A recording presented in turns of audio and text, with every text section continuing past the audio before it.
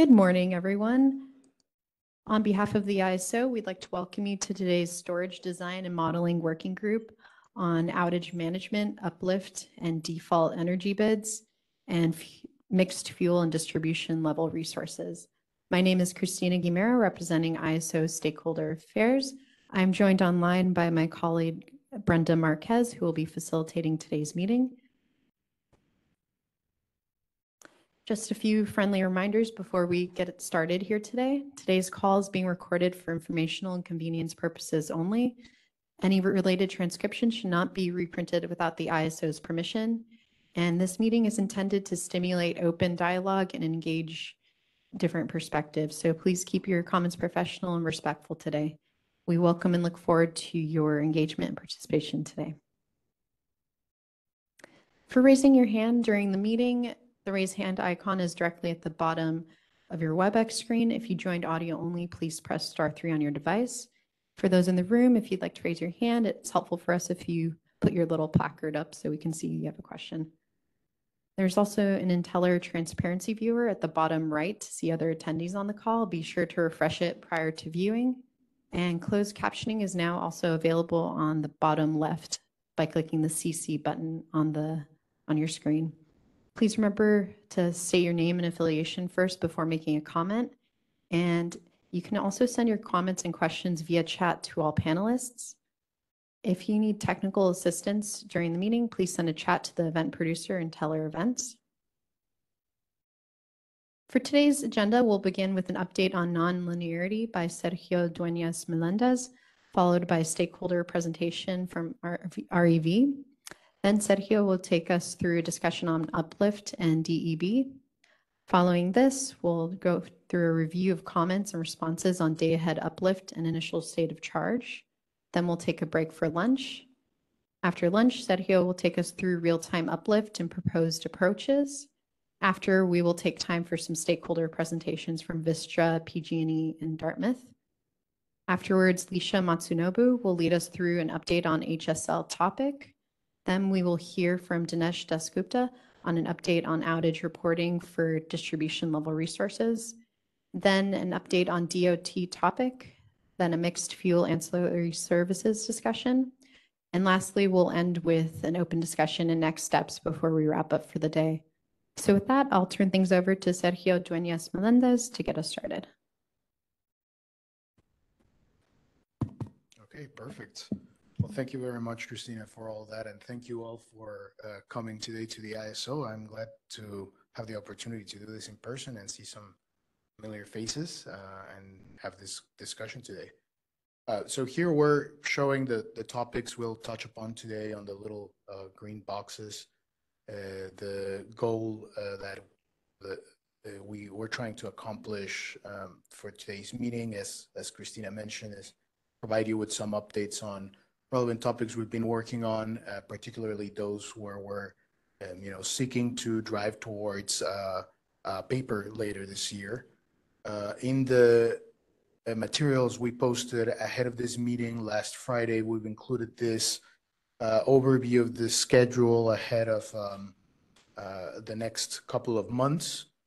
We definitely look forward for your perspective and feedback on this. And following the meeting that occurred last week regarding the, sorry, I forget exactly, the policy catalog process, we've also heard some feedback on desire from stakeholders to take a look at the overview of the schedule a bit further out and separated by the different tracks or topic groups we've enlisted here. So we've included this too. This will be updated as well in both the materials for last meeting on the policy catalog of the initiatives, as well as in the materials for this meeting. I just want to highlight three big things. The first one is, as you all are aware, there are several elements that we've been discussing in this initiative that may not require a decision from the governing body. Elements such as, for example, updates to BPM language for some clarifications. So for those, we focused on including here the policy development. But we don't expect for some of these groups to be a decisional item, like, for example, outage management enhancements and the mixed fuel and distribution level resources. For the other two topic groups, we did include a decision timeline here. I think as we'll discuss later on in the meeting today, there are several interdependencies between some of the perspectives around the future of Uplift and whether modifications, enhancements, inclusions to what we're thinking around SOC management could obviate some of those needs later on. So at this time, that's why we're thinking of being able to wrap up some of the elements around Uplift and default energy bids, as well as direct or be able to know what standing items relate to state of charge management so as to continue that policy development and lead to a decision later on. Again, we definitely look forward for your feedback or perspectives on these elements as well. We do have a pretty tight schedule today, so I'll try to move forward on these elements. As we go through the presentations on the different topics today, I'll make sure that we have a pause at the end of each little topic so that we have some comments.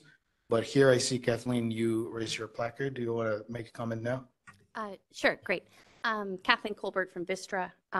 Is this the right, I appreciate walking through the schedule and noting that we should have a conversation about it. So is this the right time to talk about the schedule?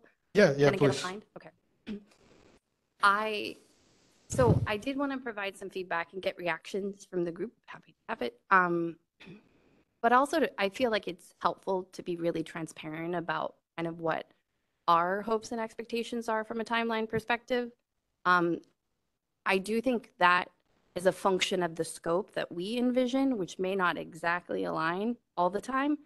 But Vistra's priorities have been to think about these problems, work with everyone to understand the actual high-level policy issues we're trying to solve, work with everyone to get behind the problem statements, which I think we have, but then to pursue solutions that are narrow, targeted, easy to implement, very feasible in a short timeline to address urgent issues with the market that we see as quickly as feasibly possible.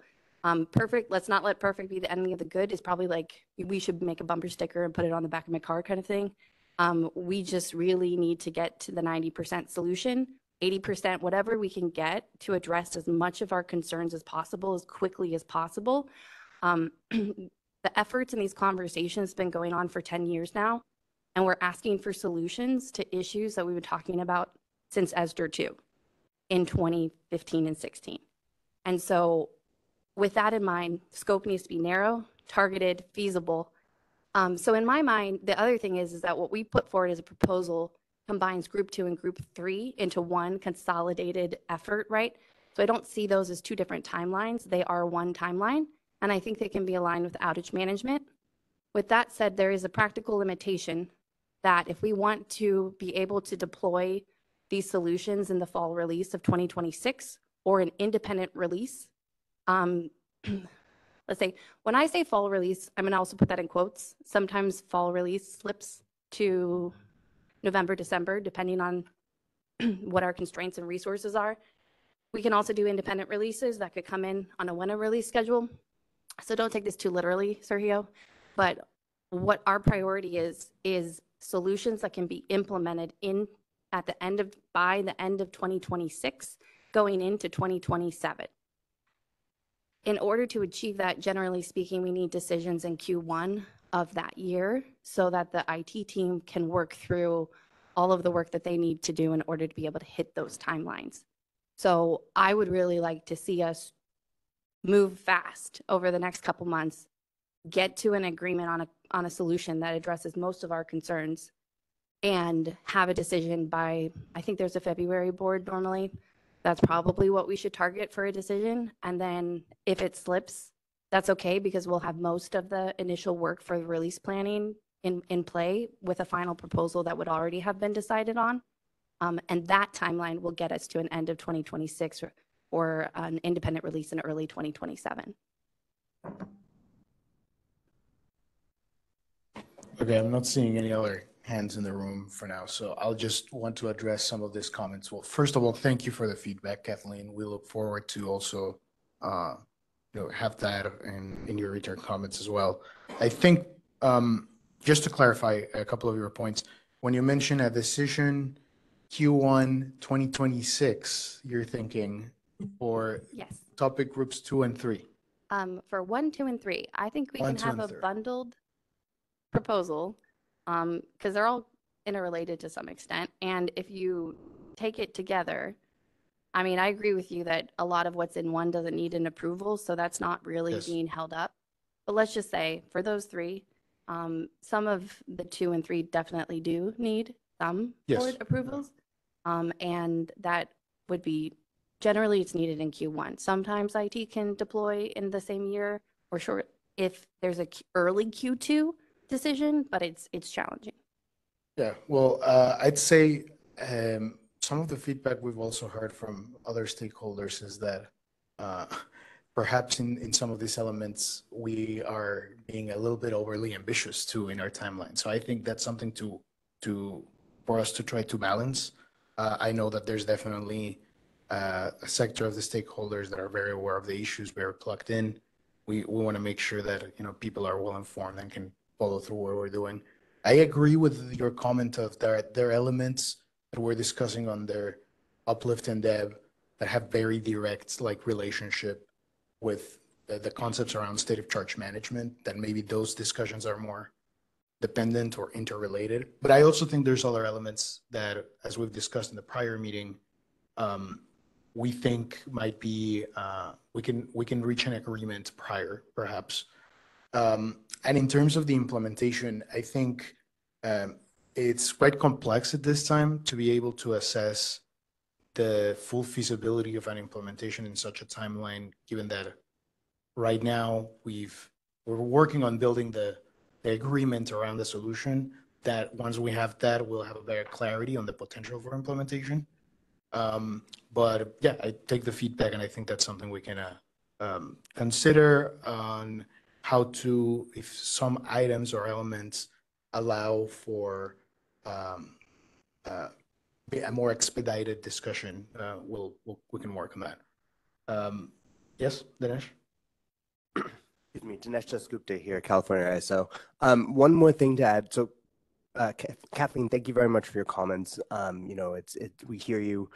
We know that this is something that we have had ongoing conversations, but also ongoing progress so far, right? So the ISO has made a number of changes since ESER 2 in 2015.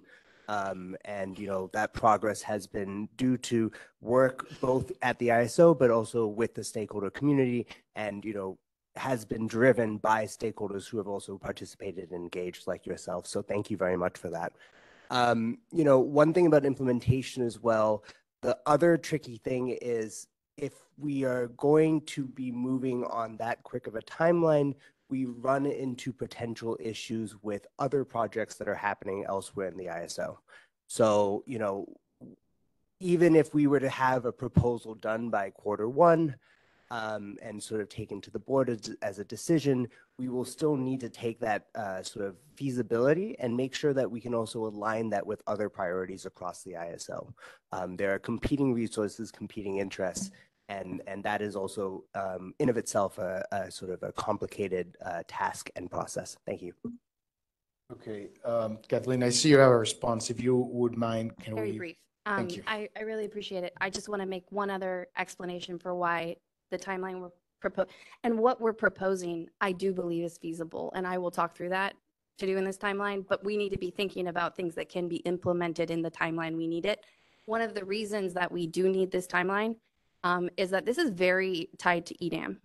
So we do have an EDAM go live in 2026, but there are additional entities coming online and onboarding in 2027. That group of so just folks should know this, but 25% of the storage fleet is in non-CAISO areas, 75% is in California. So we tend to focus on Cali, but that's probably not a good thing. The 25% that are located elsewhere are in fact located at least in one entity that is committed to a 2027 date. And there are other EDAM leaning entities that have a very large portfolio that are coming online. So addressing the challenges in the market for storage are directly related to the success of EDAM as we onboard those entities that have storage in their fleet into the day-ahead market. And like I said, those are a 2027 go live. So the timeline that we're putting forward has got to be scoped to be feasible, needs to be implemented before we have those entities on board. Thanks, Kathleen. I think, again, we look forward for your written comments as well.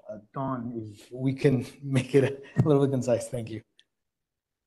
Don Trethewey from California Energy Storage Alliance. I'll just follow on to the point that was just made.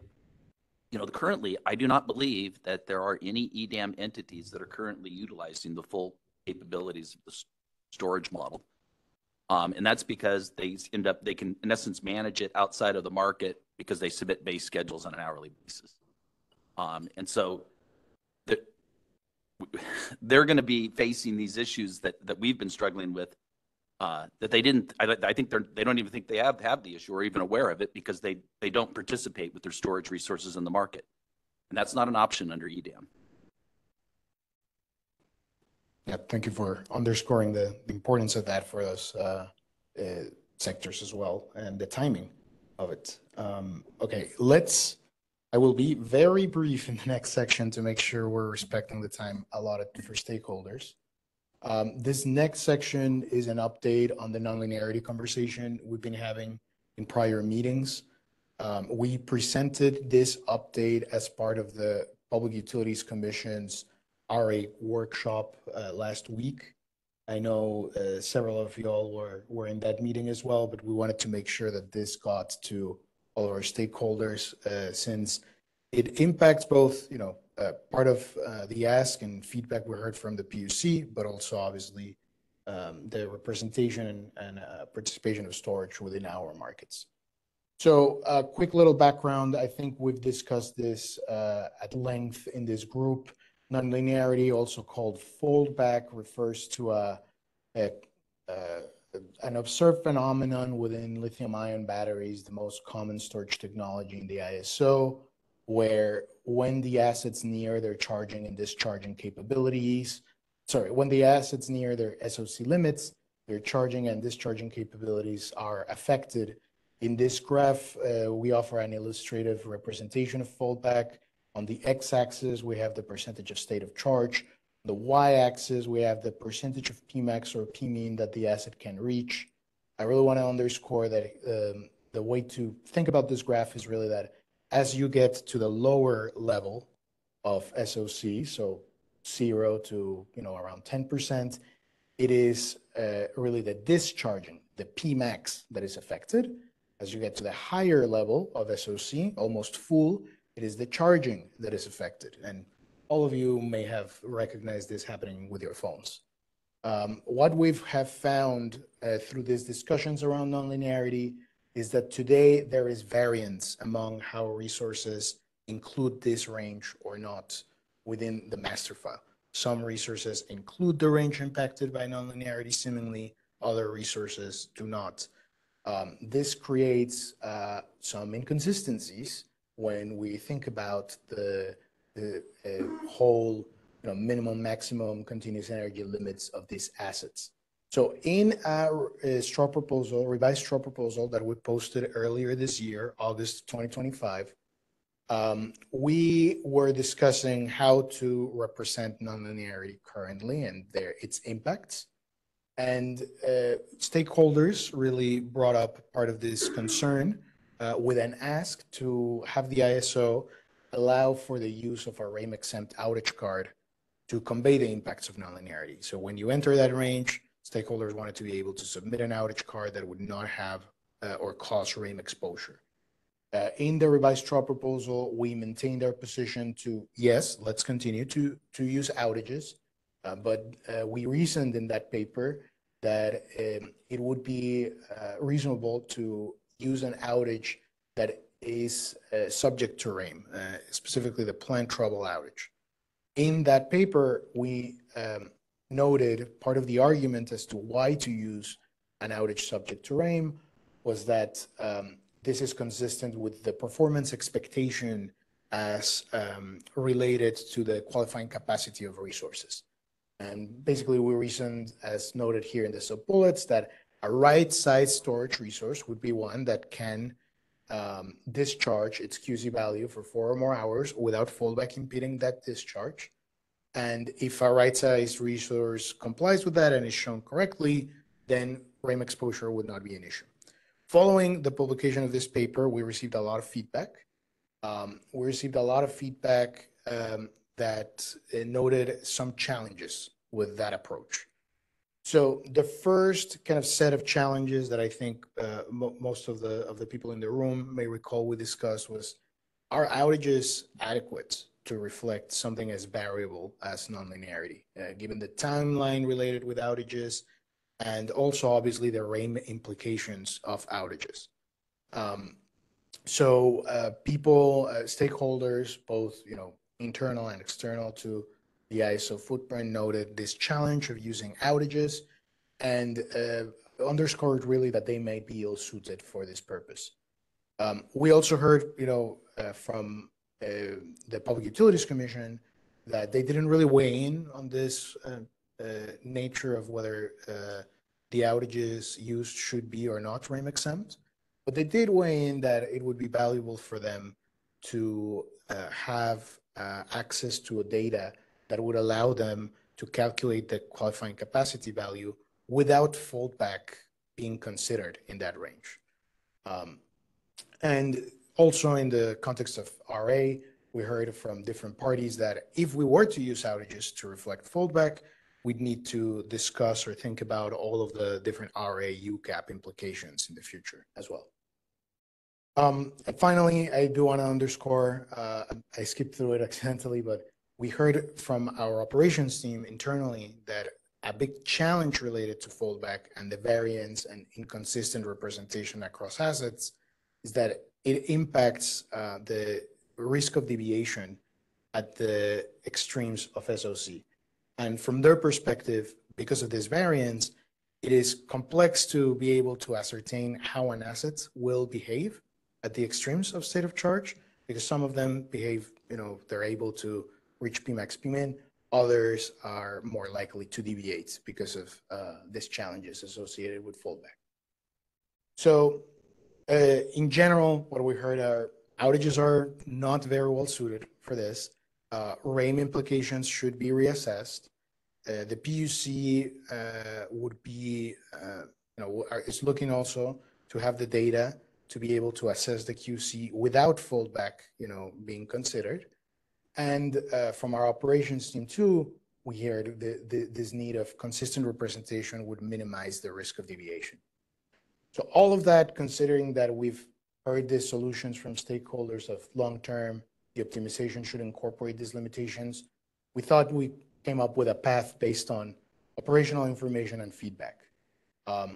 So this path basically would achieve the stated goal here of, the PUC should ensure that the QC value is based on the state of charge range unaffected by fallback. This is kind of a principle that we've included because, again, this was presented on the RA workshop last week, so we wanted to give you the same materials for your consideration. The way to achieve this is twofold. The first element concerns the representation of assets in the ISO's master file. The second one would implicate an implementation calculation change from the PUC. So on the first one, we'd have resources only reflect the range unaffected by fallback in their minimum and maximum continuous energy limits. This would ensure consistency across assets. It would minimize those reliability and operational concerns, and it completely eliminates the need to use outage cards. So no longer would we need to be concerned about if an asset entered that fallback range, how would it convey it? There's no need anymore for an outage card. There's no RAIM exposure since there's no outage card. And it would allow our operators to have a consistent expectation of performance across all of the assets across the whole range. And the second element, really much more focused on what the PUC would need to modify for this to be correct calculation of the QC would be to include the minimum continuous energy limit, since the PUC has noted that today they basically take the maximum continuous energy limit divided by 4, constrained to the POI or to Pmax. With this inclusion of the minimum continuous energy limit, we make sure that if it's a non-zero value, we're looking correctly at the state of charge range. You see, there's a couple of hands. Let me go really quickly through the slides and we'll do that. We'll go to the questions. So what does this approach mean to the market optimization? So this would mean that the market optimization would not access the fallback range, right? It will mean that a resource cannot be taken to the region of state of charge, or there would be an effect on Pmax or Pmin in the current optimization. This has the impacts that I mentioned before, as so far as eliminating the need for outages, RAIM, UCAP discussions, but it also has the effect that, for the resources that will need to revise those values, which, as I'll cover in a moment, we think are a small share of resources. For those resources, they will see, a potential, reduction in their whole range of SOC as registered. We want to make it really clear that we don't see that as, the final solution. Just as we thought of the use of outage cards through plant trouble as a near-term solution, we also see this as a near-term solution.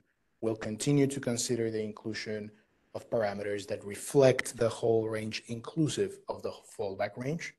As we collect that data, that will allow us to better understand, if and how to leverage that range within the discussions on modeling and optimization. We believe that this approach just simply clarifies the expectations regarding the information included in the master file, and we view it as consistent with the current tariff language. I've included here some passages of the tariff that refer to the information that shall be included in the master file, specifically noting that it should be an accurate reflection of design capabilities that the resources and its constituent equipment when operating at the maximum sustainable performance over the minimum runtime. And that is very much reflected in the second point as well. From our perspective, this is clarifying some inconsistency that we're seeing from assets that could have been interpreted, and that now we want to make clear what the expectation is. And finally, before I turn it over to the stakeholders, we have conducted analysis to take a look at, just what share of resources may need to potentially update their values. So this is showing the percentage of resources that in a given month were able to reach different tranches of state of charge. Let's look at the green box first. The green box is looking at the discharge level that different resources were able to achieve. You can see 100% of resources were able to discharge all the way to 10%. It's really when we go all the way to 0.1%, so very close to the limit of state of charge, that we see, 1 in 20 resources, 5%, were not able to reach that level of discharge. On the charging side, the story is similar, but a bit higher on the share of resources, again, not reach almost full state of charge. We also generated this graph differently so that in this one, sorry, I don't know. Let me go back to the correct slide. Okay, so in this slide, what we're showing is we're controlling for resources that were able to reach a 94.5% availability standard on average through the month. So we're controlling for no outlier resources that had outages, just resources that reach this threshold of availability. And then we're looking at the percentage of megawatts from those resources that can achieve this level of state of charge. We're doing this because in the first one, you see the values are a bit lower because there are more resources with smaller sizes that might not be able to reach these thresholds. The second one, we're controlling for that by looking at the megawatts, and it shows a very similar story that seems like the vast majority of resources are able to reach this very close to the limits of state of charge. So it seems like a small share of resources may not be able to do so. And because of that, we believe that, it would be concentrated in some of them that will need to submit an update of some form here. Okay, I think there are several questions. I think it was Noah, Rahul, Kathleen in that order. Yeah. Noah Tom from Middle River Power. Thanks. I don't know if the mic is on. It is. Okay, cool. Noah Tom from Middle River Power. Just going back, I'm trying to better understand your two slides here, 18, maybe 17. Are you suggesting in 18 that you have already removed or lowered the NQC values of the storage reserves in order to get to this 100% charge discharge? No, this is just showing the percentage of this particular one, showing the percentage of megawatts from resources that met this availability standard of 94.5% or more that can reach these levels of discharge or charge. That we've observed that they can, with no problem, with no deviation, reach these levels of state of charge. Okay. And then going back to your, I think it was slide 14. Can you talk through, I understand the idea of 4 hours. If the state of charge, sorry, I'm on the slide with the formula that shows slide 14. This one. Oh, 13. So in here, what happens on the 5th hour? What happens on the 5th hour of RAIN? Yeah, in this scenario, the challenge that we heard from stakeholders around RAIN is that the assessment hours are longer than the 4-hour duration requirement from the LRA. That is true, and you could enter that fallback range if the resource is showing its whole range, inclusive of the fallback,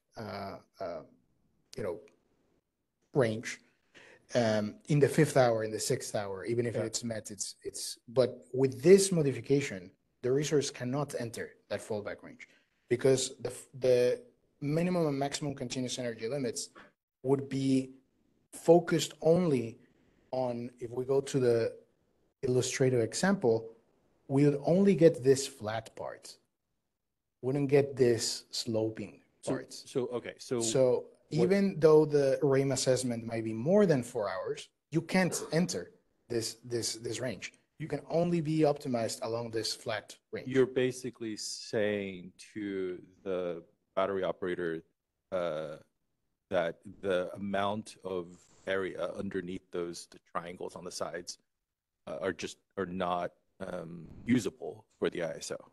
We're saying that currently, we're saying that the current optimization makes it that entering those ranges creates risks and concerns to operators. That how to access that energy, how to be able to access it, optimize it, will require us collecting more information and developing that paradigm. And in the current time, it would add more risk and complexity to be able to enter those ranges because it would create the need effectively for outages, for the RAIN implication, for the UCAP discussion. Whereas here, it allows us to get the data needed and the operational certainty needed while we collect the data too, so as to be able to consider if and how to operationalize that. Okay, thanks. Rahul? Can we go to the slide where you have the operational analysis? Slide 16.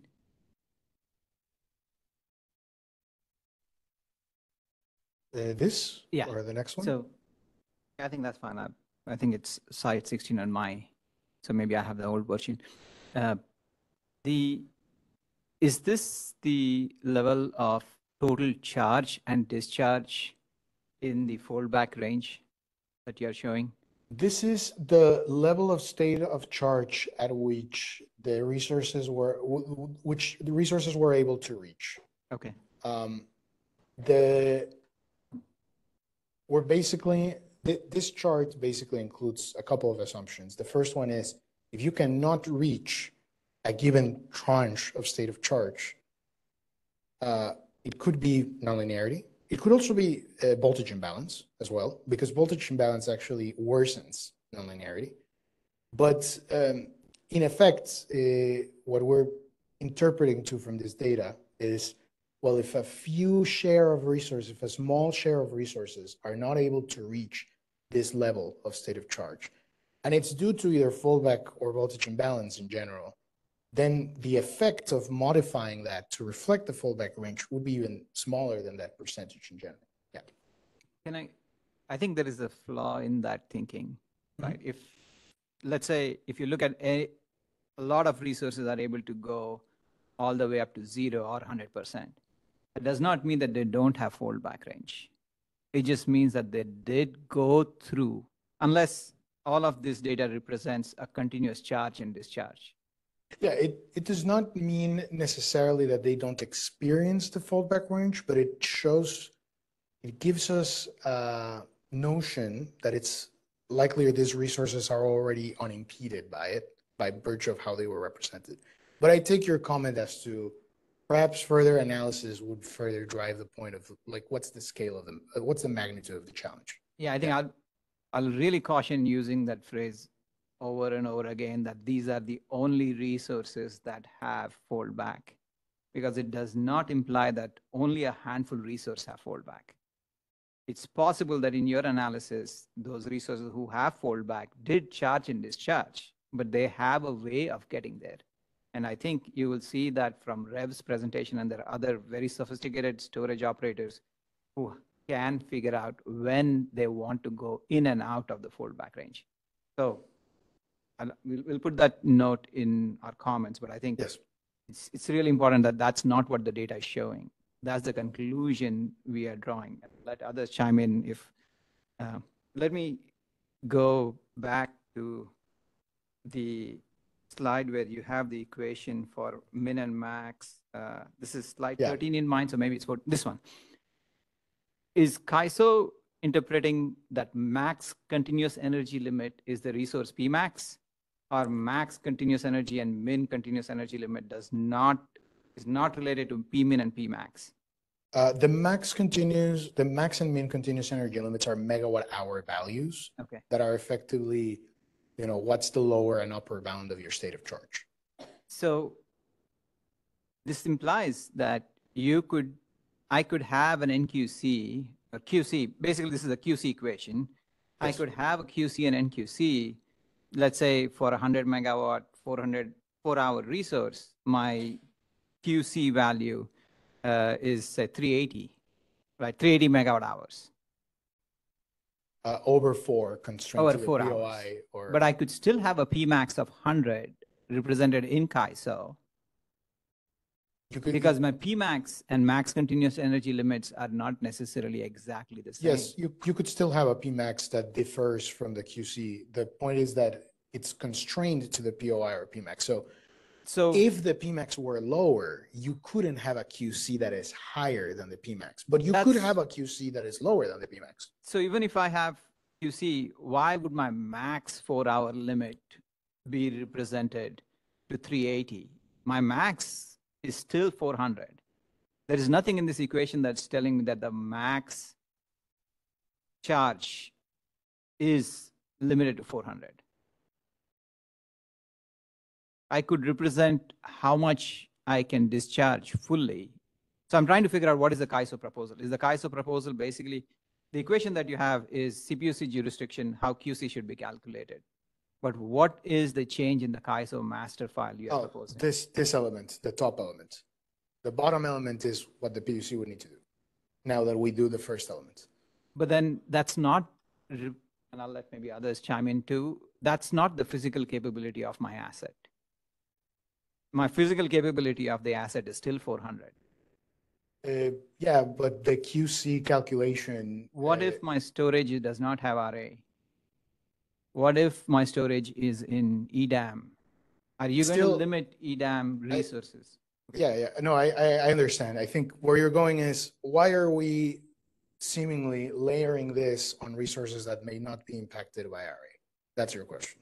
So my answer would be because we need a consistent expectation of performance.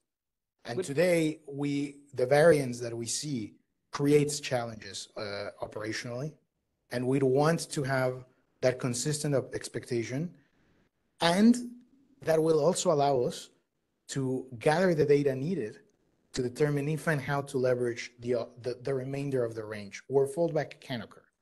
I have more questions, but there are other people in the line, so I'll give back. But I'll just make one comment. I don't think we agree with this. This has significant financial implication for those who brought in storage. We do not believe this is an operational issue. We have been talking about this issue for more than 4 years. There are other companies in this room who have presented proposals of how to address this. So it's not that, it became an operational issue overnight. So it is a challenge, we understand, but I don't think this is the right solution. And I'll let others jump in. No, thanks, Rahul. I appreciate it. Could you state your name and? Kathleen Colbert Thanks. from Vistra. Thank you. Sorry, Christina. Very helpful. Just to clarify, and look, I want to start with operational challenges are very important to us. We are here to find a solution with the CAISO. We are on the same team with the grid operators. We want feasible dispatches. They want to be able to send feasible dispatches. We're all on the same page. I do want to clarify something. This community has been raising this limitation with the CAISO since 2016. ESDR 2 revised draft proposal explicitly talks about it. ESDR 2 draft final proposal dismissed our concerns about 9 years ago. Dismissed our concerns because for some reason thought it wasn't going to show up in operations, even though it was raised to them well in advance of a large sizable fleet that we needed to be able to have the megawatt, what at the time was referenced as a megawatt throughput limitation. If you could look at that documentation. We call it fold back because we've started to come up with new terms and trying to help everyone speak the same language. So this is a 10-year-old operational problem. The fact that it hasn't been solved is unacceptable. So we are on the same page with you. We need a solution. Respectfully, this is not the solution, nor is it the correct interpretation of the tariff. And I'm going to provide you some extra background that I think will be helpful. I do want to caveat that the background is coming from efforts that I worked on in a different capacity at the time. And so I'm going to try and communicate it from the perspective of a stakeholder, but not from that old hat. But that said, one of the few failures that we had when we were trying to explore the concept of a market-based parameter and master file occurred during when we were trying to make some bidding rule changes. And so CAISO explored with scheduling coordinators whether there was a way to add to master file market-based values and then design-based values. The design-based values would be used for exceptional dispatches. The market-based values would be used in the market. Now, this is a critical clarification, which makes this proposal frankly unworkable, that it doesn't do at least that, because Noah is right. What this does is it actually makes it so grid operators cannot even exceptionally dispatch a storage asset to achieve that value because their exceptional dispatches are tuned off of the design characteristics in master file. It's completely unacceptable to take that tool away from grid operators when we're in scarce conditions. But more importantly, FERC rejected this. And the reason FERC rejected this, in June of 2018, the docket is ER 18-1169. Highly encourage you to read it. It's really important, Sergio, the logic here, because your interpretation of the tariff is inconsistent with the FERC ruling on this docket, and you have to interpret the tariff in context of regulatory history, right? So if you look at paragraph 45 in this order, FERC is incredibly clear that the use of a market value parameter like you're discussing does not reflect the full design capability of resources that may have the effect of reducing the amount of capacity available to the market. And permitting market participants to make less capacity available to the market raises the potential for physical withholding, which can affect dispatch and increase energy and ancillary service prices that may benefit the market participants affiliated resources. For this reason, FERC rejected the idea of a market value, even when we were still trying to make the capacity available for exceptional dispatches. So I don't believe that it's supported. The other fact I want to make sure critically clear on, if you go back to the tariff language, I think you're misinterpreting the language, and I want to explain why. Maximum sustainable performance is first not a tariff-defined term. Secondly, it's also not the term used in the tariff for maximum output. Maximum output is used when referring to PMAX. So your interpretation that this tariff language allows you to force market participants to only provide a market value, physically withhold, taking that capacity away from the grid during stress conditions, potentially having adverse impacts on energy prices, which may not be just and reasonable under that circumstance, is premised on the idea that maximum sustainable performance is equivalent to maximum output. It is not. If you look through your tariff, these are two different terms. Performance and maximum sustainable performance is much more vague. It was put in there in order to indicate that the information in master file must be accurate and based on your design capabilities. But it is not about your maximum output. It's about your maximum performance that you are capable of achieving in any of the design characteristics in master file. And if there needs to be a communication between legal teams around interpretation, I really don't know how to bridge it, because the history and the precedents associated with this interpretation is actually quite rich. Thank you, Kathleen. I think we have several hands, so I would really encourage people to be concise if you can. Renee, Don? Thanks. Renee Steichen from Renewables. Just want to echo, I would love to get some more discussion on the tariff at some point.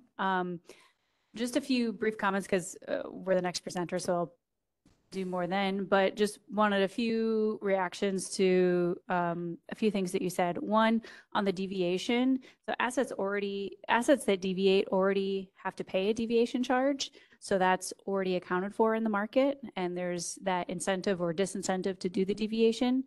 And then on the percentage charts that you had, it'd be really helpful to have a formula for how you are calculating that, because it's unclear. I mean, if you're doing this off of megawatts, versus megawatt hours, which is what we provide, megawatt hours would be more helpful for understanding this and for getting understanding the impact of it as well. And then, I guess you've said if we do the solution, then you'll be able to collect more data on it, but I'm not sure how we would be able to collect more data if you are limiting the ranges that are impacted as well. And so one point is on just really being crystal clear on how this is calculated, and then also just that on the data. Yeah, and I can add to that quickly, because I think it also came up in Kathleen's comments. So we are anticipating that we'd have two parameters, that we'd have the parameter of the range excluding the foldback and the range including the foldback. The goal of having both would be first to be able to collect the information of how many megawatt hours are we talking about that is beyond that. And because that way we'll also be able to have the information, for example, for exceptional dispatch, and to determine if and how to leverage that in market optimization so that it's considered there. So just like the notion of using outage cards, this would be a stepping stone towards that direction, right? In the prior paper, the idea would be, let's keep using the outage cards while we develop this approach. Here is, let's make sure that everyone has registered these values so we can have an expectation of performance and get the data on if and how to leverage that within the market. So just wanted to clarify that. I think Don was next. Don Trethewey from CISA. I'm going to be very brief and try to up-level this a little bit.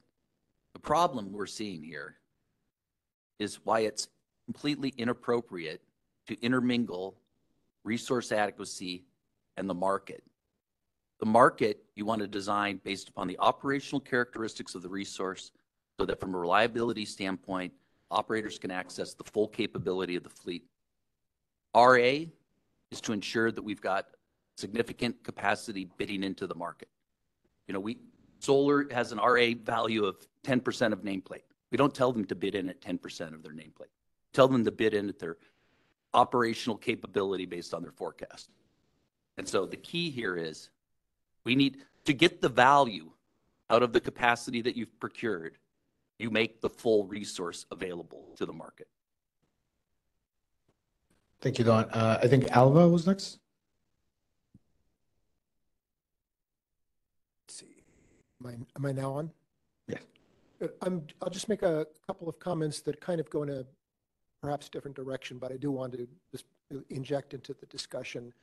On Rahul's point, I do think there's an issue about how you're treating maximum continuous energy limit here, that you're sort of implying earlier that you're not going to recognize charging capability, which I don't think is really the intent here. I think charging is not really relevant to the foldback issue as we're talking about it here. It's really a question of what happens as you're discharging battery. So you can get to 100%, however you get to 100%, you're at 100%, doesn't matter. The question is what happens when you're discharging?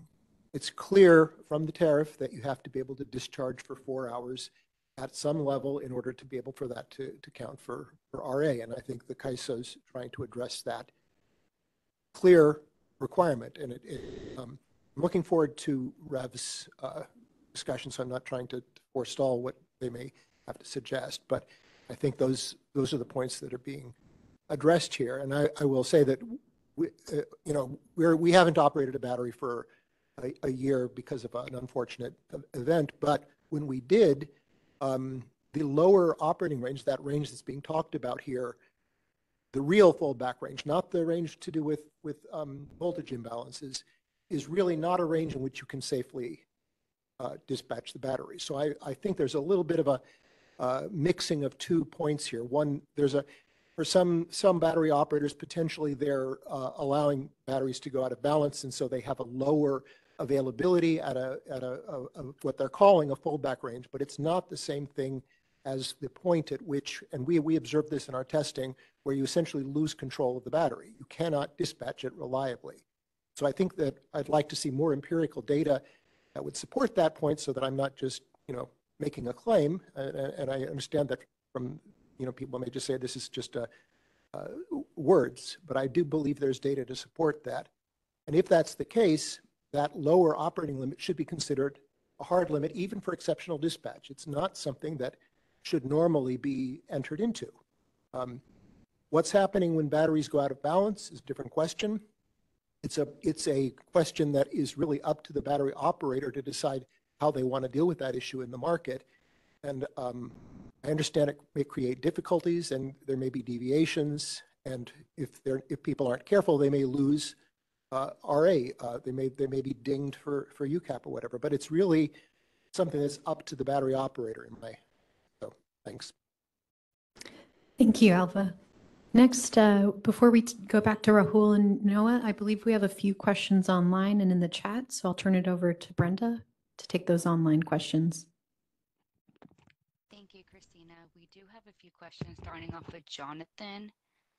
Please be sure to introduce yourself and your affiliation, and also if you can stay on the topic that Sergio just mentioned. Thank you. Let's go ahead. Unmute Jonathan. Energy. Thanks, Alva. You sort of brought up the point that I was going to ask about, which is the balancing. And if you could go back to slide 10, thank you. So having a battery operational and operating the battery, from my experience, that sort of the foldback area is not like a set area. It depends on how unbalanced the battery is. So it could be right there, you have it at like 10 and 90, but it could be as high as 20 or 80, and you don't really necessarily know when you're going to enter that foldback area until you get there. So I guess my question is what you're proposing, is it flexible enough to be able to, or how would it handle sort of a moving target on where that foldback starts and ends? Thank you for the question. Could you repeat your affiliation? I think it cut off when you started. Spearmint Energy.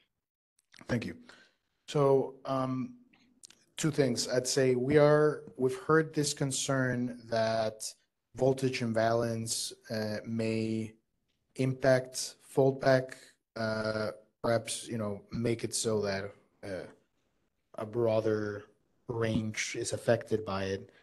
That being said, we're also under the understanding that voltage imbalance in general is something that can be addressed, minimized through regular maintenance operations. So whether it can be affected as the asset ages, we take that, we understand that that's something that happens, but we would expect resources to take on the adequate steps to minimize such effects through regular maintenance. And second, on whether this is a set point knowable or not, I think we really are basing off this proposal off of what stakeholders recommended as well and suggested us to do. The recommendation was, let's have 2 sets of master file parameters that I'm sorry, but I'm trying to finish the thought here. We are basing this off of some of the feedback of the idea that we could have 2 parameters, one that captures the range that is not affected by foldback, another that captures the range inclusive of foldback, and that would give us the ability to use one in the market and to consider the other one for circumstances such as exceptional dispatch. So yes, this could be a moving target, as you mentioned, but we are basing this too on the expectation that it is knowable and that it can be included, and as well that if it may be further impacted by issues such as voltage imbalance, that can be taken care of through maintenance. So hopefully that helps answer the question. Do we have another one on the line? Yeah, we do have 3 more. Sean Hernandez, CPA. Please confirm your affiliation as well. Oh, he dropped off. Grant McDaniel from Will. Oh, wait, let's go to Sean back. Sorry. Event producer, can you go ahead and unmute Sean? He was next. Go ahead, Sean. The methodology for the market participants to estimate the energy range unaffected by foldback, because in the absence of that, you'd lack the consistency that you want to get with this parameter, and it's really not clear what anybody should use to give you that number, because probably everybody has some kind of internal testing that shows the entire energy is unaffected by foldback. It only happens sometimes. Okay, I think part of the question was, do we plan on providing a methodology for this to be done? It caught up a little bit at the beginning. Well, we take that feedback. I think that might be something that we need to consider a particular testing arrangement to be able to assess. But yeah, thank you for that, and we'll perhaps testing is the solution there to ensure consistency. Can we go to the next question? Yes, Grant McDaniel from Wellhead. Go ahead, Grant, when you get a chance. You're unmuted. Can we unmute Grant? Sorry, it's a little delayed, Sergio. Apologize. So, excuse me. I actually kind of support, Sergio, what you're saying here with the 2 different parameters. I'll tell you why. And is that the way that we worked our battery is that when we decided what our Pmax was going to be, we did it off of the maximum that we could put out over 4 hours, which was equal to our NQC, which is equal to our RA, obviously, and our must offer obligation. But my template and my GRDT shows my max continuous energy limit showing the entire range. So it has all of it, but my must offer is only based upon the 4 hours of the Pmax, what I sold for RA. So I don't have foldback financial issues because what I have to offer to the ISO and what economically is dispatchable is only what I can do for 4 hours at my Pmax. But the full capacity is in there, and I can offer the remainder. and it can be got to by the exceptional dispatch, and it is occasionally. So hopefully that helps, but I think that what you're saying is just from a clarifying how you're going to use the terms to make sure that you can get at it. I think what you're suggesting would do exactly what we're already doing by the way that we set ours up. I also want to agree that voltage limits, as we treat voltage limits as if I have a problem with them, it's derating the machine, I would take a slight outage so I can calibrate it and get it back to where it's normal. Thank you for that, Grant. And I would just add, I think from what we've seen operationally, a majority of resources are doing, as you've mentioned, that they are showing in their minimum maximum continuous energy limits the range that would be kind of unaffected by foldback, and it allows them to be able to perform with minimal deviation. We have seen, though, as I mentioned, this variance on how resources have represented themselves. Any other questions on the line? We do have two more, Sergio. I know we're going to get these questions. Michael, if you can be brief, we appreciate it. And please add your affiliation because we didn't capture it last time.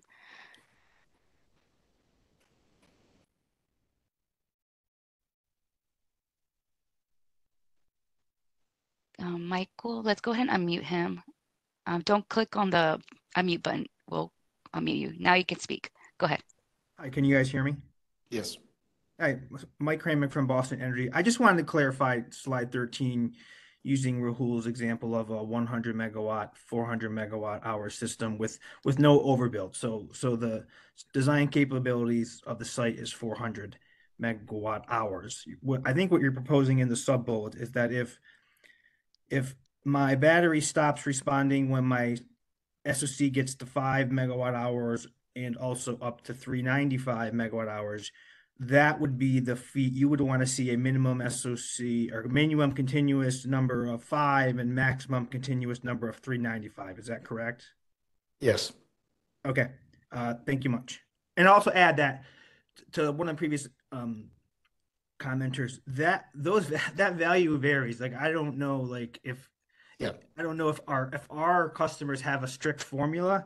So from one battery maybe 5, but the other battery that has the same specs could be 2.5 or 7, right? So just some anecdotal evidence there. But thank you much. Thank you. And last we have John. Yeah, John Kitchen, PG&E. I think it's for Portland. General Electric. Can you hear me? Yes. Yes. Okay, thanks. Yeah, I just wanted to have a couple comments as well. So like PG&E was in support of doing something with a master file where we could have foldback represented in terms of identifying a range that could be met and sustained and not impacted by foldback. And in addition, setting up some sort of ratio or something to say, hey, at this percentage of state of charge, you can expect a reduction in the output by X percentage, right? And be able to do it that represent that in a table or somehow shape or form. I think that's what we were hoping for. And like, just to go back, just to reiterate in a couple of points on slide 11, where you show that, to me, when I see this, from your data, basically, you're cutting off 10% on the bottom and 10% on the top of installed state of charge, right? So like there might not be market impacts by limiting us in there, but there are definitely like a lot of capital costs associated with that, because that's basically representative. You're going to have a 20% overbuild to be able to achieve that flat line for that duration. Another thing, like again, to Don's point earlier, is we're an EIM entity preparing for EDAM. We're not under the RA construct, so we don't have that 4-hour requirement. We even have like a 2-hour battery and stuff. So I don't know, and I don't entirely understand how that crosses over, but we're not under those RA constructs in RAM. So are you guys assessing it from that perspective of what it is also going to look like for EIM and EDAM entities, or is this just for it really seems like this is heavily focused on meeting RAM requirements? So Thank you for the comment, John. A couple of things. First, I do want to clarify, this is an illustrative representation of fallback, and we're not saying that based on what we've seen, it's the top and bottom 10%. This was to make sure we're all on the same page about what we're talking about introductory slide. So that's one point. The second point is, I think that the direction you mentioned of including something in the master file, be able to have the two ranges, we're still driving in that direction. What we're changing here from what we said in August is, in the meantime, let's not rely on the outage. Let's not rely on an outage that is impacted by rain. I think part of the feedback we've also heard from Portland was the challenges related to the outage card use, that the timeline is just generally not consistent with what the timeline of, for example, fallback showing up. And so we're also trying to incorporate that. Now, with regards to, is this built upon or kind of in some way imposing a framework related to resource adequacy within the market? We view it a bit differently. We view it more so that this allows us to know that all storage resources will be represented consistently as we determine if and how to be able to access that fallback range. This would be equal, it would apply similarly to a resource that is shorter than 4 hours. So for example, here, let's think about your 2-hour resource that has no RA implications, nothing like that. That 2-hour resource might still experience fallback in part of its range, and the update of having the range unaffected within the minimum and maximum continuous energy limits would ensure that we're not driving, the market solution is not making this resource enter that range. And by virtue of that, we are certain that it will perform in its Pmax, Pmin through the entirety of the range. We don't see that as kind of posing or imposing an RA perspective or obligation onto assets that may not have it. We just see it as ensuring a consistent representation of the same fuel type across the market, and giving us the ability of having that additional information of the fallback range to determine, what is how many megawatt hours are we talking about? How can we better access it through the market, et cetera. So hopefully that helps address this point. I know that now we have more hands in the room. We're really behind on time too, and I would like to respect Rev's time. So I may ask, do we want to maybe save them after Rev, or you'd like to? Just one question. Okay. The key question is, in your previous slides, you have said this does not require a board decision.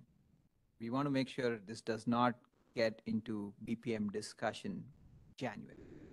Right? From timeline perspective, could you share before you go to Rev, like the next steps and so on, and we can include, I can include my comments in written comments, but my biggest concern right now is timeline. Yes, I can chime in on that. So our idea would be, we have so far presented a revised straw proposal on this topic group in August. We'll take the feedback we get from this meeting, and then that will allow us to prepare what would be like a draft final proposal. We want to keep discussing this in this venue, make sure that we can have, stakeholders weigh in, and following that further discussion, we'll determine whether it needs to go directly to a BPM, et cetera. But we want to take your feedback. This is not something we don't want to hear from you on. And I'll also note, it is our perspective currently that this would not require a board decision, and that is represented in this timeline we discussed before, where the first topic group goes from development to implementation, right? So we'll continue to discuss this as needed. It will feed into as well the timeline of the PUC's RA proceeding, since we include some determination there. But we'll hear your feedback on whether you believe a decision is needed, et cetera, through your written comments. Thank you. No? No, Tom from Middle River Power. sort of along the same vein, is the ISO going to make such a proposal with regards to the QC methodology into the PUC proceeding, and specifically for the PUC proceeding only? What do you mean by the last part of specifically for the PUC? Well, I mean, there are other LRAs. Yeah, well, I think the element that we might, that we presented at the PUC's workshop and that we'll consider whether to submit a full proposal when they're doing January, I believe, will be this latter part of the formulation for their processes. And since they've told us the way they calculate it today, we believe is not adequate or correct. But that whether this is included as a proposal too, will take into consideration the feedback we hear here as well for that determination. We'll get the comments on this meeting in 2 weeks. The proposals are due, I think, mid-January. Yeah. I think it's due on Black Friday, maybe even for comments. Oh, I'll verify. Okay. Oh, is it Wednesday? Perfect.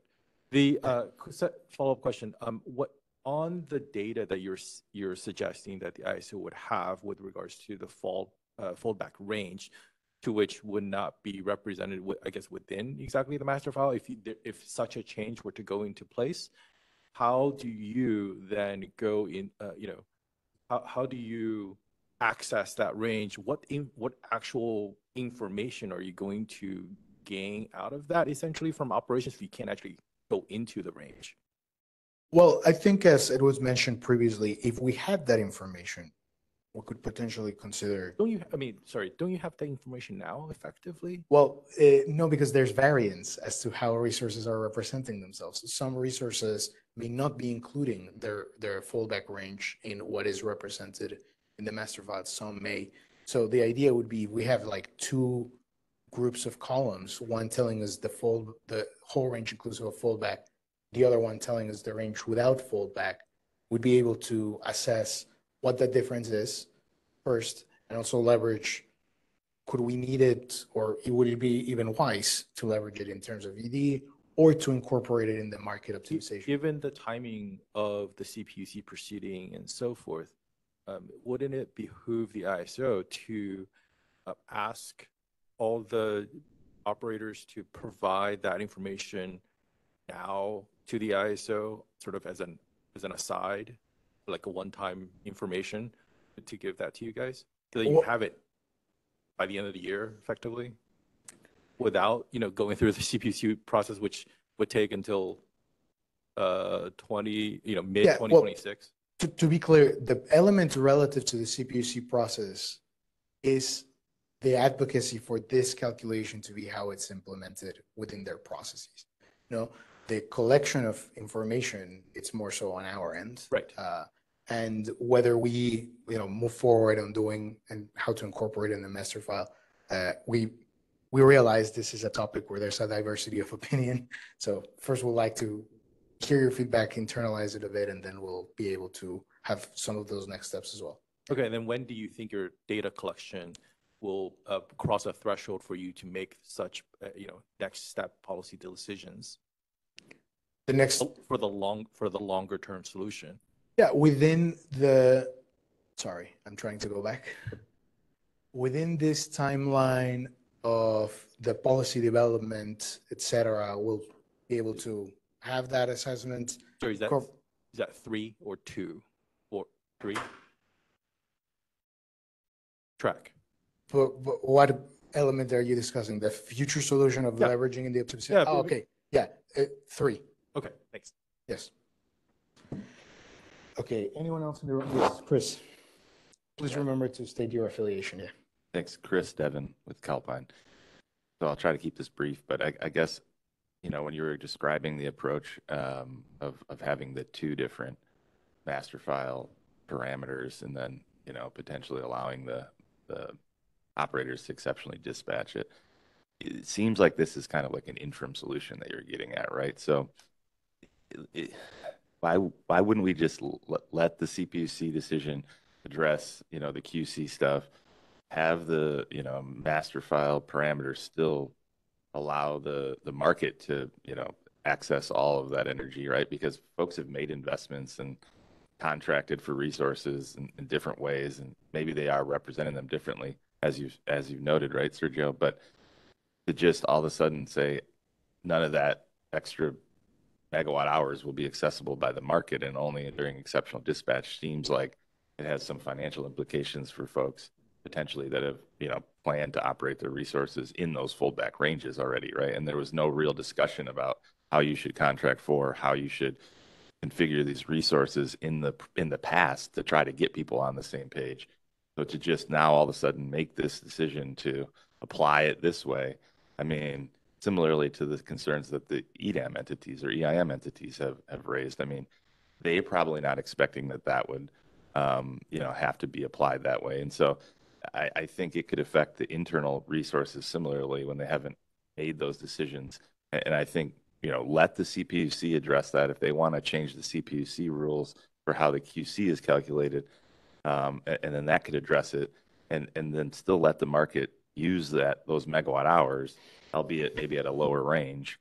I just don't see the magnitude of the problem here, right? I mean, the slides you put out showing how much, on like slide 16, yeah, there we go, 18, 19, yeah, like those numbers here, that's how often they're able to achieve it during the month. But I mean, it would be nice to see how often you've seen these resources experiencing the foldback too. I mean, that would be another good analysis point to suggest if this is a big magnitude problem, how often does it happen, right? And if it's not happening all that often, or it's not having all that much of an impact on having to rearrange the market in the real time, then I just think maybe let's not only keep those megawatt hours for exceptional dispatch, let's let them still be accessed by the market. So just something to think about. Thank you, Chris.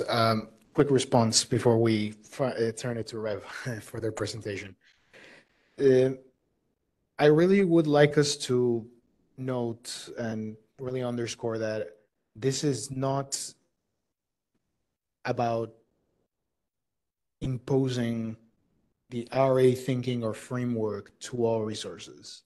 This is really about ensuring consistent representation of the resources, and that gives us the added benefit of having that information readily available for the QC, which has been brought up into these discussions given the fact that we were thinking about RAIM implications originally. So I do want to note that, really underscore that. So that's one point. And the second point is, I think I hear a bit of a different narrative with Chris's comment as to, for example, Kathleen's comment. Kathleen mentioned this is an issue that has been raised before and that was perhaps minimized at the time and therefore not resolved back then. But now we know that it might be more material and it merits some resolution.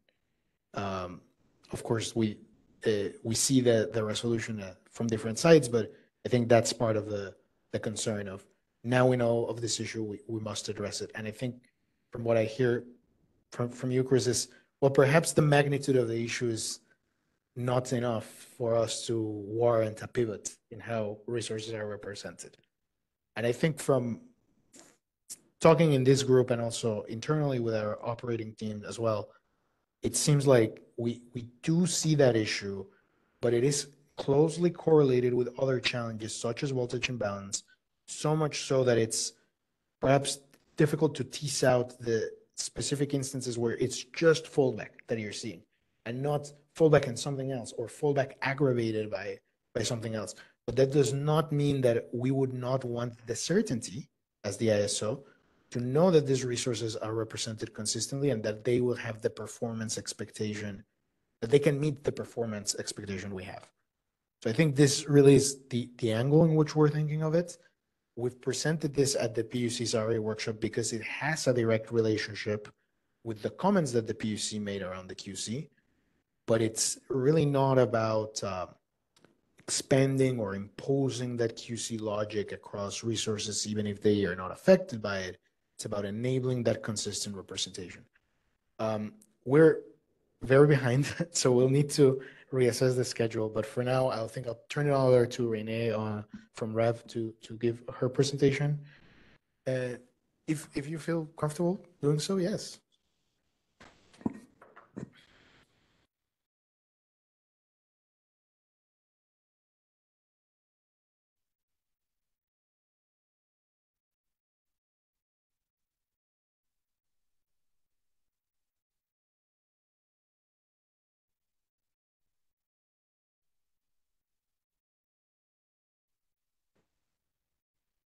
All right, I think I'm on here. Yes. Great. Hi, I'm Renee Steichen from Renewables. And also, I have on the phone Drew Gray, if the AV can unmute him to be able to chime in as needed. So I'm the Senior Director of Regulatory Affairs, and Drew is our head of trading for the West.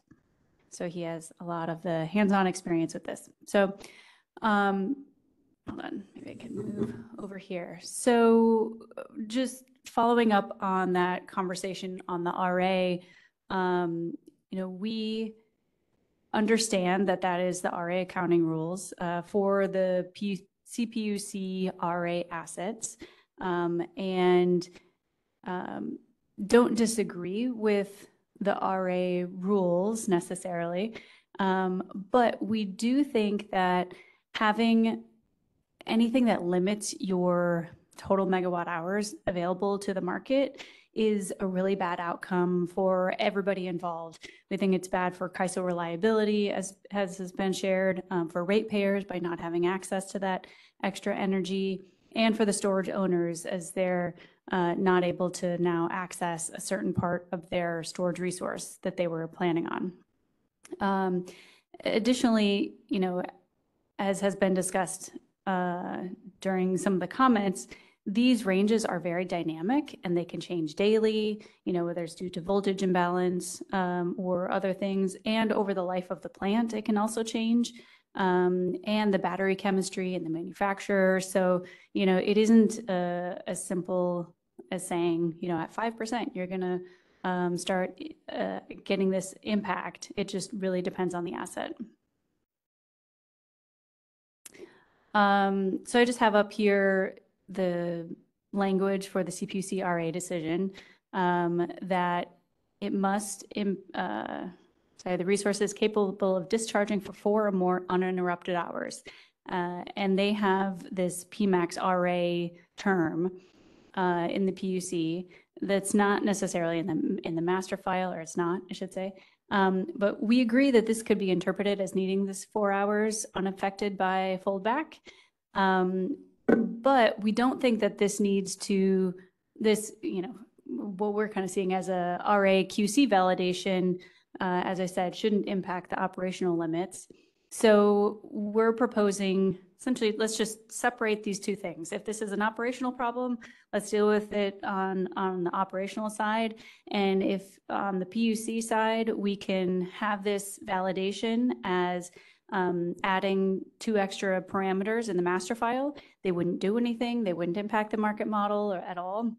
But, so this is our proposal here is the same formula that Sergio had presented, but just adding RA in front of it, just to show that, and this is how it would be validated to the PUC, and that they would be able to show that you are a 4-hour resource, or you're representing your values appropriately, and that those RA max and min continuous energy limits would be different than your operational parameters. And then for the, so we do agree, I should say, backing up a second, we do agree that this is, an operational challenge.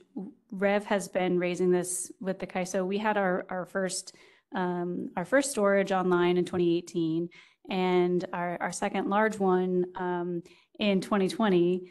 And I know I started in 2020, and we were for sure talking with CAISO about it in 2020.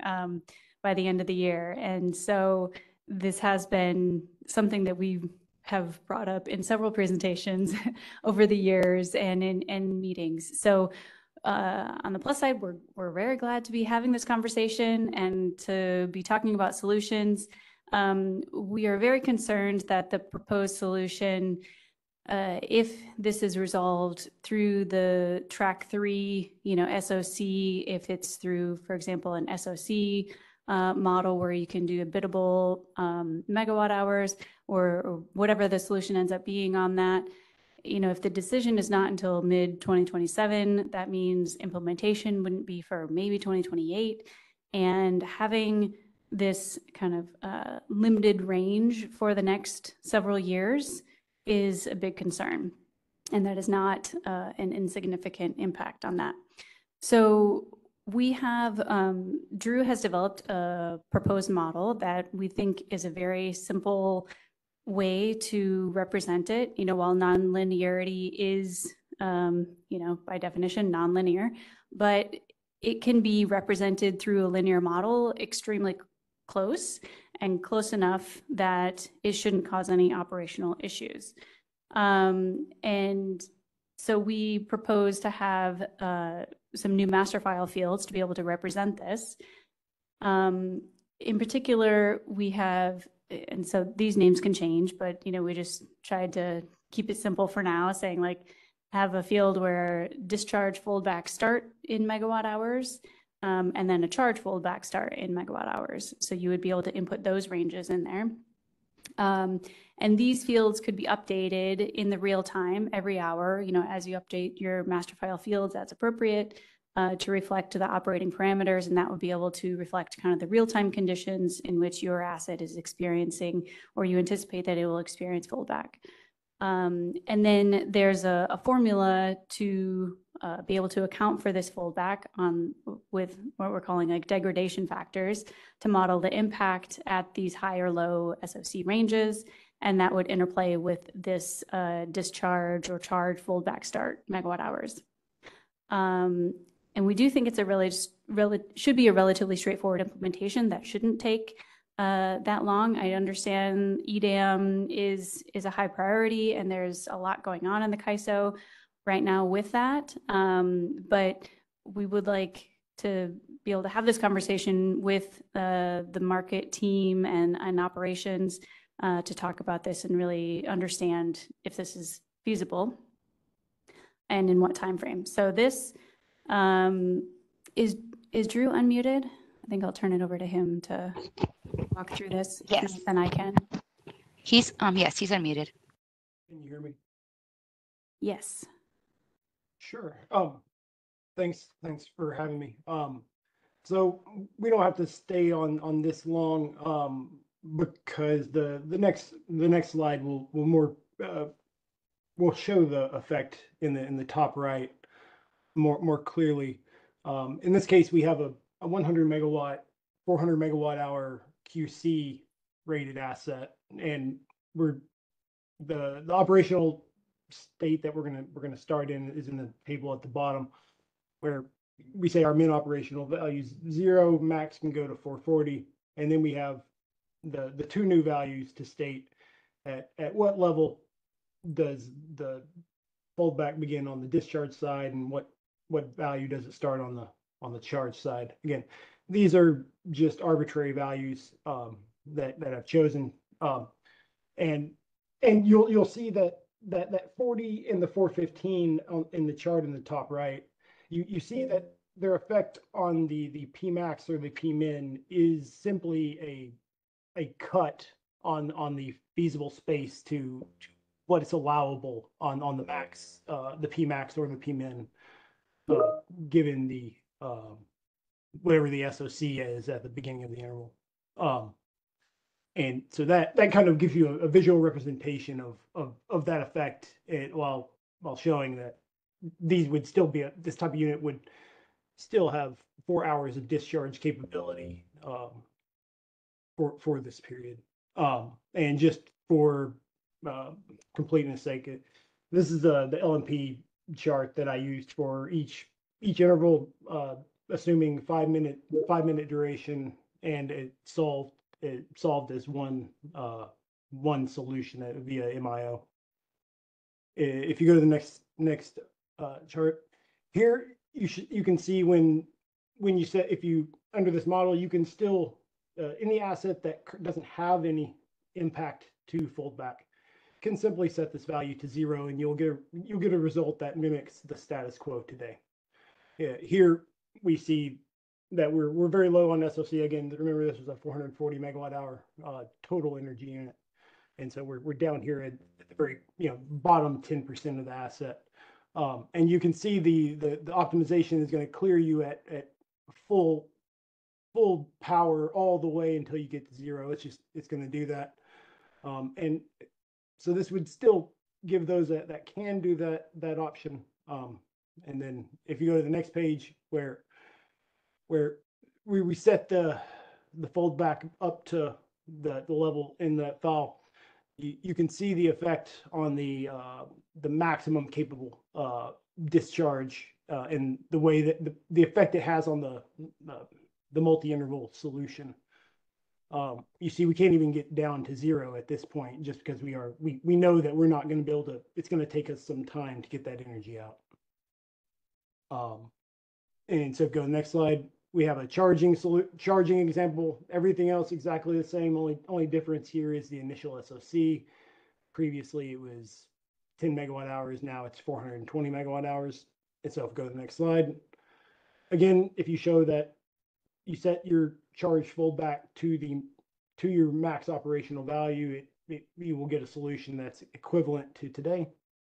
And you see, and then when you, and when you move it back, you'll see that again, you better represent the behavior that the asset's going to have, and it's to show that it's going to take some time to truly get to those final values while limiting the awards in the optimization. Yeah, that's pretty much it. Great. So happy to take any questions. I have a couple of questions. Mm-hmm. Okay, can we go to the beginning? I think it's this slide. This slide is good. Actually, the one prior. My apologies. Yes. So I have a question on the last bullet point here. It mentions that this ranges are dynamic. They can change over the life of the plant. And later in the presentation, it seems like let's say kind of like breaking points you're envisioning as they could be updated on an hourly basis. Mm-hmm. Would that be like a biddable parameter from your perspective? I'm just trying to better understand what. I can probably answer that. Yeah, go ahead. Probably the best corollary would be the day ahead SOC min and max values. In the current setup, it would probably be a secondary parameters beside those that you get to update that just apply for the day. Now it would be useful to update all of those in real time as new information evolves that you may not have had in the day ahead. If things change, so it would be useful to update those, but the best corollary would be the day ahead SOC min and max use case. So I guess my follow-up question would be, could you expand on why there might be a need to update this more than daily?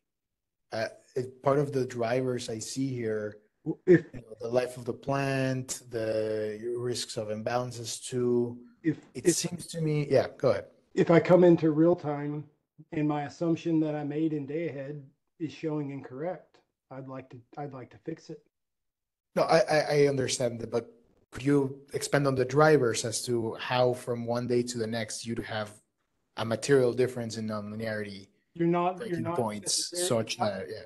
You're not necessarily always at your min and maxes every single day, or things happen. Maybe you had new equipment come back. It could be a whole host of reasons that may cause that. I don't all of the variances that drive any real time action, which is everything under the sun. These things are not exactly precise on where they land. And I guess my next question would be in putting forth kind of this way of modeling it. I definitely get the message from Rev of it would be good if we can move faster on this, make sure that we can incorporate this in some form in the market at a faster pace. But I guess I'm still I would seek some clarity on, as we develop this, how would you guys propose we manage the challenge of resources potentially entering that range? Even if in the scenario that we develop this faster than we said before, let's say something like Kathleen mentioned of like very quickly for next year. I'm still kind of looking at, would we still use outages? Will we still require resources to represent themselves consistently? Yeah. No, I mean, Drew, I'll start on that. I would say this model should be able, you shouldn't need outage cards because the market is able to understand your limits on it. And so you shouldn't need outages because you're only going to be getting the awards that are feasible. I completely understand. Once we have the model, we don't need the outages. But as we develop it, what do we do in the interim? Like, this is not going to appear from one day to the next. We still will have a period where either we use outages and then we need to deal with the RAIM implications, UCAP implications, everything we discussed for the prior paper. Or in the meantime, we don't use outages by enforcing this consistent representation while we develop this, and then we end up in this and I guess outcome. before I give a full answer on that, it'd be really helpful to know how feasible this is, like what the timeline is for this type of solution. Because if it's 6 months, a year, 2-3 years, I think then it'd be very different answers. Maybe not very different, but so I guess it's also hard to understand the impact of it now, to our prior conversation of like, what is the impact to CAISO today? Because right now it is not being represented at all in the model. And CAISO is operating well. I mean, I don't know how much, it's hard to know how much of a problem it is today. I understand it's a headache, but is it a reliability challenge? Is it like an emergency that we need to fix today? And we can't wait for a model solution. I think the urgency on a solution would also be helpful to understand. Okay, just to close out my comments here, I think we don't,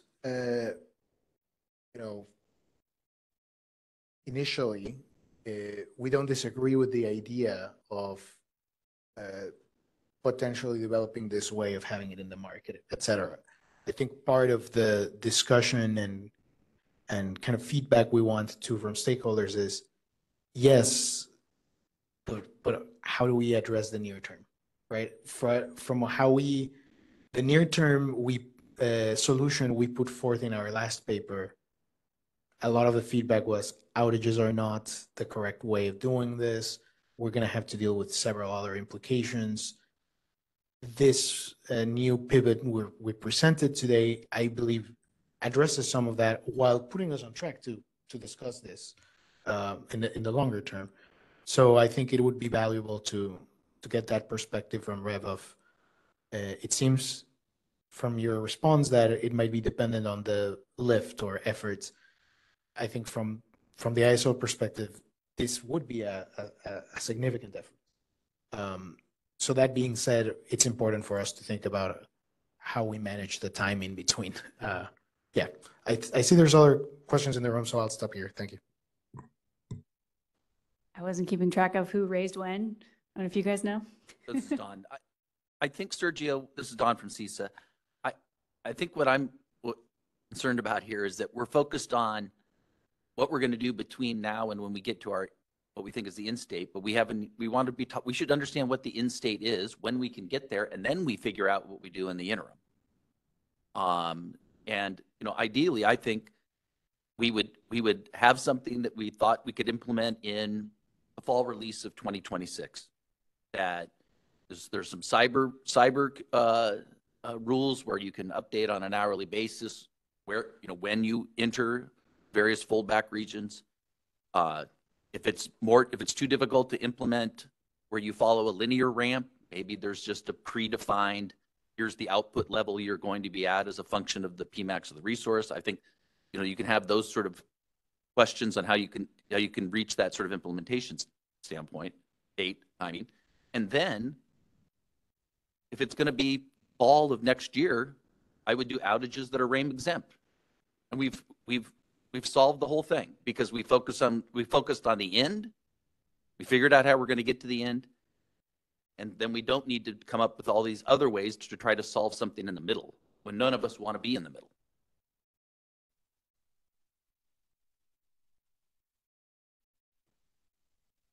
This is Chris with Calpine.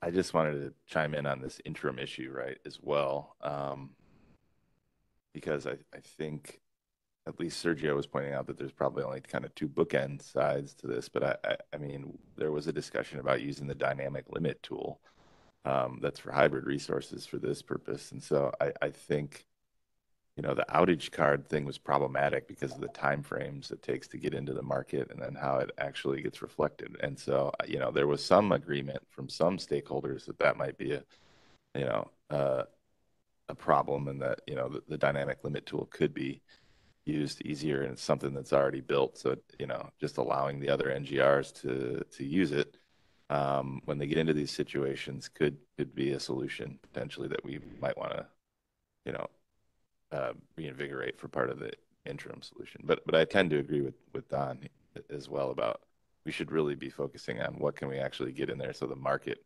solves this and there's not these, you know, out of market solutions. Thanks.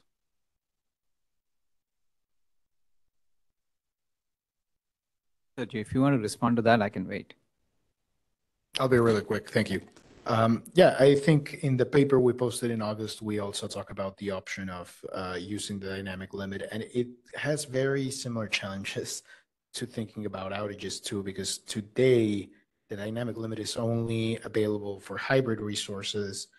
And because of that, there are several interactions with other pieces of that may apply to other NGRs that have not been fully fleshed out or clarified around dynamic limits. For example, its impacts or relationship with RAIN, with mitigation, and other elements. So such a solution is not really readily available off the shelf, given the fact that we need to consider policy for it to be consistently applicable to all other NGRs, which would require changes to the tariff potentially. And that's all included in that August paper too. So I just wanted to address that quickly. And this is Rahul Kalaskar with AES. More question for Sergio and Kai. So I think this proposal has been discussed before from Rev at CAISO in written form. So I'm wondering if you have an estimate of when you think and what it would take to implement this. So I think that the way we've been thinking about this proposal internally too is it's kind of part of a series of potential modifications we do to how storage is being modeled. This connection to nonlinearity really gets to the source of everything related to storage is SOC dependent. It would be valuable to assess this kind of changes in conjunction to other changes and paradigms related to kind of building upon that SOC bidding idea or strategy. That's why we were thinking of it and including it in the initial slides we shared around a decision later on the track 3.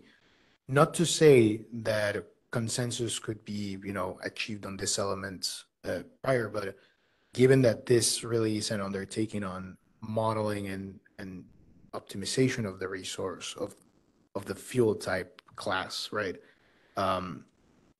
That's how we're thinking about it in conjunction to potentially other changes too, so that we can, you know, have that discussion holistically and have that implementation too. The proposal put forth by Rev, I think, is not that dissimilar in some of its elements from what the ISO discussed previously on their like ideas such as the ESR model, for example. So I think part of what I'm hearing today too from Renee is, could we consider in some way parsing those out so that this could be faster, so that then that interim time is shorter. And I get the sense too from your nodding and others that that's part of what you are all thinking. Appreciate the feedback. It does leave us still. It doesn't resolve all the questions that exist, and some of those are around what is the expectation of these resources? How do we ensure that consistent representation, and how do we deal with the interim? I understand we don't want to just use all the time in thinking about the interim, but the prior interim state we discussed got a lot of feedback. We're trying to pivot in that direction, and we'll appreciate that perspective. Yeah, can I just add? So I think, interim where we are today is, if you don't do anything, what we are doing right now is I don't want to say the best possible solution, but that's where we are. So maybe can we live with this a little longer and get to this solution faster, rather than having to spend a lot of time trying to figure out what to do with interim and not get a path for implementation. Like, that's what you will see in our comments, is we would rather spend a lot more time trying to solve something than to wait for a long time and then say, okay, what do we do in the interim? The other comment that I have, specifically related to this proposal, is we would like to see if CAISO could really explain why, we need to combine this with a holistic solution and not think of incremental steps. We have seen that there are a lot of things you uncover when you go to a new paradigm rather than trying to solve or boil the whole ocean. So it will be good to know, why we really have to wait for a holistic solution. And the other model, the conceptual model of managing SOC is good, but no one knows what that paradigm looks like. We've got to here with the LESR model after years of experience. So a big paradigm change, in my mind, may not land us to a better place. Can I just, Yeah, can I just add? I was just going to add, because I was going to go there in response as well. We really like the NGR model, and we don't want to see it go away. And we're interested in talking about a new SOC biddable parameter model, but have those same concerns. And I think this type of solution can work with the NGR model so that the NGR model doesn't become obsolete, because it would have a lingering foldback problem, and it can be an interim solution if that is the case. If it'll take, because it will take a long time to develop a model that works well. That's very simple. This is Don from CISA. That's very similar to what I said. What I was also going to point out is I think we need a holistic review of how storage is modeled in general before we talk about whether we create a new resource model. And this to me is not part of a holistic review of how we're actually going to manage storage, but it's an identified issue, as Renee's pointed out, from 5-6 years ago to the existing NGR model. And this is a solution so that we don't have to come up with interim solutions on some hope and prayer that we're going to come up with some new energy storage model when we already have one. I appreciate the feedback, and I think that's something for us also to consider and think about how it aligns with the timeline we've shared before. I want to see if there's any questions on the phone. There's none in the room. We do have two questions. Sean Hernandez, if you can be brief and introduce yourself. Let's go ahead and mute Sean Hernandez.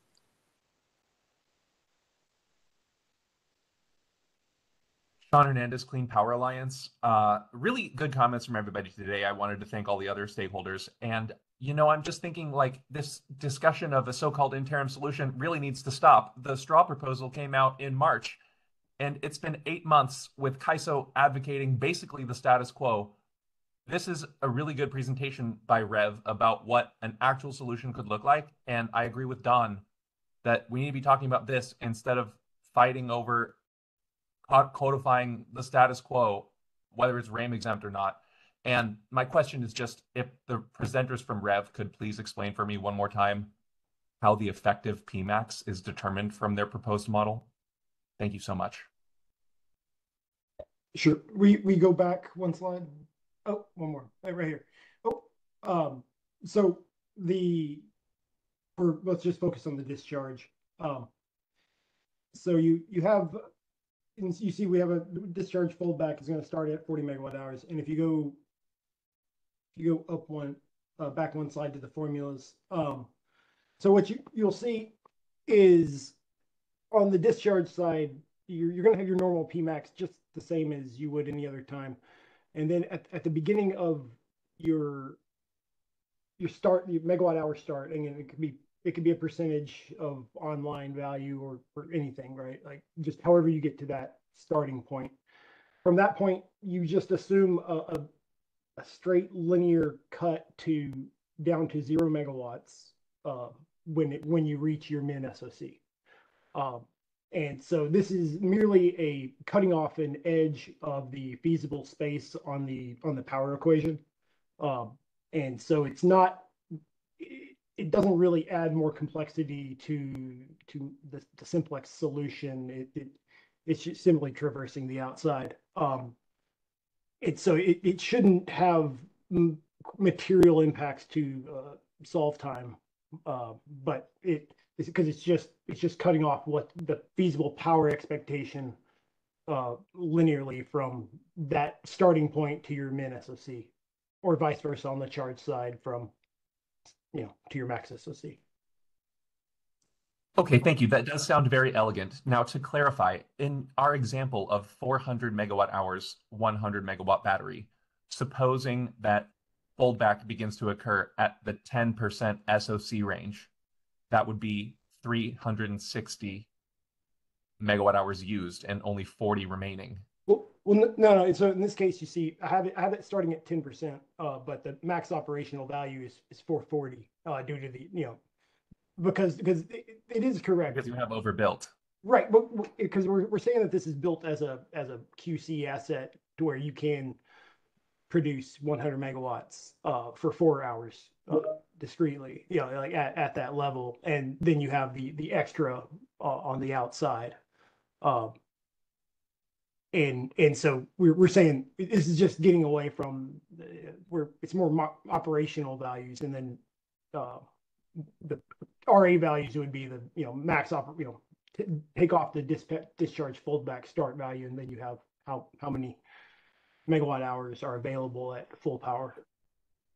Okay, does this mean then that once you suppose that the discharge foldback start was at the 10% level, once you hit that SOC, would your effective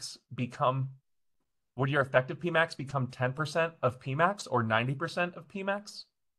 So it would be 100. So in this example that I have here, at 40 megawatt hours, you can still do full Pmax, and it's whatever the linear from 0 megawatts to your Pmax from that megawatt hour to your min SOC.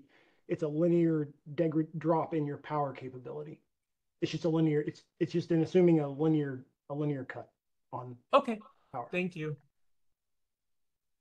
Before we go to the next caller, I just wanted to quickly mention something from Sean's comment. We did post a paper on March, but we posted a revised straw proposal in August here. And really the position we're putting forth in these materials is actually, a reframing too of the issue and of the interim perspective. So I just wanted to note that to make sure we're all on the same page of kind of the most updated discussion around it. So I'd invite you to take a look at those materials. We're not in the same position since we started in March. Actually, this has been an evolution of our thinking to trying to reflect it here. So just wanted to make that clear, and I think we have another caller. Yes, thank you, Sergio. And I went ahead and added that link for folks to follow the most up-to-date straw proposal we have posted on the website. And we do have Jonathan. Thank you, Jonathan, for your patience. We'll go ahead and unmute you. from Spearmint Energy. Thank you, Jonathan Glasgow, Spearmint Energy. Thank you, Renee and Drew, for putting this together. I think you get to the heart of one of the issues that I have with this, which is that it needs to be somewhat dynamic because, as you guys say, like you don't really know, at least from my experience, where that point is that you go into foldback. And Sergio, and the fact that you could put it into day ahead and then make it real-time adjustments, I really like that aspect of what you're proposing. And to Sergio, the reason why something could change from day ahead to real time is through the operation of the battery, it could go out of balance more. So then maybe yesterday you're hitting it at that 40 megawatt level, but then today you hit it at 50 megawatts. So it's there. And then the only way to sort of get it back out of balance is to take an outage and go through the rebalancing process and the maintenance of it to do that. So like once, and then when you come out of that maintenance, then your foldback is much less. Maybe it's 30 or 20 when that foldback hits. And so being able to sort of adjust it on the fly would be, very helpful to the battery operators. So I like that aspect of this. But whether you go with this or some other solution, I think that being able to make those changes dynamically needs to be part of whatever the solution is. Thanks.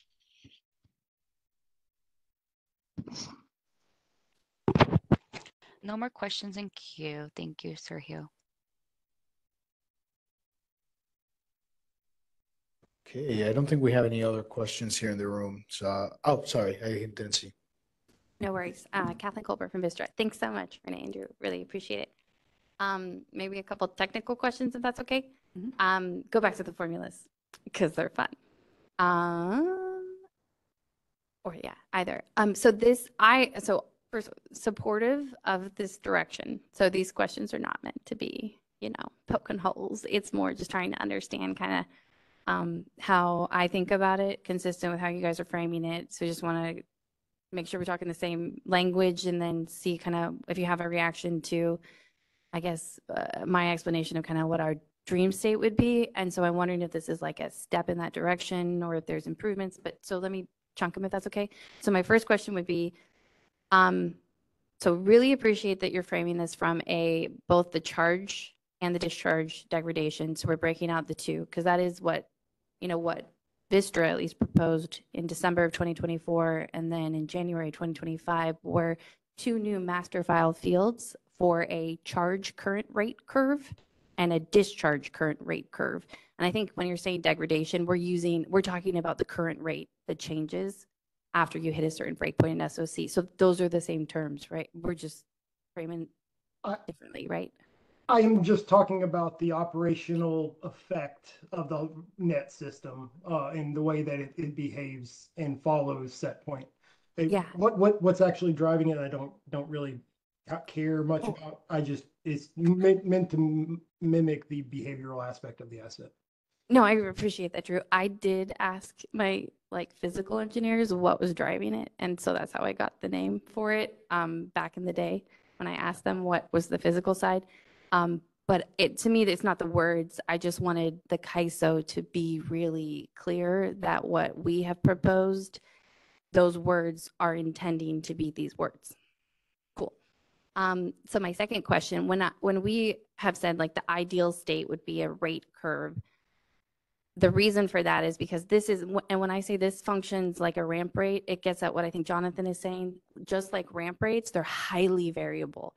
The skew across that data at any given megawatt, right? Your ramp rate curve, the reason we have a curve is because it varies a lot at different set points. And it's an average ramp rate for those different set points. And the average can be from a data set that's quite wide. So we fully support like the comments you and Jonathan and others are saying about like this needs to have some flexibility. We have biddable ramp rates in our market. So I guess one of the follow-up questions I would have is if we're gonna register these breakpoints or curves, is your thinking to get this the variability? Is it a bid? Is it, have you guys talked at all about that? Yeah. Yeah, and I think so this wouldn't be a bid, this would be, a master file parameter. And I assume we would reflect it in our bids. If the ideal end state is something like a new storage model that includes biddable SOC, that's fine, and we can have that discussion, but I don't think we need to hold up this solution for that potential end state, and that this can work with the NGR model today. Quick question, Kathleen. Were you speaking to are you asking, would we be able to make this a curve under this? Those are kind of two. So that was my third. Mostly not a question, Drew, just to try to distill for the CAISO the differences between our two thoughts. And then with the caveat, I support your direction if this is more feasible from an implementation perspective. Back on my pitch in the beginning, perfect's not the enemy. Let's do something. But to distill the difference is when we have looked at foldback kicks in at a certain breakpoint. So yes, if we were going to say we're going to define the average breakpoint, that's an option.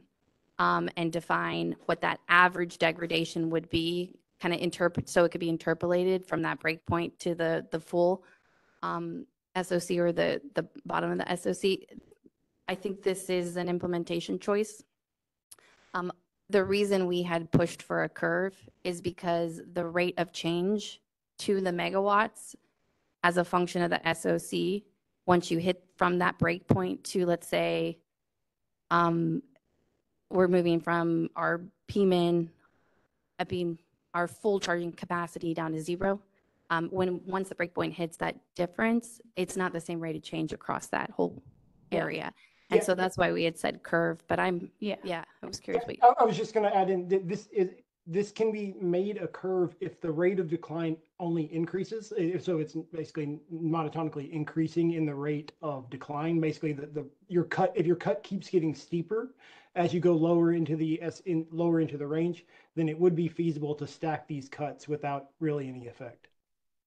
Yeah, and on the charge side, is it the same? Yeah, same way in the opposite side. Or is it inverted? Because that's on the charge side, the decline gets smaller as you get closer to the full. So it's So it's just you'd still reduce the variance with this approach, but it would be harder to if with it declining, you wouldn't be able to represent that because. I think you guys are putting something out that's great. This is actually my one piece of feedback for the CAISO is this is why feedback on what is implementable and how long it takes to implement it is really, really helpful because there's just a difference in precision around doing the breakpoint versus doing a curve. And I can't definitively say which one's better until I know if there's a difference in implementation. If implementation comes back and says, same diff, we'll do either. Same amount of time, same programming, same shit, the same things we're going to touch. Sorry, guys. And I think we need to know that as a stakeholder community because then we can make a value judgment over if we want to make this a little bit more precise or if this is the right level of precision. But I super appreciate Rev putting this out there. Thank you. Yeah, and I think the idea behind this was that this would be simpler and easier to implement, but very good question. I'm interested in the answer as well. Any final thoughts, questions? All right, thank you guys so much. Thank you very much, Renee. Okay, before we break here, I just want to talk a little bit about the agenda because now it's been a different session than planned initially. So I think it would be, I know a lot of people have maybe some calls or check-ins they need to do in the lunch break. So let's preserve the lunch break if possible. And we'll try to be much faster when we come back. To that goal, I think what we can do is I'll try and do the sections we've had prepared and thought of. Pause for comments at the end, and I'd really appreciate the feedback of this morning, and we'll reconvene around 1. Thank you.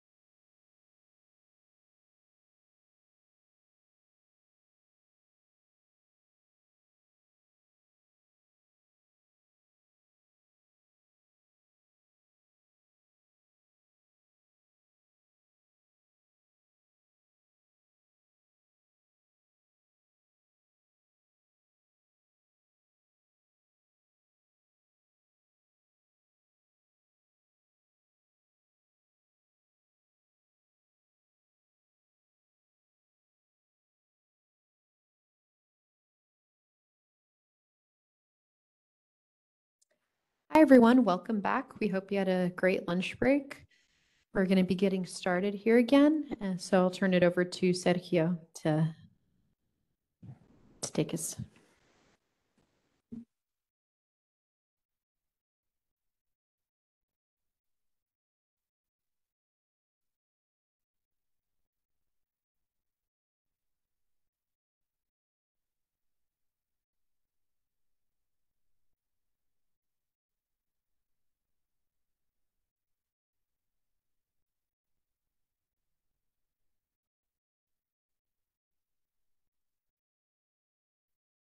Okay, excellent.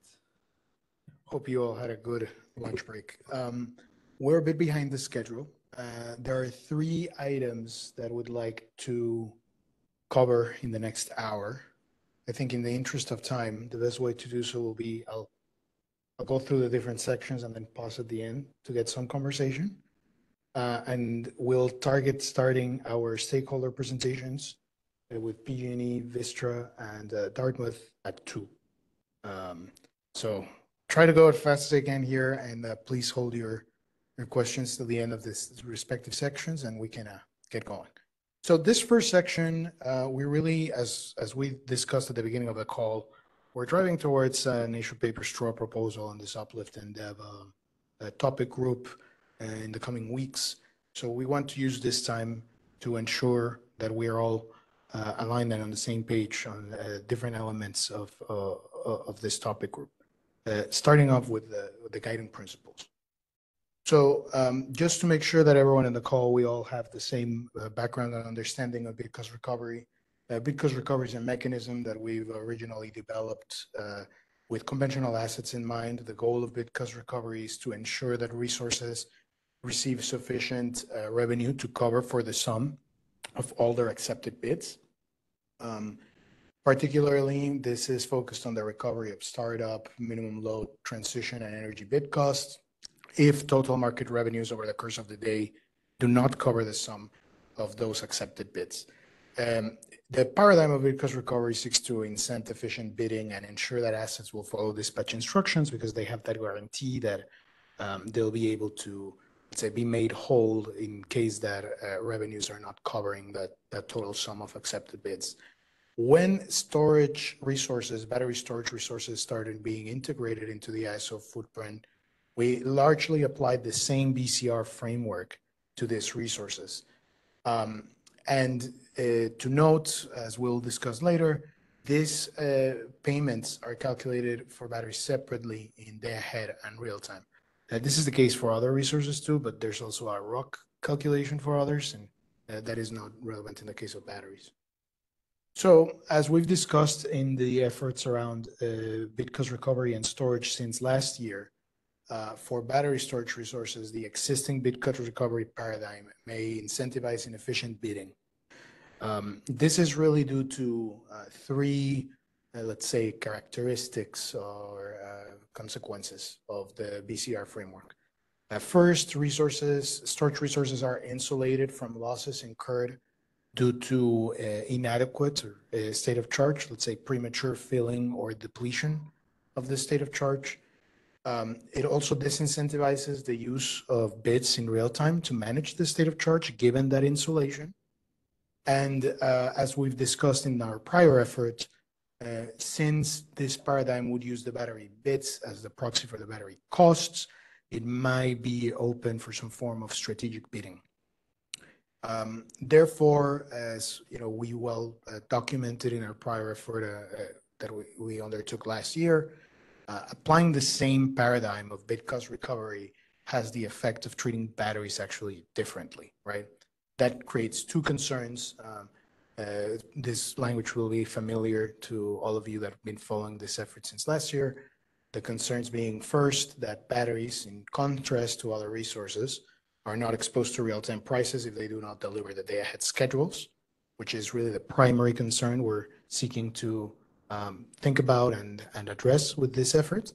And the second concern, that there is an incentive for batteries to bid strategically so as to maximize bid cost recovery payments.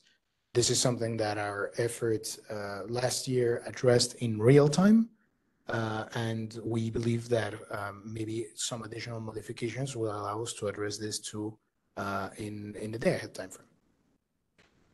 So almost all of the bid cost recovery paid to batteries occurs in the real-time market.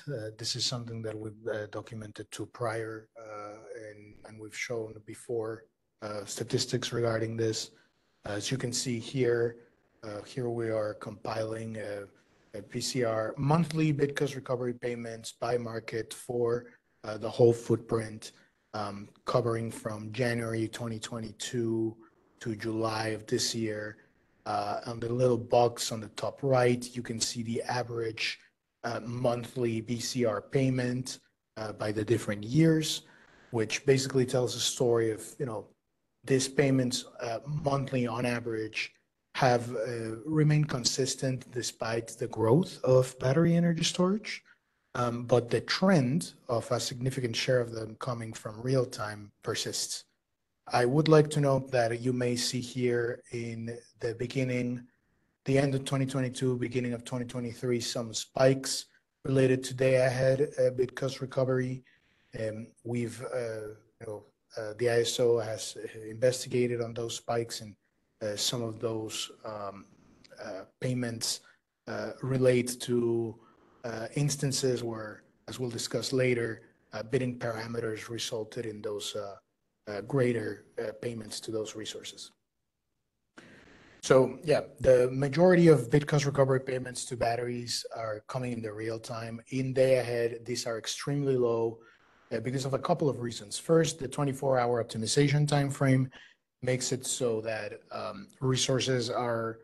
storage resources can be optimally scheduled through the whole horizon of the market, therefore minimizing the potential for shortfalls identified within it. But really all of the non-negligible instances of day-ahead BCR we've seen and identified since 2022 by the MM are really associated with interactions between bidder behavior, bidder submitted parameters, and the day-ahead optimization causing uneconomic market dispatches.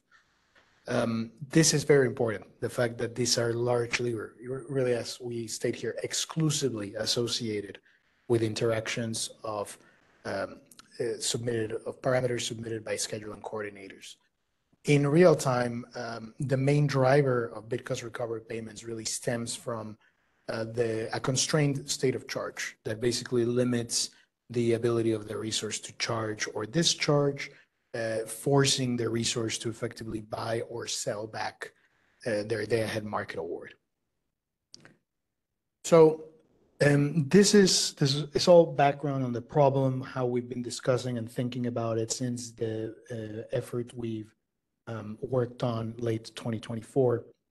I think from the discussions we've had, we've seen the need to develop a separate and distinct uplift mechanism specifically designed for storage. So probably that's the first foremost guiding principle that I think the group here of stakeholders have coalesced around. It's not enough to just tweak some elements of BCR for storage. It's really about thinking about an uplift paradigm that is designed for storage. Thinking that we've seen stakeholders coalesce around a couple of guiding principles. First, that in general, negative revenues attributed to market algorithms or ISO action may warrant uplift. And from here, we've heard a number of drivers that stakeholders have underscored, from exceptional dispatch, MIO outcomes, or more broadly, seemingly out of merit dispatch in the binding interval, the effects of mitigation, and potentially the dispatch associated with some constraints, such as the ASSOC constraint. I want to be very clear on this last one, that that last one has been mainly brought up by stakeholders as, these are some of the elements that may drive solutions in real time that could affect the adequacy of state of charge too. But currently, impacts or dispatch associated to a constraint such as ASSOC, we do not see BCR being fed by that. The second general guiding principle, very much the other side of the coin, is that negative revenues attributed to bidder behavior may not warrant uplift. Effectively, if there are outcomes that can be attributed to the use of biddable parameters or the bidding strategy of the asset, that might not warrant an uplift payment. And the final guiding principle that we think has emerged from the discussions here is that an uplift mechanism should incent assets to be able to deliver their awards and schedules while eliminating the incentives for strategic bidding behavior.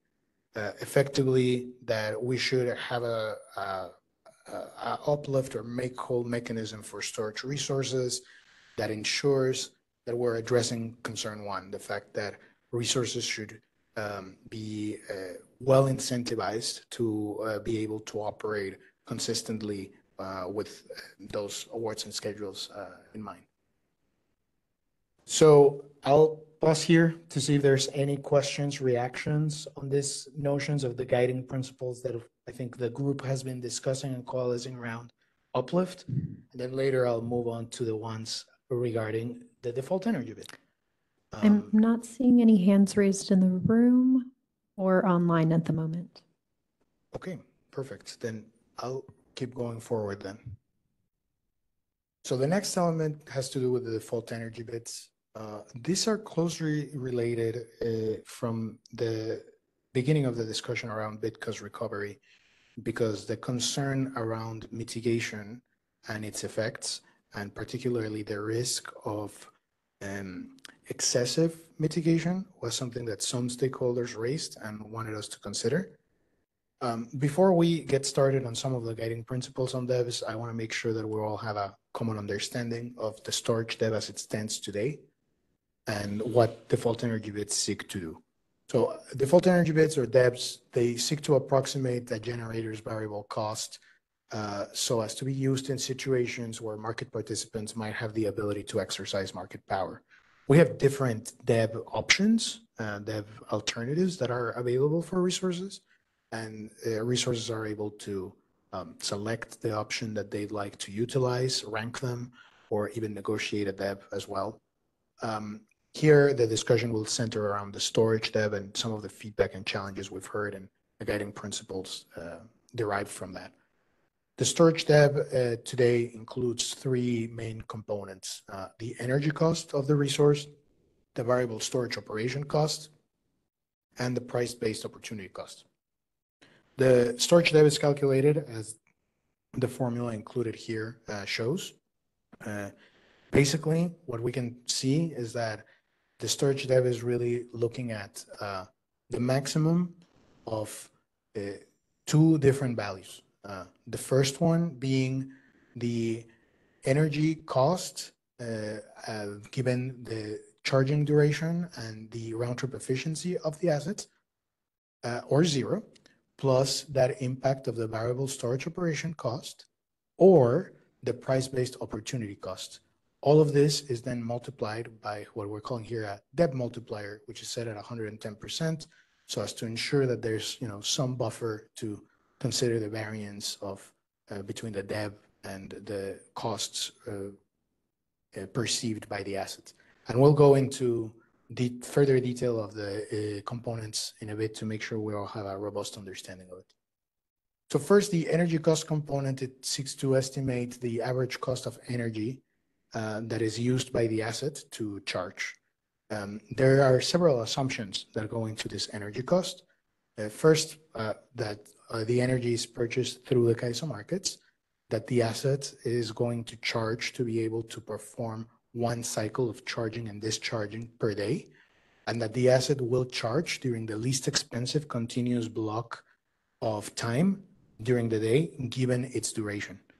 This is all adjusted for the round-trip efficiency of the asset, and the way that the cost of charging to identify that least expensive continuous block of time during the day, the way that is incorporated is really sourced from the day-ahead LMPs. In the day-ahead process for the day-ahead DEB, it's sourced from the day-ahead LMPs that are used in the market power mitigation run at the relevant node for the same trading day. In real time, It's sourced from the day-ahead LMP prices from the integrated forward market run at the relevant node at the same trading day. So here you can already see that, the bigger assumptions here are really one cycle, you'll do continuous charge in the least expensive block, and all of that is estimated by looking at day-ahead LMP outcomes. The variable storage operation costs is really representing the operation of the resource, mainly trying to capture cycling and degradation costs. These are a value that is registered in the master file that resources can communicate and will approve and get registered in the master file. If no value is registered, we'll assume a default value of 0. As you can see in the formula back there, this is considering the first part of the max calculation. So it is, an ideal outcome that resources are able to consider this value and submit a value that gets included so as to not default to the $0 value. Finally, the price-based opportunity cost component is perhaps the one that we've heard from stakeholders the most interest in rethinking or perhaps modifying in some way. Today, similar to the energy cost component, the price-based opportunity cost component is really based on prices or outcomes that are in the day-ahead timeframe. So for the day-ahead storage tab, we use the advisor prices that occur in that day-ahead MPM market power mitigation process. In the real-time storage tab, we are setting that value at the highest day-ahead LMP corresponding to the discharge duration of the resource. So for a 4-hour battery, we would be looking, for example, at the 4th highest day-ahead LMP. Part of the concern that stakeholders have raised with the storage tab is that this makes it so that the real-time storage tab is a static value through the day. That's one. And two, that since we are using information available through the day-ahead processes, that storage assets that do not participate or have that information associated to them may not be able to use the storage tab. So this creates this couple of challenges, right? The reliance on the day-ahead LMP makes it so that we may be over or underestimating both energy cost and price-based opportunity costs. It makes it too that we are potentially overlooking the changing conditions in real time, and it creates challenges for resources outside of the footprint where day-ahead processes occur to be able to use this data. And in this same context of perhaps considering modifications or revisions to the DEB, stakeholders also raised challenges related to charging bid mitigation, noting that though that outcome may be the result of the DEB formulation, and that in general, charging bid mitigation may make it harder for resources to be able to have an adequate state of charge to meet future awards and schedules. So this is the last slide here, and we'll go to hands. Based on the conversations around the DEB, I think we've heard a couple of guiding principles emanate from what we think the community expects or wants to see out of the storage DEB moving forward. First, that the storage DEB should seek to reflect changing real-time constraints and opportunity costs. Meaning, today, as I mentioned, we're basically stuck in we're stuck in the real time with one value that is consistent through the day, while the conditions and constraints and opportunity costs may vary actually throughout the trade day as the day goes on. If we were to do this, stakeholders know that the assets would be able to have a reasonable assurance that they can reflect their willingness to charge or discharge, even when mitigated, right? Because the DEB would be able to,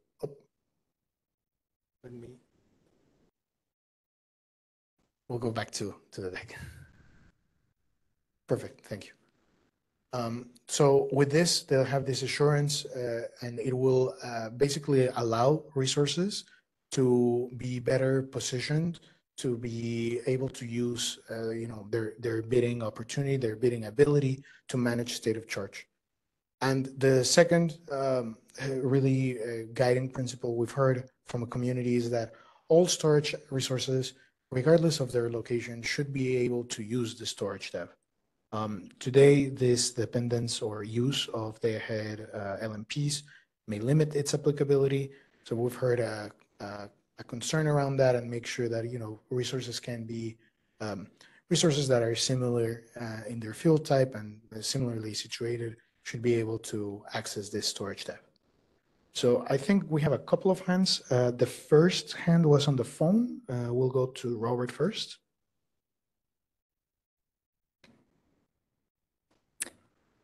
Hi, this is Robert Fisher with NV Energy. Just wanted to comment, thank you, Sergio, for putting this together. I appreciate it. About that last bullet point that you have there, all storage resources, regardless of location, should be able to use the storage depth. For EIM entities, the only option for really a DEB that is meaningful is to do it through negotiations. We've tried all the other aspects and are not looking forward to doing a negotiation due to the length of the process and coming up with the documentation and thought process and all of those items. So I really would like to emphasize the fact that I wish it was easier or or if there was a calculation that can make that last bullet item true, even for EIM entities. Yes, thank you for that, Robert. I would agree. I think this is one of the guiding principles we've heard from the community, and as we'll discuss in the subsequent sections, I think there are some potential options that would allow for the storage depth to be able to be utilized more broadly. So appreciate the feedback. I don't believe we have another hand online, but in person we have one hand. Please go ahead. I was about a PG&E. Just observations really on this. I mean, because I've basically been sympathetic to the proposal that CISA put together on this, but it's worth pointing out two things. One is both on the cost side and the generation side. This is the one place where CAISO is effectively using a price forecast to constrain resource bids. They're using it in a rough fashion, but that's effectively what this is it's a forecast of what the future value of the resource is that CAISO is staking the market on.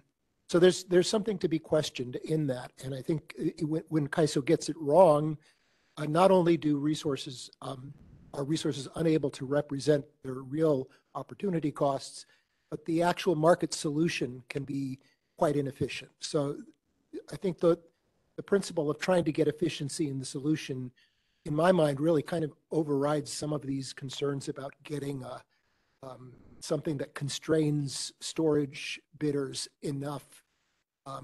In the market power that storage has might be real, but maybe it needs to be addressed in different ways. I'm not sure if local market power mitigation is the right way to be addressing the issue in the first place.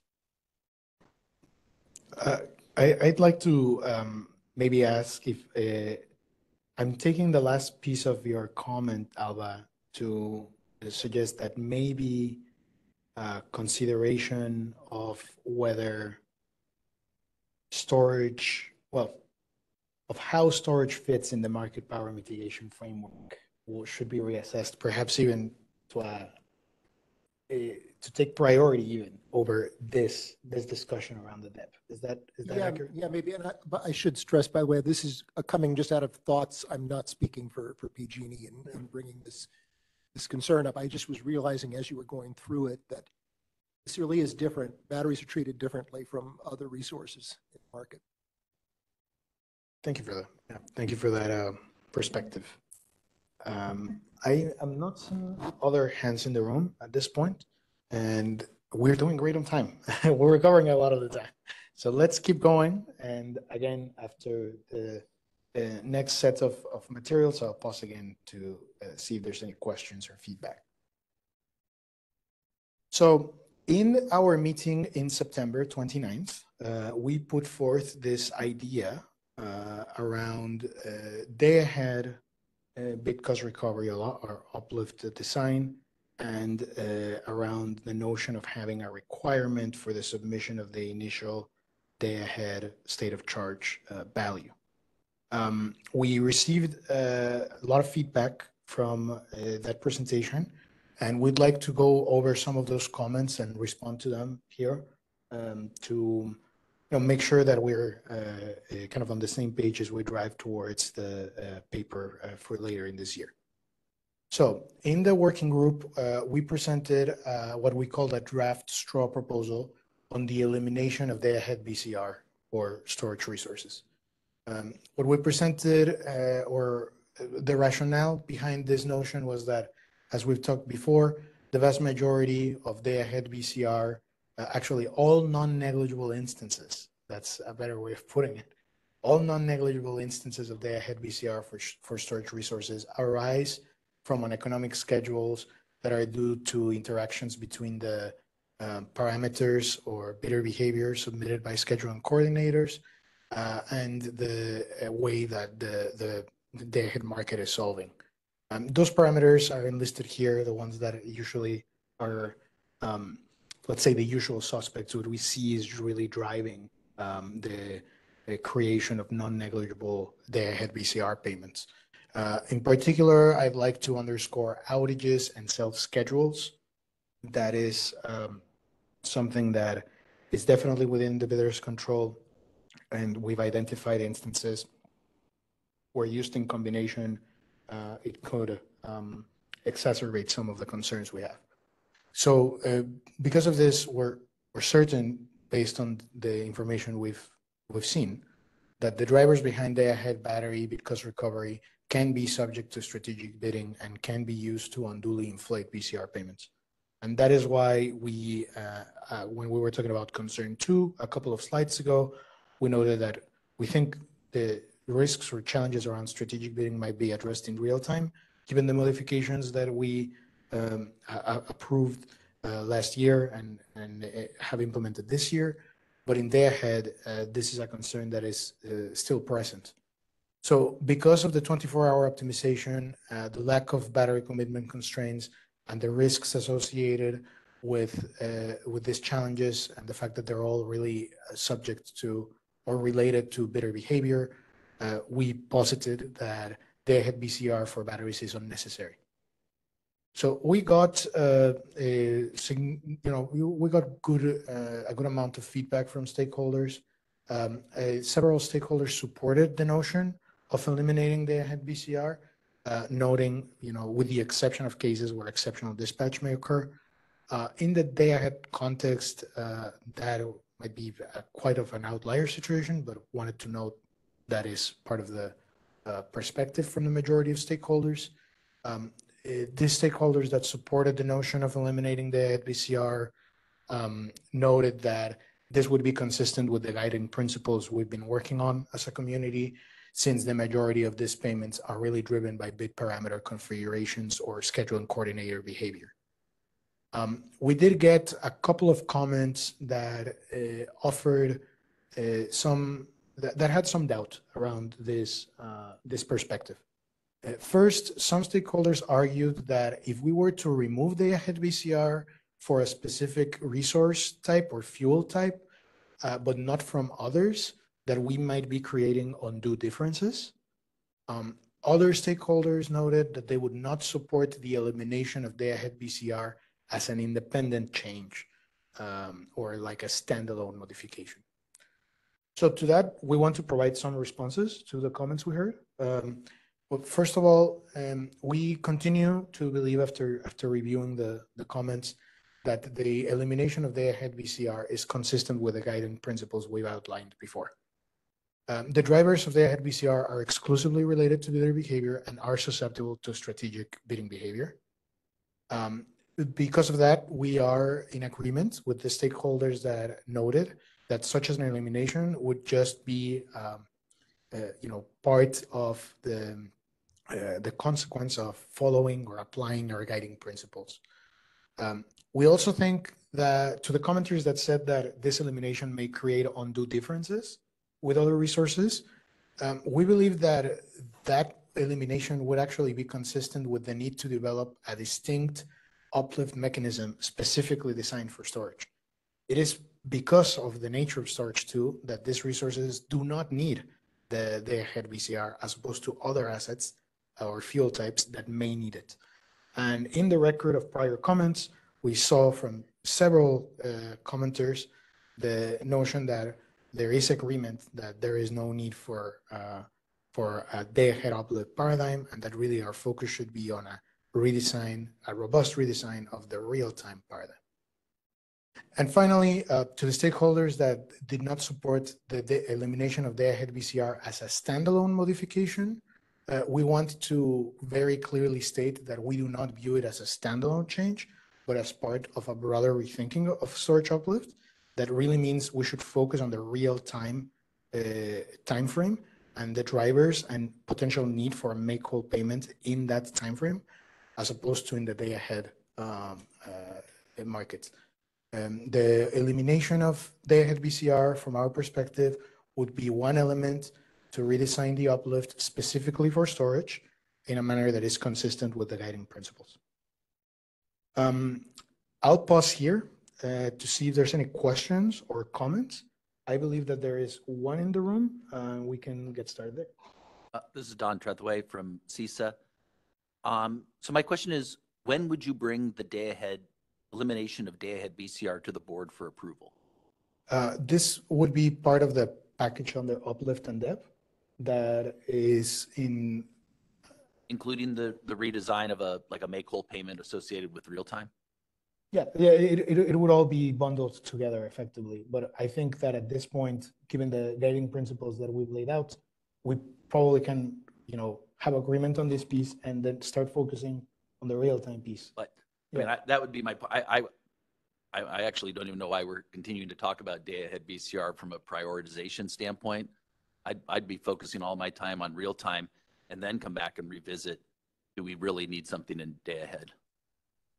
I think, that because initially when I read this, it was sort of like, well, we're going to take this element and bring it to the board. At least your last proposal, we're going to bring this element to the board. And I don't know why you I mean, so that's the way I interpreted it. I think it's more appropriate to have, it's just one element of the total overall make-whole structure, and we should really be focused on real-time right now, and focusing all our time on real-time, and then figuring out what we want to do with day-ahead. I understand the prioritization of looking at real-time. I think from the guiding principles, we can also readily conclude that this is not necessary, and then dedicate all our time to real-time, as we'll do right after this section as well. Next, we have Alva, then Kathleen in the room. Quick, I'm sort of, I'll have to say I'm sort of with Don on this, just because I think the effect of imbalance reserves on total revenue that batteries receive day ahead is not yet realized, and seeing there's the possibility of unforeseen consequences of those products on storage revenues. I mean, I think in the context of, we don't call it VCR, we call it make whole, or there's a need for a make whole payment. I think I could be happy with, that, but then you'd have to define what that was, and so that would be more complex anyway. But I do think it is possibly premature to bring it to the board because of the fact that these changes are going to directly impact storage market. Yes, and just to be clear, we would not seek to bring this to the board independently than the rest of the uplift paradigm. It's just trying to get, let's say, alignment on this piece so that we can dedicate our time and effort clearly on developing the different alternatives folks have laid out for real time, while being in the agreement that given the principles we've shared, this does not seem like a source of uplift that is necessary. In general, yes, but we don't. But past results are no guarantee of future performance. Kathleen Colbert from Vistra. First, I want to say, I almost said, oh, I can put my card down. Thanks, Don and Alpha. Great points. 100% agree with Don about the prioritization. 100% agree with Alva about the imbalance reserve. Can I just tag on the envelope equation as well? I'm still very uncertain around how that will show up and operate at this point. So that's just one other thing to tag on about our new day-ahead market coming. One other thing to add, just so I put a stake in the ground of, I understand that you talk through guiding principles. I have my own. I've been in this industry for a little over 15 years, and so I kind of have my own guiding principles about Uplift. And so I think the guiding principle driving every comment I make is that at the core, Uplift is in the market. Uplift is something that an independent system operator, regional transmission operator provides when the operator is managing those assets and taking control over how they're being operated within the market engine.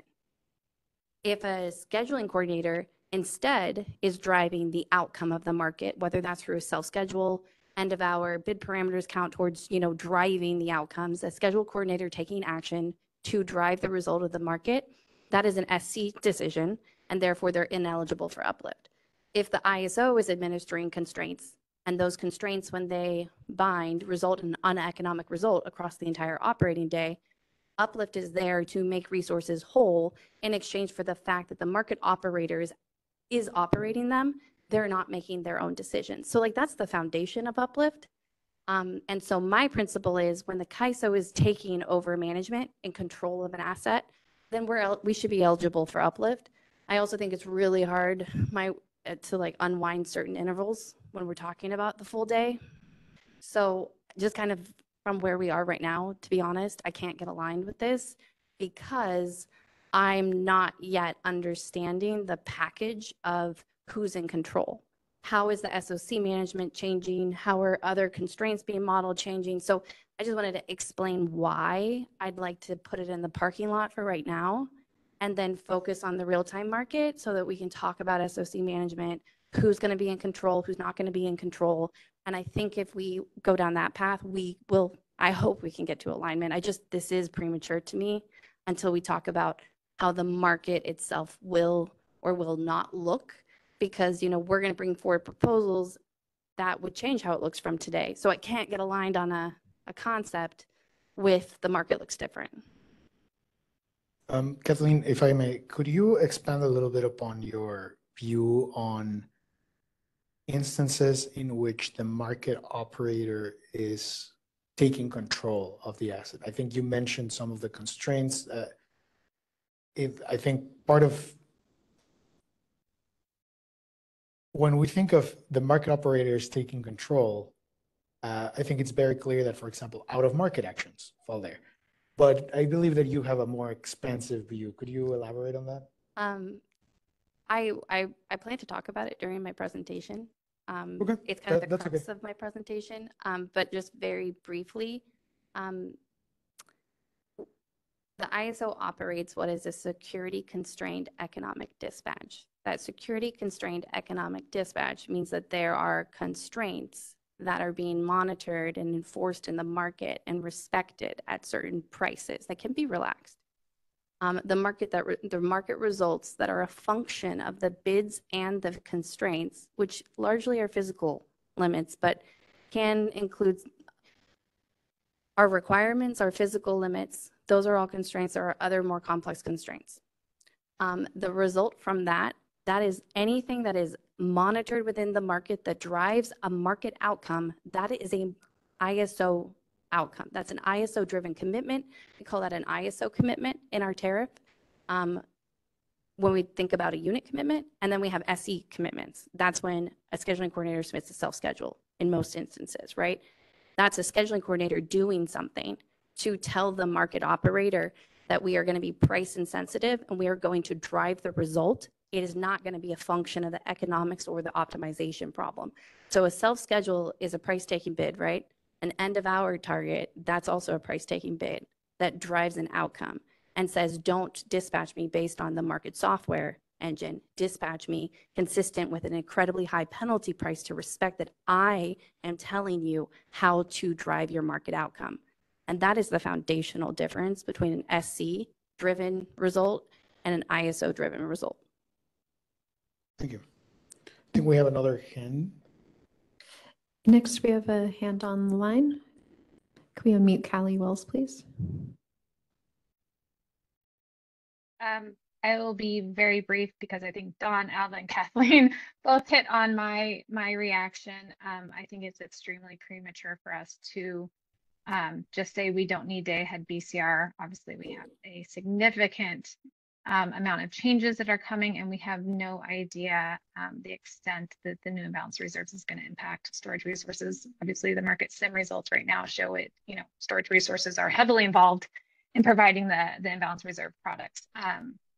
But I think at a broader perspective, part of this whole effort was to take a big step back and really rethink an uplift framework or make whole payment framework for storage resources. And it could be that when we start going down that path, we might end up in a framework that we really don't have to explicitly distinguish between day-ahead costs and revenues and real-time costs and revenues. And that might naturally answer this question. But just wanted to echo, like, making the decision now to drop day-ahead BCR, I think is extremely premature. And Kelly, for the benefit of everyone in the call, could you just restate your affiliation? I don't think you did. Thank you. Oh, sorry, there might have been a lag here on my end. Callie Wells with WPTF. Thank you. Okay, do we have any other hands on the call? Is that an old hand, Kathleen? Yeah. I'm not seeing any other hands. Excellent, thank you. Okay, let's keep moving along. In that same working group meeting in September 29th, we also presented what we dubbed the draft straw proposal regarding the day-ahead initial state of charge parameter. This parameter is pretty impactful in a lot of bid cost recovery scenarios the ISO has analyzed and looked at, really because significant differences between either the submitted value or the default value and the real actualized value later on may drive dispatch outcomes that eventually result in shortfalls and could drive BCR payments, bid cost recovery payments to storage resources. So in that meeting, we mentioned, we covered this idea of considering the requirement of the submission of a day-ahead initial state of charge parameter to be within a given range of accuracy as a prerequisite for eligibility for real-time BCR or a successor paradigm. We put forth this notion because of a couple of pieces of feedback we saw and some information as well. First, on the feedback, it was that the current default value or the utilization of a default value basically would put the onus or the driver of that difference in the ISO as opposed to in the bidder. And we want to minimize error or delta variance introduced by something like a default value, and rather ensure that the scheduling coordinator has the opportunity to reflect the value that they expect the asset will be at.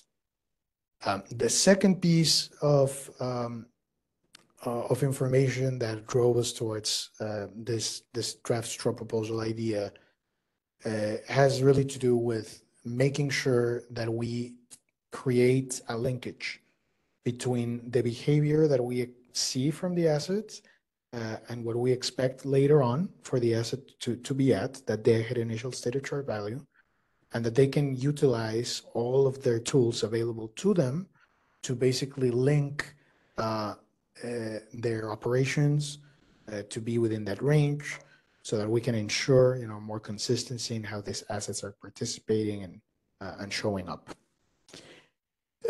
So yeah, in this context, we thought that only pursuing modifications to the default value would be insufficient to really create the necessary incentives.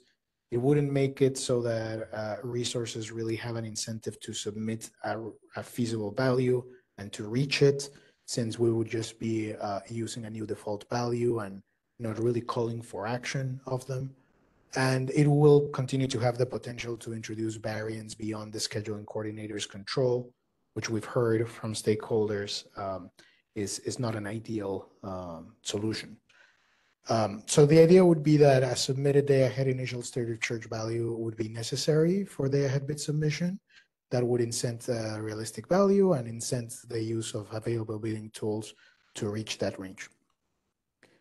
We got a lot of feedback on this notion, very diverse feedback. So I think the best way to think about it is to split it between the feedback on just requiring the submission of the value and the feedback on whether submission of the value being within a range of accuracy should link or connect to any form of real-time uplift paradigm. So first off, some stakeholders supported the draft straw proposal we put forth. They noted that this would incentivize scheduling coordinators to provide an accurate value, to use the tools needed, and it would obviate the potential for real-time BCR resulting from inaccurate initial day-ahead state of charge parameters. This stakeholders also noted that this creates an alignment of incentives between performance, in the day ahead and how resources end up showing up later on. Other stakeholders took a different position, noting that the scheduling coordinators would face significant complexity in forecasting that value. And basically, they indicated that that would be a strong argument against the submission being a prerequisite for uplift eligibility. Other stakeholders argued that the establishment of a submission requirement may be unnecessary, that today they have sufficient incentives to do so in an accurate manner given the buyback risk, and that risk is material for them because it's really only covered if they realize a net loss in a given market over the given trade date. So basically, in their argument, storage resources may not be fully insulated from this consequence. They're only insulated from it if they realize a net loss for the given trade date. And these stakeholders also argued that existing monitoring and enforcement should be sufficient deterrent against potential strategic behavior. And finally, I'd say a couple of other stakeholders more generally disagreed with the premise of having a submission requirement in general, basically advocating for just modifications to the default value or more more in general, just maintaining the status quo, that the status quo is simple and intuitive, and we should not seek to modify it. So I wanted to provide some reactions or responses. Oh, before that, sorry, one important comment. One stakeholder noted that the issues surrounding day-ahead initial state of charge are not exclusively or even primarily bid cost recovery issues, that instead they should be viewed as a market gap that should be addressed by modeling some form of system state of charge constraint. The idea would be, from the comments submitted, the idea would be that we would identify the difference between the state of charge modeled in the IFM, in the integrated forward market, and the telemetered SOC in any given hour to identify that gap, to identify that difference. And that ideally, in the form of a biddable state of charge product, resources would be able to bid to be able to cover that difference. Resources that are outside a given dead band of accuracy would be able to bid in, but they'd be included in a no-pay calculation. This would meet the purpose of you need to be in a given range of accuracy to receive the payment of contributing to meeting this system state of charge constraint. And basically the stick, the disincentive is if you are inaccurate, we're still going to leverage you for this, but you're part of a no-pay calculation. And that way the market would be able to issue SOC awards to resources eligible to receive these awards so that we can ensure that we can bring the system back to the modeled SOC in a given hour from the integrated forward market results. This is definitely, a more,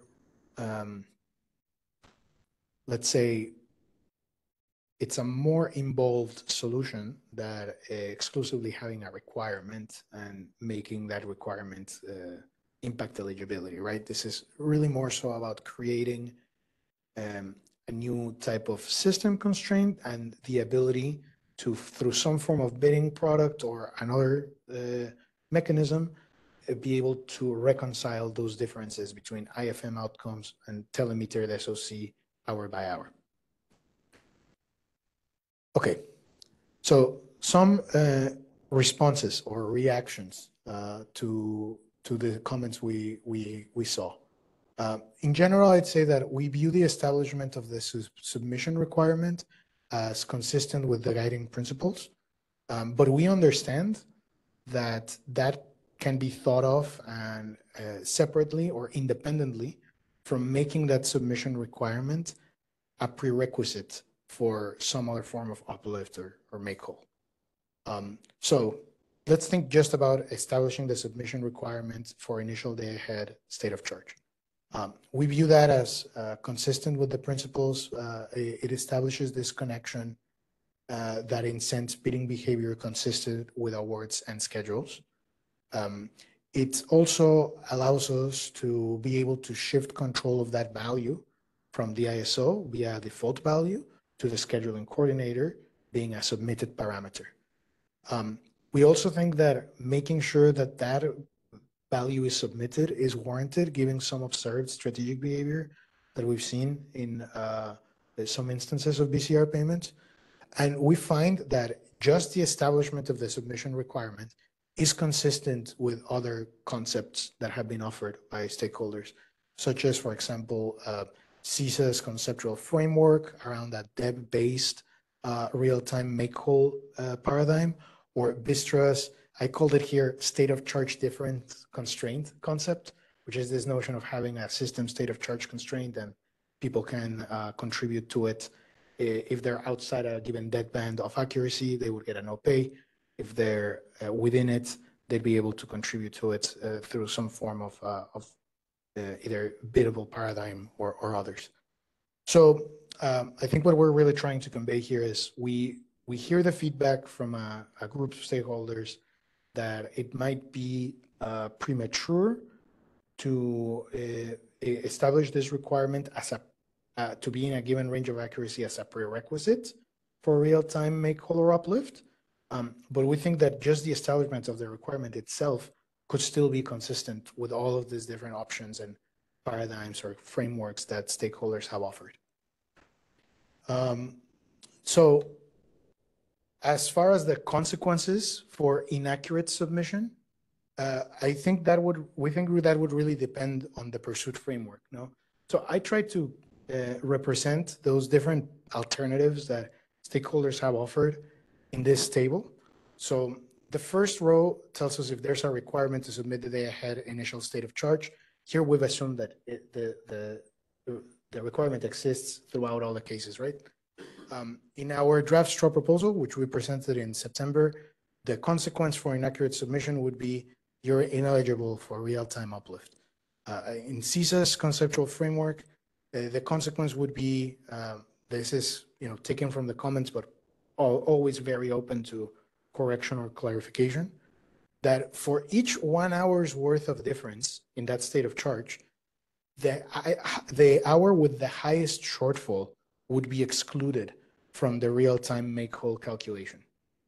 And in Vistra's concept, the idea would be that if a resource has an inaccurate submission, basically if it falls outside of a given deadband, then it would be included into the SOC product no pay category, meaning that even if they are moved or dispatched in order to bring the system SOC in alignment with the IFM expected SOC, they would not receive compensation from it. So the consequence is basically you get to provide this, but you're in a no-pay class. As I mentioned here, all of these frameworks really would require the incorporation of some form of system state of charge constraint that is based on the IFM results and that can allow us to see what's the SOC we're trying to drive assets towards. We look forward to this concept feedback on parsing out the establishment of a requirement from the consequences for inadequate submission of or inaccurate submission of that requirement.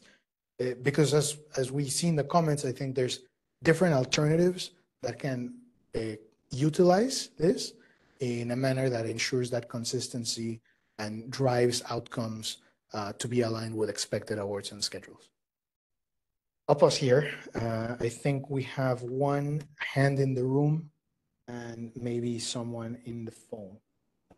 Yeah, so far we just have one hand in the room. Alva, go ahead. Hi, Alva from PG&E. I mean, I think in concept, there's this idea that you bid an initial SOC and then you manage in real time to get there. Has been supported by, including the Market Surveillance Committee and the DMM have both stated essentially they think that should be possible. I want to point out there's some major obstacles to that depending on other things that can happen in the real-time market. Obviously, if you're providing regulation, the regulation awards can easily move you out of any tolerance. And so, you know, it's like you're going to have a series of allowances that are going to be made for dealing with these kinds of things. I mean, essentially, remember, all these batteries are 4-hour batteries, and so a day's worth of regulation can essentially take you out of any uncertainty range that you'd be able to represent in an initial SOC. You know, you could be fully 4 hours away from your initial SOC due to regulation outcomes. Secondly, there's market power mitigation, which can lead to market results, even though you're trying to manage state of charge according to your bids that do not lead you to where you need to be, and that then lead it to be highly uneconomic, for example, to get to that initial SOC. There's exceptional dispatches, which can take you outside of the range of what you're able to manage economically. And finally, and we don't yet know what the effect of having imbalanced reserve awards is. You know, it may be that because you can bid in real time when those imbalanced reserve awards occur, that you may be able to manage your state of charge just as you would in any other hour. It's also possible that because those hours, the CAISO is in need of resource irrespective of cost, that you're going to be moved outside of the range that you can manage with your bids. So at a minimum, I think this kind of approach needs to keep in mind that ISO actions may make the idea that these are equivalent to self-schedules questionable. If there's an energy-only market, I think and your bids are being used to manage your state of charge, I think there's a lot of credibility to this, but that's not necessarily the world we live in.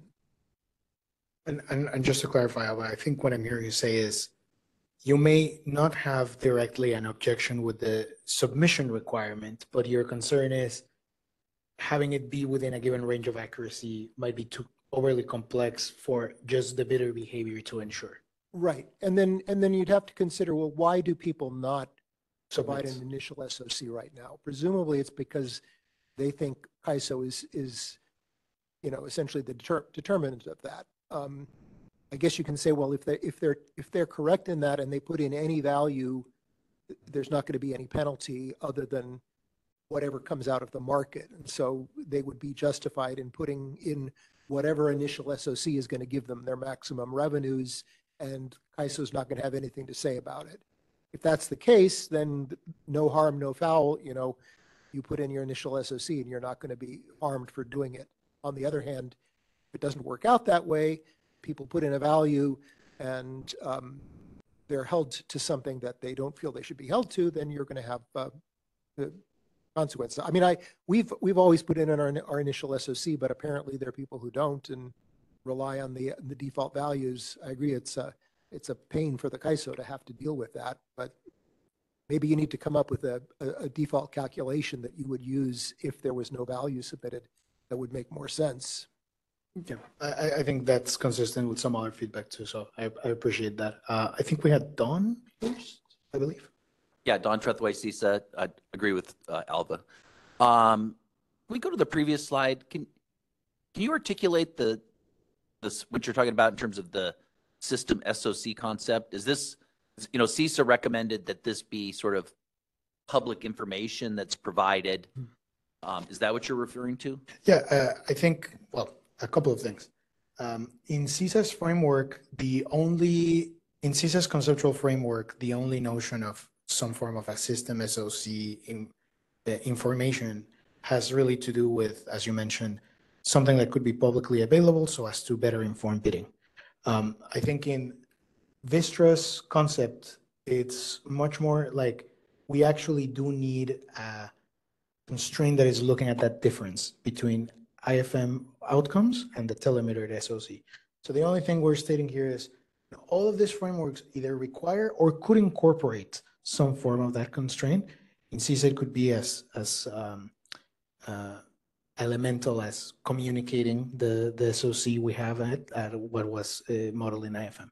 Yeah, no, that makes perfect sense that you would publish an IFM hourly system-wide SOC. You'd have an updated real-time SOC that's done on probably a 5-minute basis or something. Yeah. Thank you. Kathleen Colbert, Vistra, super brief. I just wanted to maybe add, I've submitted a couple different versions of comments, and I think in some it's biddable and some it's not. So maybe wanted to soften that just a touch. I think whether or not it's biddable is really a detail, and it can always be an enhancement. What Don just talked about with you, I think is the right way to think about it. I did just want to also give a shout out that this was discussed in ESDR 1 in 2015. Stakeholders proposed this, and I didn't want to take credit for it. So I wanted to give a shout out to those that have, plowed the way before me. Thanks. That is great to hear. Well, thank you for the comments here. I don't think we have anyone else in the room. Do we have anyone on the phone?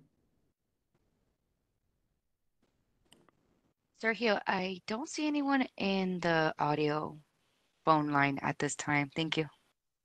Okay, perfect. Well, we've reached a decision point. I think we either move ahead with our stakeholder presentations and then go back to this other topic would be better to respect all of y'all's time.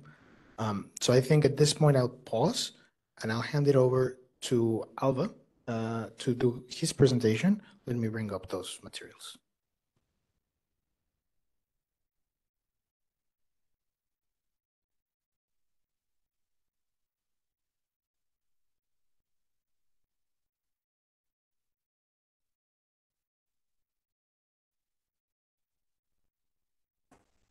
We'll take a 2-3 minute break here as we shift the slides. So thank you all for your patience.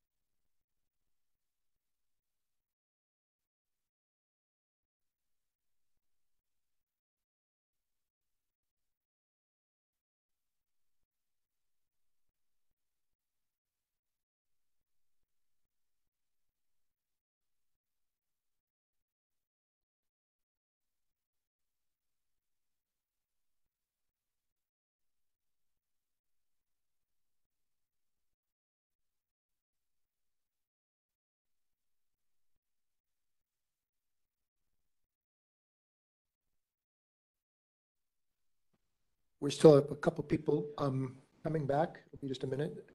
I did want to ask Brenda whether you were the one who reformatted these slides so beautifully, because I sent their presentation in. Yes, I did. Thank you so much. You're welcome. That's really fantastic. It makes it look professional. And while I'm basically here to represent myself, I'm also here to represent my company, PG&E. So In a good light. yeah, exactly. Hopefully in a good light. So thank you so much, Brenda. Really appreciate it.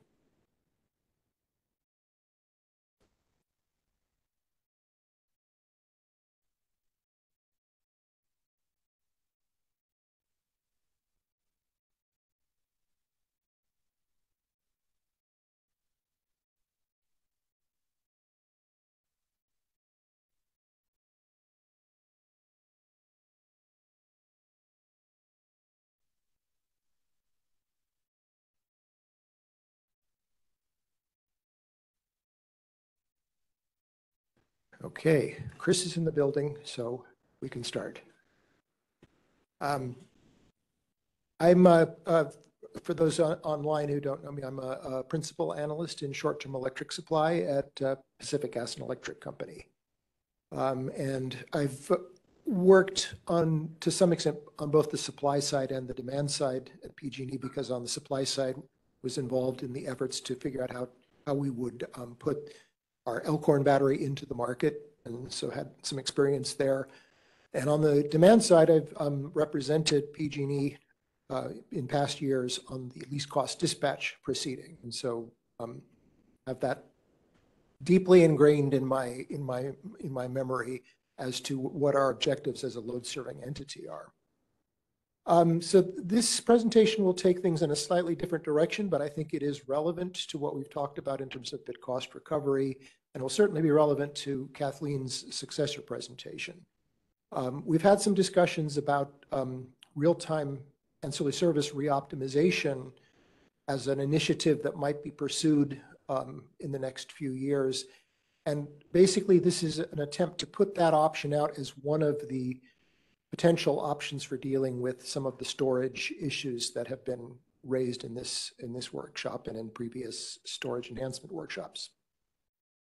So I was assuming, unlike some people in this room who are hoping for things to happen in 2026, I was taking the roadmap essentially at its word.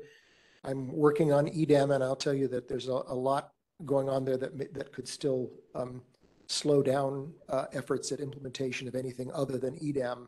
One would hope not, and I'm optimistic about the go live, but I think there will be work to be done still. So the roadmap shows policy discussions happening in 2026 and then potentially implementation in the next year, and that's kind of the framework. So in that framework, I'm thinking about what would be a good direction for larger solutions that might be considered in this initiative. Assuming that these initiatives are likely to be expensive relatively, and they may involve many stakeholders. I would propose that there are at least 3 choices for storage enhancements, kind of as big directions, other than kind of the piecemeal things we've been discussing. One is to do comprehensive enhancements to the existing NGR model. Another is to put effort, concentrated effort into the new storage bidding model that has been proposed by CAISO.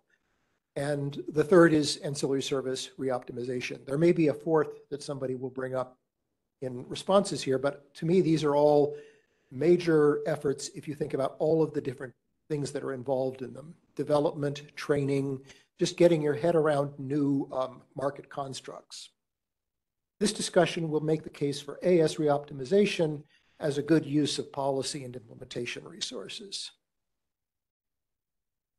So just to recall, currently there is AS reoptimization, ancillary service reoptimization, but it's very limited. It's only incremental, and it's only done in the 15-minute market. So I don't think it's done in HASP. I'm not absolutely certain, but it is. Okay, so it can be done in HASP and then the FMM, but not in the real-time dispatch process. And it can only be based on either increased need or resources that become unavailable that we're providing ancillary services. And I'm going to look, Don's going to nod to me whenever I'm getting things right here. So This is my understanding from experience, but I could be wrong. I could be getting the details wrong. But it can only be procured from resources with incremental ancillary service capacity. Now, ancillary service awards for storage, you've probably observed yourself if you've had a battery, can be reduced based on SOC limits and operator fiat. And likewise, MSG resources can see their ancillary service awards changed because of MSG transitions within the real-time optimization. So there is some gray area in terms of what are the considerations that go into the 50-minute market that lead to AS reoptimization, mostly based on either artifacts of the market or operators can directly intervene in the process. Notably, reduced ancillary service needs, if the load forecast decreases drastically, do not in general result in reduced AS awards. You have your day-ahead awards and they're guaranteed, and that's it. The rules were motivated in the original MRTU design by an assumption. This is my interpretation, so I welcome another interpretation of this, but that if a resource wanted to buy back a day-ahead ancillary service award, its day-ahead bid may have been in bad faith. That is, it may have bid with no intention of providing the AS. And so economic buyback, if it were allowed, would encourage such behavior. This is based on my recollection going back a quarter century. Again, it may be imperfect at this point, of what drove the changes to the market design after the energy crisis in 2000. But ancillary service procurement at that time was eligible for buyback, and there was an ancillary service reoptimization in real time. And this was one of the features that was modified in the MRTU design. In compensation for that, the CAISO committed to buying all of its ancillary service needs as they were forecast in the day-ahead market, so that in theory, there's no incentive to not bid everything you have into the day-ahead market. What has changed since then? Obviously, resources are much more tightly monitored in the CAISO markets 25 years later. Their ability to provide ancillary services in general is much more clearly required and monitored. One might make exception perhaps for some things going on over the interties, but in general, there's a clear requirement, and there's a knowledge that if you bid ancillary services, you don't know, you can't force a buyback and gain by that. So the proposal for reoptimization is based on us being in a different regime now. If you don't agree with that, then you'd probably not agree with the idea that we should open up this Pandora's box. As at present, in a proposed enhanced reoptimization, ancillary services would be procured in the 50-minute market if there was a new incremental requirement, for exactly the same reasons as are done today. And I should have pointed out that the mathematical model isn't going to really change between these two, the previous current optimization, real-time optimization of AS and this reoptimization. What's basically happening is constraints are being relaxed. So what is being relaxed? Well, ancillary services are rebalanced if there is a reduced requirement, or if the current requirement can be met more economically, i.e. if there are other bids in the market that can satisfy an ancillary service requirement more cheaply, potentially that can be used to displace more expensive AS that was procured day ahead. But just as a byproduct of that, it's also clear that ancillary service awards can be reduced within the optimization based on SOC limits, MSG transitions, operator fiat, just as now. But in general, this is going to be done within the economic optimization. It's possible that reduced ancillary service needs result in reduced AS awards. I would note that's up to the discretion of the operators. But in general, if there's reduced need, then ancillary service awards could be moved into, for example, the energy market.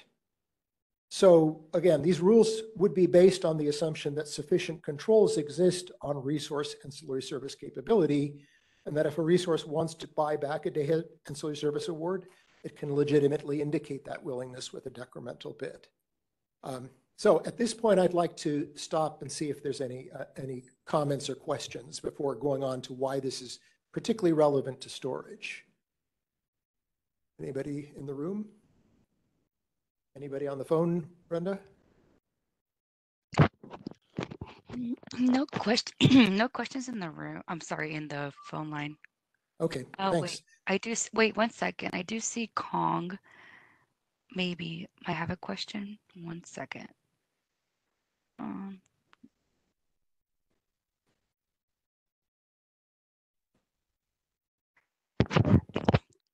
No questions at this time, Alva. Okay. So whether you agree with this or not, at least you sort of understand the construct, right? So why is this particularly applicable to battery storage? Well, a lot of the artificial restrictions on battery operations in real time are due to ancillary service awards and to the inability to re-optimize ancillary service awards. Start with the limitations on ancillary service awards. You're required, or you're essentially, a real-time energy bid is going to be constructed for you to reflect 2/3 of a regulation or spin award in the opposite direction from the award. So you don't have the ability to, for example, offer a full range and then buy back a portion of that in the real-time market. Obviously, the dispatch to enforce ASSOC constraints tends to be uneconomic in the current world, and that's why we have the question of whether you should get bid cost recovery due to these constraints.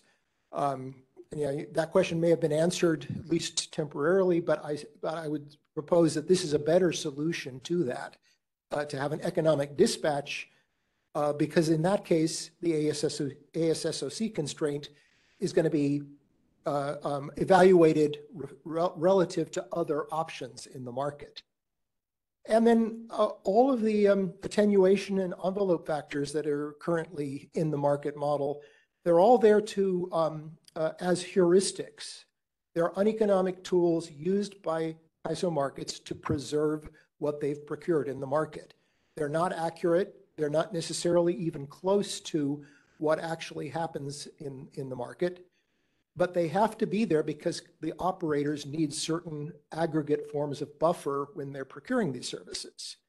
So if there is, and of course, one of the big ifs here is if there is sufficient capacity to displace awards that need to be bought back in real time, then this is a much better way to deal with that because it doesn't rely on parameters that have no relation to reality. AS reoptimization, by turning ancillary service buyback into an economic decision, potentially mitigates or eliminates the need for these heuristic tools. And of course, that depends on operators seeing that they aren't needed, but it's at least a potential in the market model. The CAISO can determine the optimal trade-off between dispatching to maintain ancillary services or procuring ancillary services from an alternate source. Again, if the dispatch range is not available, CAISO will procure from an alternate source if available. And then CAISO can optimize redispatch and changes to procurement based on actual rather than hypothetical use of regulation and imbalance reserves. So hypothetically, this leads to a much more accurate solution, both of the day-ahead and real-time markets. The critical question is there enough capacity? Well, I will propose that we're already in a period of battery glut and moving further in that direction in terms of the flexibility that is available from batteries. So I'm not stating anything about resource adequacy or energy, but in terms of the flexibility that batteries have to offer on a 24-hour basis, it's a huge resource that is going to be underutilized. You can already see it with the envelope constraints. It's going to be underutilized in the markets unless there's some adaptation done in the market, in the real-time markets. The benefits, to summarize, are that first of all, this does not involve a fundamental reformulation of the real-time market. It could, but my initial formulation does not. It just simply relaxes constraints, removes restrictions imposed by market rules. I would argue that it could reduce or eliminate bid cost recovery concerns. You could argue that if resources can bid economically, there should not be a concern about real-time bid cost recovery.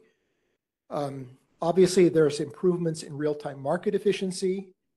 Another significant thing which needs to be considered here is that this is an initiative that potentially benefits all stakeholders. Whereas we have about 30 people on this call, presumably real-time reoptimization would be more like last week's transmission meeting, and you'd have 300 people arguing about this, and you'd have to do a fair amount of arguing probably before it came to fruition. But it's certainly something where there are a lot more people interested in seeing good results come out of this. I guess you could consider that a bad or a good. I tend to consider something which it allows everybody to weigh in to be better. Again, it could eliminate heuristic market parameters that are intended to represent more volatile market effects. And also there are particular categories of resource that may also, in addition to storage, make ancillary services more available in real time than they do now, in particular renewables, which are not really suited to commit to ancillary service awards day ahead, but are very well suited to provide additional flexibility in real time, even in regulation, for example, if they have the capability. What are the drawbacks? This is not a sales presentation, so I'm going to tell you some things that might make it impractical to do this. One thing, even though I said that the formulation doesn't really change, ancillary service reoptimization probably requires a multi-point ancillary service bid format, at least in real time. And I think if you're going to have it in real time, you have to think about having it in day ahead. The reason for that is because incremental and decremental decisions are quite different. If you're buying back a day ahead award versus selling incremental AS, you shouldn't be doing that at the same price necessarily. So that's a development lift. And I don't know how big the lift is, but fundamentally, if you think about it, about the optimization model, you're essentially just providing multiple segments of ancillary service into the market model. So at that high level, it doesn't look terribly different from the current market. Obviously, this is a big one. The benefits of reoptimization are highly dependent on the depth of the bids offered to provide ancillary service in real time. And again, my hypothesis is that batteries are likely in aggregate to have this capacity. I haven't done any studies or data analytics at this point to demonstrate this. So that's going to be a critical element here. If it turns out that that there's very little available to redispatch in real time, then this is not going to fly. In fact, it will could make things worse for the operators. There's obviously a question of seams issues. Should this change be considered only after ancillary service products are procured for all EDAM entities? There was a similar discussion about this with on the transmission issues last week. Is, to what extent do we need to wait for the ancillary service market to be globalized or westernized? I don't know how close we are to anything like that happening, or whether there's a way to reframe ancillary service procurement so that it looks like a common problem over EDAM, or actually over EIM, I should have said. But obviously, I said EDAM here because the reprocurement is being done from EDAM, but obviously the actual process is going to be in the EIM. So what's required, I think, and something we would have to think about both as a CAISO and as market participants, is a comparison of the implementation effort versus these other things that have been proposed. NGR enhancements, which keeps us in a comfort zone and potentially is a practical way to make relatively minor changes. An SOC bidding model, which in my opinion could make, we may need to go that way anyway, just irrespective of whether we do something like this, because as we get into more long duration storage, something like SOC bidding is going to be needed to represent resources that have no state of charge constraints, but have opportunity costs that vary over the course of the day based on their state of charge. So the relative level of implementation effort and the assessment of whether such an initiative could be implemented in the time frame that that Renee was talking about, probably not 2026. In fact, I expect it would be optimistic to say 2027, but potentially there are limited forms of this that could be looked at if it were a major initiative and if there were enough energy put into it. But that's me speaking out of my hat. So finally, I also want to raise, and this is also raising some controversial issues, but just to point out that that sometimes these things, bleed out beyond the scope of what you initially think of. One direction that could be considered here is, should it be the case that the CAISO, as with load, defines the requirement, but load serving entities decide whether they want to buy the AS day ahead or in real time.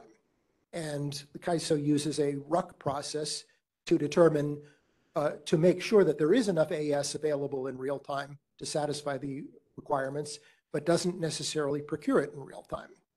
Is that a direction that it'd be reasonable to go in?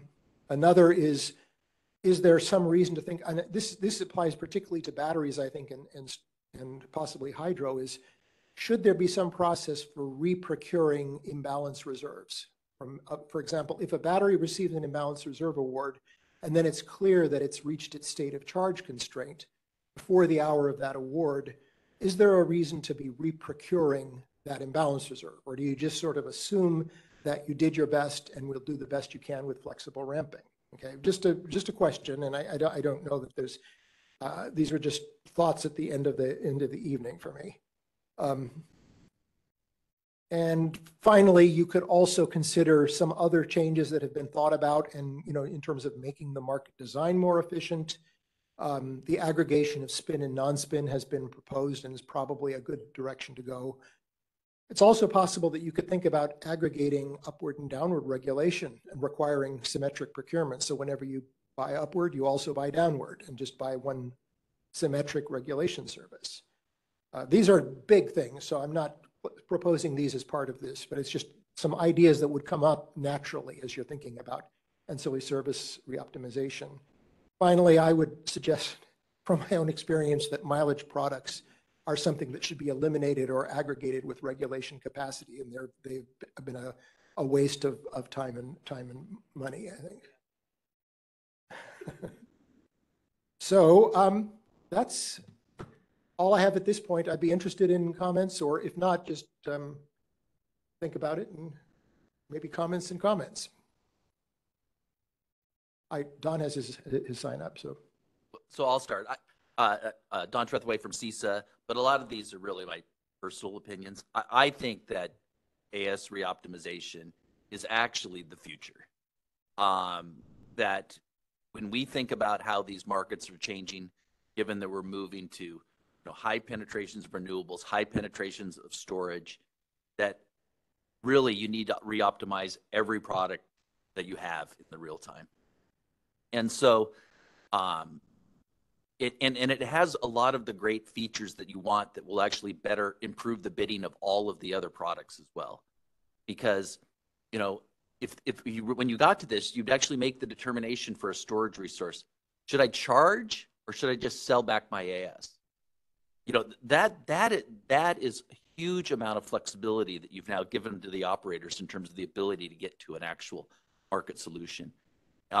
And I really think that, if I think about the EDAM entities not having AS procurement now, they're going to want to move in that direction too.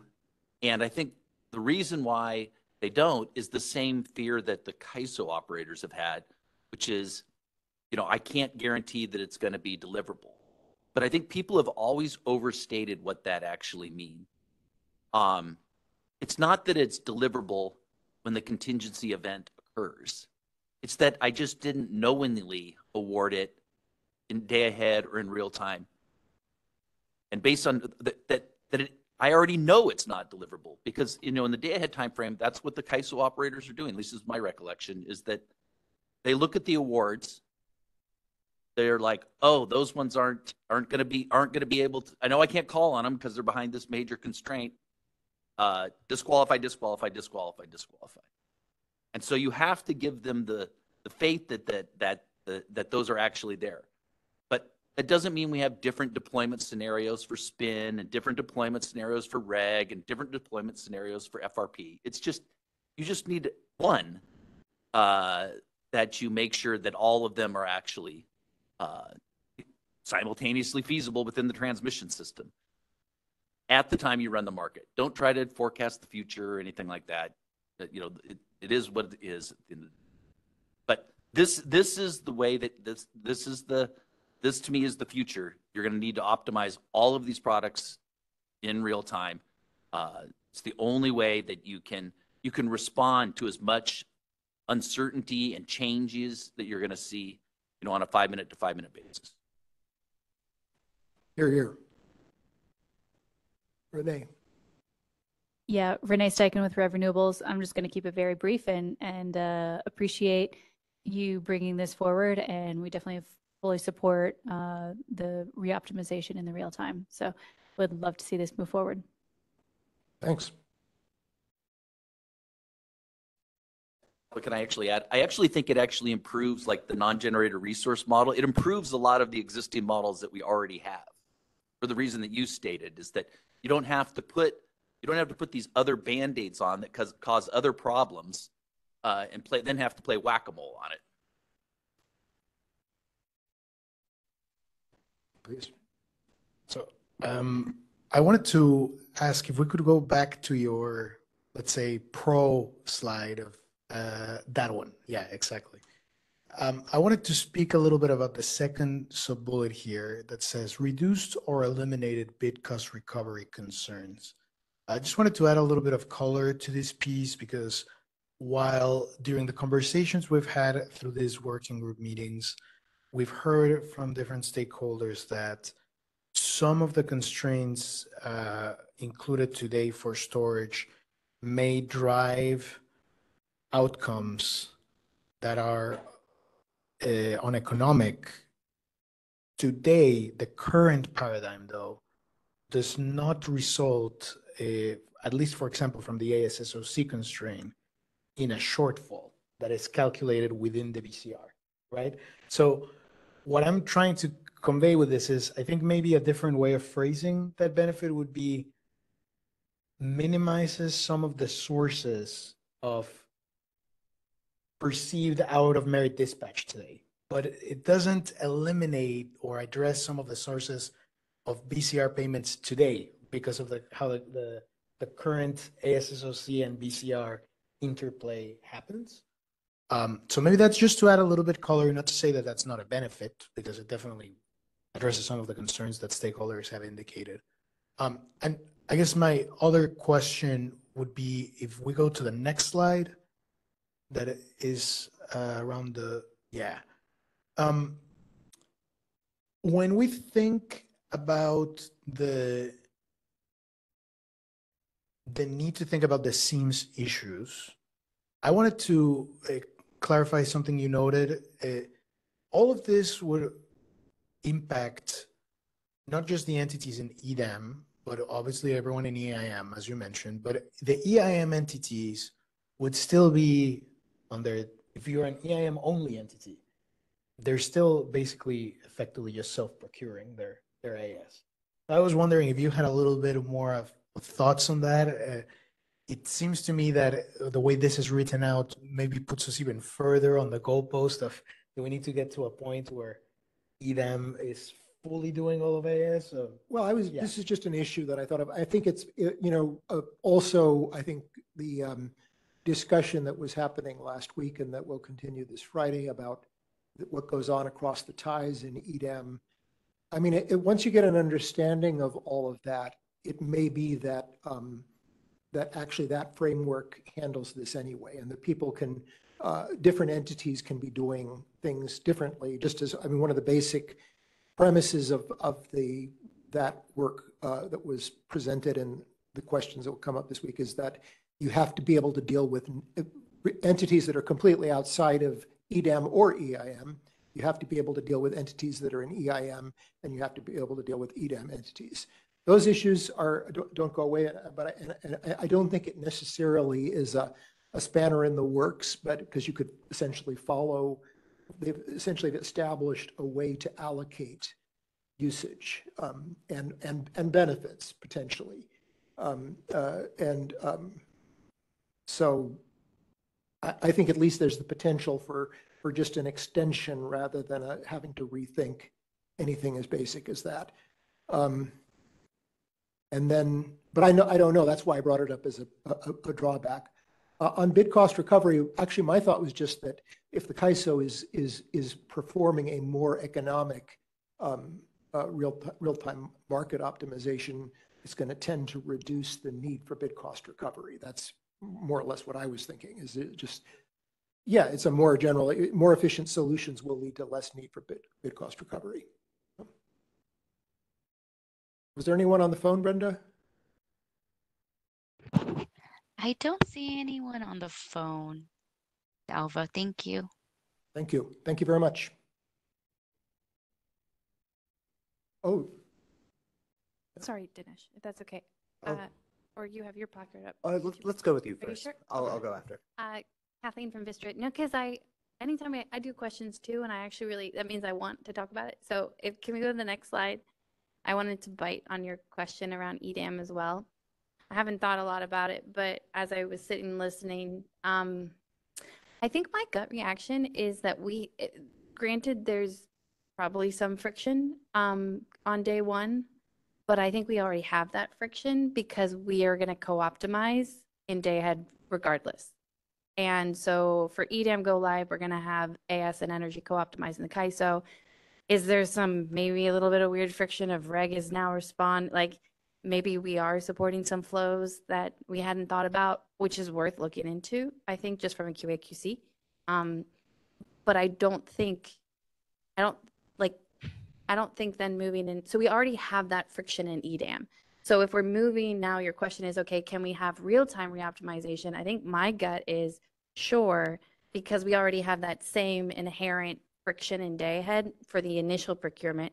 The reoptimization would just be, and that would only apply to resources that are registered or certified, right? And so I think through the fact that we have certification of AS, we can ensure that the reoptimized results only still stay within, California certified for AS, if that's all we have, right? So we can do that. But right, to your point, if that's the way you choose to do it. Yeah, if we do it, like we could, and to your, depending on when folks outside start to think about AS, we don't even know what that's going to look like. Because they could ask for something like that, right? I want to do my own BAA AS, and I want you to certify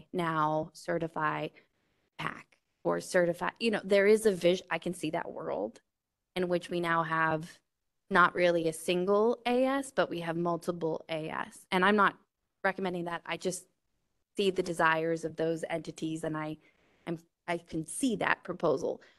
Versus if we were to say, okay, we have a single regulation requirement that applies to the entire EDAM, that is going to be really hard to design. And I think it's prudent that we're taking the time to do that, because then we have to talk about transfers, deliverability, how are we feeling comfortable? So it definitely is something that will require time, to your point. But I don't think it's a go, no go issue, because we already have the friction, because we're already going to be co-optimizing. Thanks, Kath. Yeah. For a second, I couldn't tell whether you were amplified there. I was worried that people weren't hearing your point. Oh, sorry. I think you're on. Great. Fantastic discussion here. And, I just wanted to add a little bit more color and transparency around that last bullet point on the slide, which is, looking at a comparison of implementation efforts, right? So, and I think maybe this will also help in terms of how, understanding how we are looking at organizing this initiative as a whole, and also organizing and prioritizing different topics in the initiative. So when we are looking at the implementation effort at the ISO, we do need to have a proposal, right? We need some sort of proposal for our different teams across the ISO to look at and understand what the impacts are, right? And without that, we just can't go anywhere, right? Simultaneously, if we're looking at a comparison of implementation efforts across a few different types of proposals, well, we first off need proposals in each one of those, and then the teams need to go and say, okay, which ones are, what is the sequencing that affects the different teams, right? And these are the types of conversations that sort of drive, implementation discussions, and also drive sort of the types of results that we can kind of bring back to the stakeholder conversation and share with you all, right? So there's almost it can sometimes be a tricky sort of like dance where, we really want to be as transparent as possible here, and we want to be able to provide those assessments as requested. At the same time, it's almost like until we've got that proposal ready, it's hard for us to even kind of comprehend or even to go forth and ask our colleagues at the ISO to figure out what this actually means in terms of the implementation effort and sort of where it impacts. So, when we're kind of designing this initiative as a whole, the reason why we're also running a lot of these sort of topic groups simultaneously is because we are attempting to sort of, get to this point where, when we're looking at a comparison between implementation efforts across a couple of different proposals, we're able to sort of do that in one shot, right? Because one may affect another and vice versa, right? That's kind of the crux of why in some ways we need to run these topics simultaneously rather than one track than another track. It's a great observation and comment. I think the one that I think, my assumption is and I could be wrong, is that we've got the scope of the SOC bidding proposal, because Sergio presented a pretty full-fledged, description of it 2 years ago at FERC. And, I'd be certainly love to work on a more full-fledged version of this. I think the NGR one, because it's such a cats and dogs one, is going to be a little harder to put together, but I think there's plenty of people here who could assist in that. And I agree, it would be good to get like sort of straw proposals for each of them before proceeding to a draft final. Yeah, I really appreciate that, Alba, because that's, as we'll talk about after the other stakeholder presentations, we do think that maybe there's different paths that people have laid out for this discussions around real-time uplift and its implications with other paradigms. So the goal will be in our upcoming paper to kind of lay out the different paths so that we can get feedback on preferences, mix and match ideas. Thank you. Thank you. And now the real star of the show, Kathleen Colbert.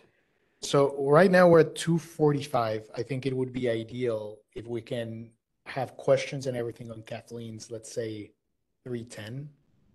We have another stakeholder after you. Yes.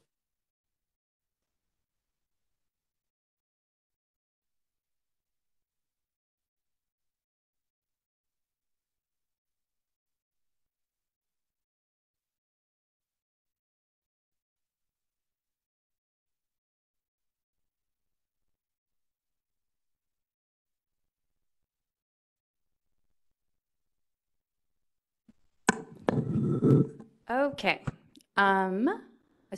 Hoping everyone, maybe I want to stand somewhere where I can see people. Kathleen Colbert from Vistra. Appreciate the opportunity to present. Let me go to, not going to read that to you. We're all good. So I wanted to build off of Alva's presentation. I really appreciate Alva doing that. I thought it was absolutely the right place to anchor us. And sometimes I think we jump into the minutia before talking about what we really should be starting with, which is like the elephant in the room. It's like, what are the actual problems driving the actual inefficiencies in the market? And I wanted to build off of it and say, I think everyone in this meeting hopefully agrees that there are challenges that we see with the operations of limited energy storage resources. And I will show my hand and say, I think a lot of these challenges have been discussed for a very long time. I've mentioned 10 years plus specifically about storage, but even outside of that, tack on all the other use limited efforts that we've been doing for the last 10, 15 years, 20, I don't know, 25. And we've been talking about how to manage use limited resources for a very long time. What I think LESR does is it really shows the edge cases where the pain gets more extreme because its use limitations are so short and so dynamic. And so I think that has been helpful in kind of surfacing where we have true gaps or flaws in our market design, to be honest. But these are structural. There are some structural elements that are challenging the operations of broadly use limited resources. Hydros face these challenges, so DR does as well. Like, I'm not trying to say storage is necessarily special. And I think that was a part of what Alva was raising, which is some of these really structural issues affect tons of market participants. In many cases, all, and in the use limited case, many even broader than this group. The two kind of market-wide structural challenges I really appreciate. So the fact we don't have real-time market AS optimization. Perfect. We just talked about that. I want to tack on the next one because I want to make sure that we're not losing sight of the second structural issue, is that the market horizon in real time is just too short to see the use limitations. Our 5-minute market's about 65 minutes. Our 15-minute market goes up to 105. So we're talking about a 1 to 2 hour look ahead. You can, at best, you're capturing 2 hours back to back, but you really can't see the charge and discharge, or frankly, for a hydro or, its use more optimally across the entire day. We've been talking about misuse of hydro use limitations for a very long time. And now we are talking about storage's misuse of their use limitations again for a very long time. Extending the market horizon is the massive reform that would best resolve that issue. Tacking that on to the doing real-time reoptimization. I did want to say there are kind of what I consider 2 other structural issues, but these are truly storage specific, at least I think they are, which is that the default energy bid for storage, given how dynamic storage is, I truly question whether or not we can get to a default energy bid that is robust enough to allow storage to manage the state of charge. My personal opinion, open to being proven wrong.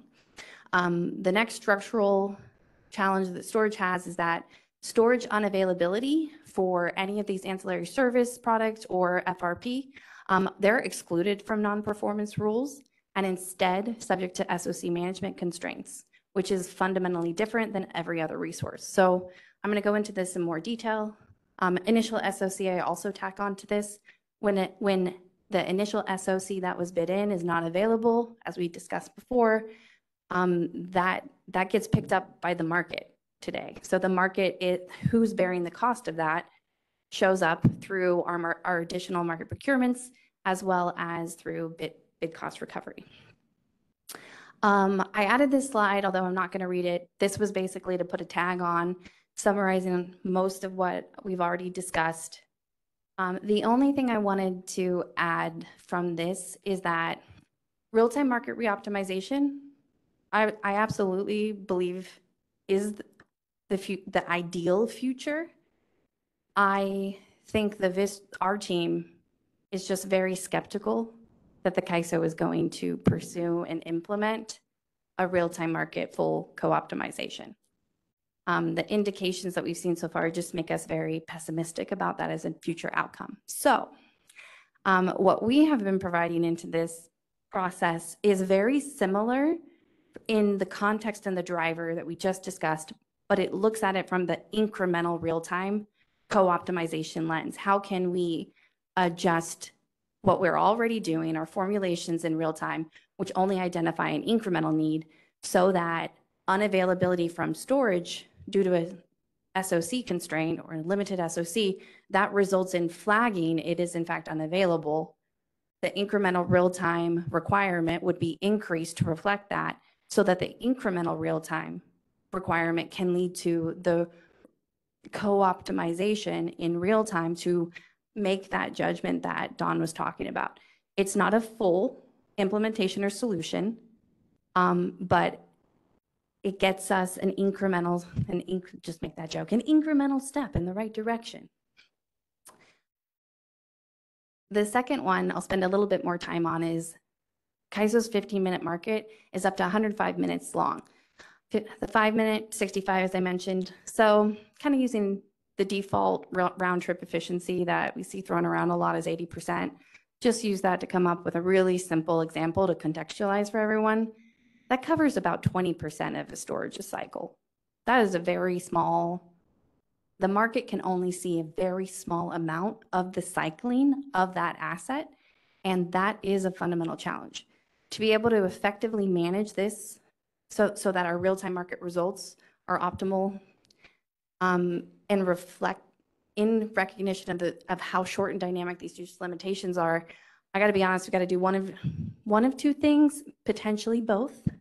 The first one we could consider is extending the market horizon. I've heard lots of stakeholders ask for this. It comes up in tons of contexts as the silver bullet that would help us all.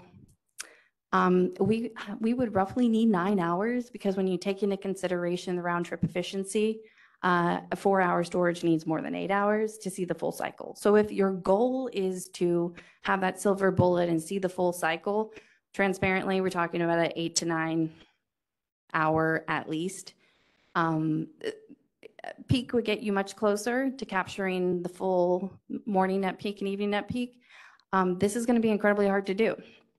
There are some constraints and parameters that are in our market that add a lot of complexity that would have to be removed.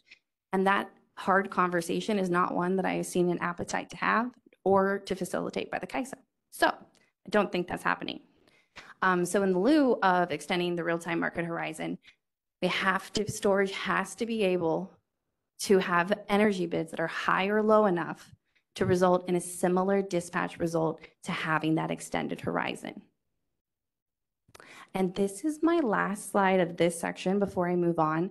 I really just wanted to tee up, these are the silver bullets. These are the big holistic reforms. Get some feedback from folks on your views around on this, and then we'll move on to the next section. Yes, Dawn. So thanks. I actually find this like this slide that, you know, when if you think back to, you know, the early 2010s, you know, the variable energy resources, wind and solar, they weren't bidding. You know, they wanted to continue to be in the participating intermittent resource program, which meant you self-schedule everything. They sort of peanut butter their exposure to real-time prices. And it wasn't until you actually had a 15-minute market that actually then created all of the incentives for them to actually economically bid. And now I doubt there's any that I mean, there's probably a few that still self-schedule, but anything new and most of the stuff that's already there is all bidding. I mean, no one would even think of building something that I'm just going to self-schedule. And so I think that's sort of and I've used that analogy in that we need to have the same sort of thought about storage, because it's gotten to where it's so big and we're going to rely on it for so much of the market that you do need to rethink these sort of big changes. Again, but it's also part of, this is kind of an interesting discussion, because this is the kind of discussions we should be having in the roadmap discussion. What is the vision for where we take the markets, and have that discussion there? And then you plan backwards in terms of what are the steps you're going to take to get there. That's a great point. Renee? Yeah, Renee Steichen from Renewables. One issue or question, I guess, that we've always had with the extended market horizon, just pressing on that point for a second, is, with multi-interval optimization, which is only in the 65-minute frame, we already see wonky, like wacky solutions, I should say sometimes. And the fear is that if you extend that even further, then you're going to get even like more weird results out of it. And maybe instead of extending the market horizon, you actually need to pull it forward to be able to update your bids closer to the real-time dispatch. So just throwing that out there. Is that what you're saying in the second one? Or... Yes, so let me catch that. Okay. So I think these are, you can think of them as alternatives. They could also build off of each other, but like, let's say they're alternatives. You either extend it or you allow bidding. You allow us to bid to reflect our willingness to provide, and then you allow the market results to move off of that. That's what I hear you saying. And I do think the shorter you make the horizon, the more flexibility and the less command and control the CAISO influences and employees in the market is needed. So the longer the horizon, the more constraints, the more control the CAISO can have, because that horizon can see the charge and the discharge. And we do believe that then if it has the longer the horizon, it's capturing that opportunity cost a little bit more like endogenously, right? And so I think that is why I'm trying to tee these up as trade-offs. The longer the market horizon, the less important it is that our bids reflect an accurate opportunity cost. The shorter, like you said, make it shorter, there absolutely should be no mitigation. And we really need to talk about lots.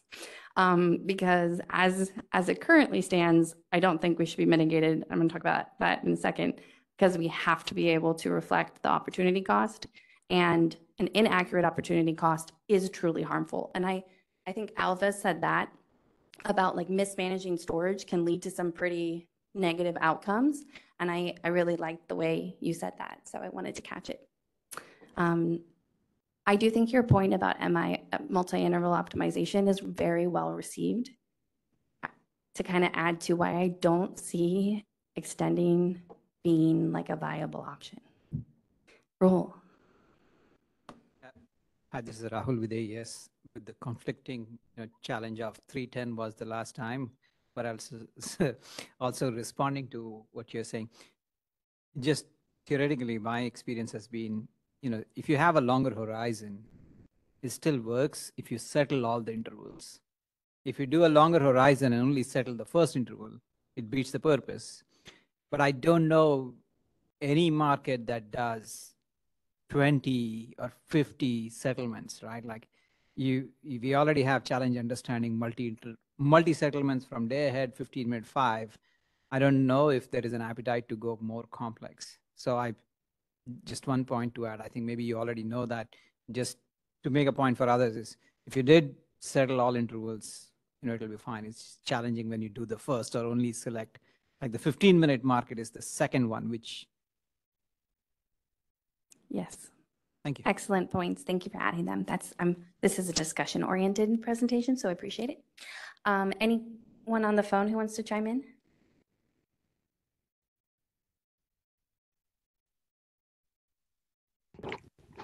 Kathleen, I don't see anyone else lined up for the raise hands. That sounds great. Well, just let me know. Okay, so we went really wide. Now let's go really narrow. Level setting background. I wanted to go from the structural. We've talked about kind of pros and cons. Great. Let's talk about, before we go to my next sections, I actually think this is like super important. We're all on the same page. So really quick level setting.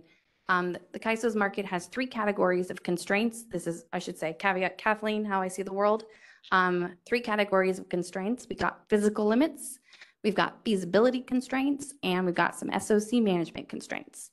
And really focused on storage, but if you want to ask me how this applies to other techs, feel free.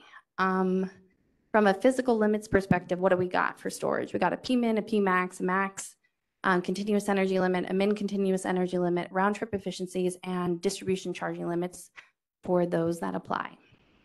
We have feasibility constraints.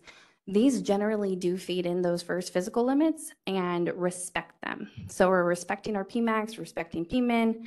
How are we respecting max CEL and min CEL? We have an energy SOC calculation and an AS SOC calculation. Those calculations identify what is the SOC that you had going into a given interval and how would awards change that SOC so that the market limits any awards to a feasible award. And that's why these are feasibility constraints. I'd say the third one is in the day-ahead market, there's an AS constraint that attempts to address over-certification of storage resources in AS. It limits the amount of AS that can be awarded in day-ahead.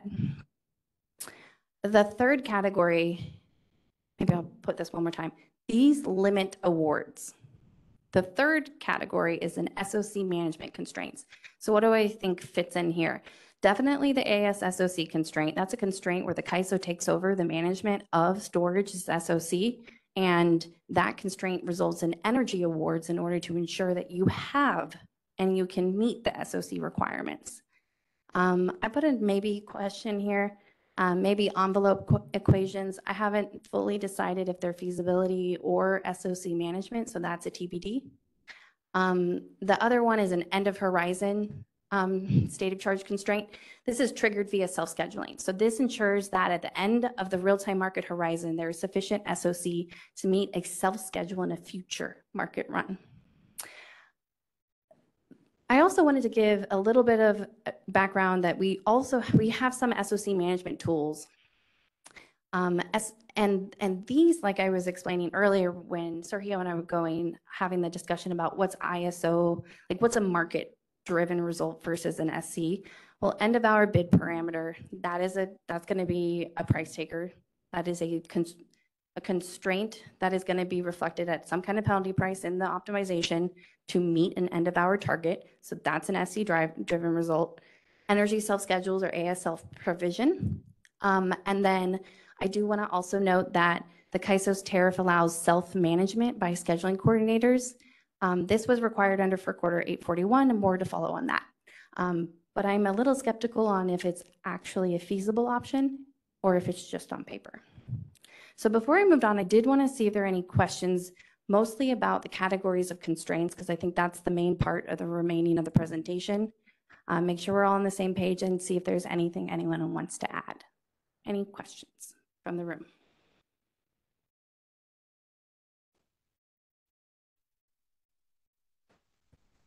Okay, seeing none, I will give a shout out that at the end of this presentation, I did an appendix and it has a little bit of a regulatory history with links. I'm not sure if those links work when it's posted online. So if needed, we can extract them and update the PowerPoint with the, references and notes. CISA has, Alpha, sorry, yes.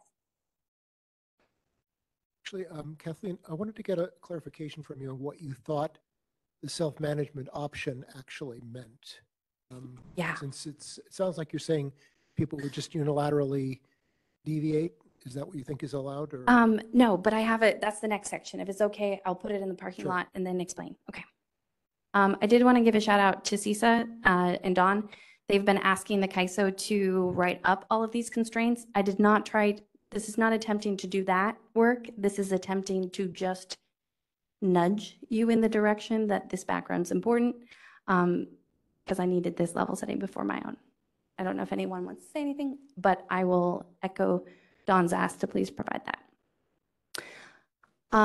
This is the next one. I want to make sure everyone's aware. We've talked a lot about market power mitigation. We heard a lot about DEBs. Not everyone is, CAISO does not apply market power mitigation to all resources. So let's just distill that belief right out of the bat. Exemption rules. Where do they come from? Okay, so generally resources are exempt from mitigation is predicated upon where the market operator, whether or not they can establish a mitigated price that is a reasonable reflection of the unit's incremental costs, which include opportunity costs, or whether there is a credible risk of an ability to exercise market power. So we often have exemptions like you'll see here, a small limited energy storage resource, less than 5 megawatts. they're exempt. That was based on the second logic there, whether there was really a credible risk of the ability to exercise market power. Demand response resources are exempt because calculating opportunity cost, even though they're also 4-hour discharge resources, just gotta say, calculating opportunity cost is really hard. So demand response is exempt. Participating load is exempt. I actually don't remember the regulatory history behind that. And then hybrid resources are exempt as well because, again, it'll be incredibly hard. We're having a hard enough time trying to figure out what an opportunity cost for a 4-hour standalone storage is, and we're not succeeding at that. So to think about bundling that with a VER and the complexity around how they operate, that seems highly unlikely to be feasible. Last point here I did want to make is self-schedules are not technically mitigated, but I wanted to note that they're not eligible for uplift, as we discussed. And that is in and of itself a way to make sure that you're protecting load serving entities and customers from the risk of market power being influenced by kind of adverse outcomes here. So yes, you can self-schedule, yes, you can drive a market result, but you're not going to be made whole if that leads to an uneconomic outcome for other parts of the day. Let me see if there are any questions, or is this level set? Any questions on the phone? I'm not seeing any questions at this time. Yeah. Excellent. Okay. So foundational concepts for us to move on. Storage market participation given the need to manage SOC. So as promised, I wanted to start with FERC Order 841, which is the storage participation model. It did affirm that there must be an option to self-manage by the scheduling coordinator, the SOC of a resource in every FERC jurisdictional market. Here's just a couple salient quotes. FERC requires each RTO ISO to allow resources using their storage participation model to self-manage their state of charge. It's fair to say allow. It's an option in the order. The second one I think is really important is the intent of this was to give the flexibility for storage scheduling coordinators to be able to opt into something where they can manage their SOC via their bids such that the RTO ISO can dispatch them more consistent and in a similar manner with other market participants. The self-managing of these resources are going to be subject to any non-performance penalty. So if they're unavailable, if they've mismanaged their SOC management, then they need to be subject to a penalty. Now, what exactly that penalty is that a rescission payment? Is that a deviation penalty on top of it? That was given up to the discretion of market operators. The final one is that, and this one is how it ties into our uplift conversation. FERC did recognize that with the ability to self-manage, it should, one of the benefits of that was noted of minimizing bid cost recovery, because with that self-manage, it is the SC driving the result. And they are saying to the CAISO or other ISO RTOs, I don't want you to manage my SOC, I want to do it on my own. And so it was contemplated under FERC Order 841 that in exchange for the ability to self-manage, it would not be appropriate to receive make-whole payments. So with that background, I had a question. Can storage self-manage its SOC? I'm going to say under mitigation. Oh, sorry, I can't see how. And before I move on, I'm going to pause. Alva? I think you're about to get to it. I was trying to understand what the FERC meant by self-manage. It looked like self-schedule from that third bullet there. That you had an option to self-schedule, that you would tell the RTO or the ISO how you were going to self-schedule, and that was pretty much all that was required. Yeah, no, thank you for asking the question. So going into, actually, what was really interesting about this process is FERC issued their NOPR. I've got a timeline. So CAISO filed this self-management in May of 2016. So CAISO set this whole process up in their tariff, and what they mean by that is not self-schedule. It's really interesting. So I don't think it works. That is part of my punchline. But the premise that they had was, I'm going to let a scheduling coordinator decide if they want to register the state of charge limits or not. We actually are not required to register state of charge limits. kind of makes me have questions a little bit about requirements on the day ahead bid, but we're not required. If you read the tariff, we may elect to provide them. The CAISO uses the trigger of a master file registered SOC to identify to it that that scheduling coordinator has not opted into self-management, but it has opted into the CAISO management. And I find this fascinating because I actually feel like over time, we've lost the history of ESDR 1 setting up the self-management. And I did think about doing like a show of hands. Who remembers this? I didn't until kind of recently. I think we've lost this whole self-management element within our own collective memory. But so the way that CAISO would have us do it is that we'd have to manage it through our bids. And so economic bids reflect your opportunity cost. Remember also at this time, storage was not, there was no market power mitigation, right? So the idea was you had unmitigated bids reflected through your bids. The other important context is that we had like sub 5 megawatts of storage in the NGR model at this time. So not a lot of experience and really not a lot of people opting in or out. I think those are really important differences from today. We have a ton of storage and we mitigate. But it was intended to be, you're not mitigated, you submit your bids, and then CAISO will allow you to manage your own SOC. Oh, sorry, yes, perfect. Kathleen, just, oh, sorry. Well, could I just follow on what you were just saying, Kathleen? This is Chris from Calpine. Just expand on what you mean when the CAISO allows you to manage your SOC here after, like, given that premise that you're stating, like, what would be the mechanisms that actually occur for that market, for the unit to participate in the market? And then are we just allowing the market outcomes and inability to deliver energy if we mess up the SOC management to then discipline how we participate in the market? Is that where you're going? So what CAISO proposed was that you would submit your bids. And so like if you need to hold your SOC, you need to bid that. You need a really high price to reflect that you need to hold it. If you need to charge, you need to bid real low, make sure you get charged up to meet your obligations.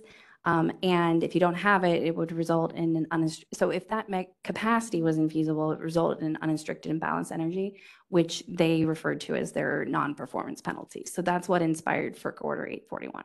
Okay, that's what I wanted to tease out a little bit. Thank you. And I just would say that I think some of the timeframes of the bid submission stuff that, like, you know, Renee from Rev was mentioning earlier, it makes that sort of a thing pretty challenging, where you probably end up getting into those non-performance things a lot, which I can imagine with the large fleet would probably be pretty, unattractive to CAISO in operation. But just a couple thoughts. Thanks. It's fair. Thanks, Chris. Sergio had his placard up, and then we'll go to you, Rahul. Thank you. Well, first, really quickly, I want to say we're around 3:15 now. I think it would be good to maybe try and move a bit expeditiously for our other stakeholder presentation too. Very quickly, I think for the purposes of this meeting, it would be really useful for us to maybe go into the part of the presentation so far as the perspective or proposal moving forward from Vistra. I definitely think that some of the information or background here on 841, other subsequent filings from the ISO and decisions, orders from FERC inform the perspective on what constitutes the ability of the asset to self-manage. I mean, to be fair, Sergio, you're talking about rules that apply to opting into ISO management, so they're not actually applicable to the self-management tariff sections. I'm not speaking to that.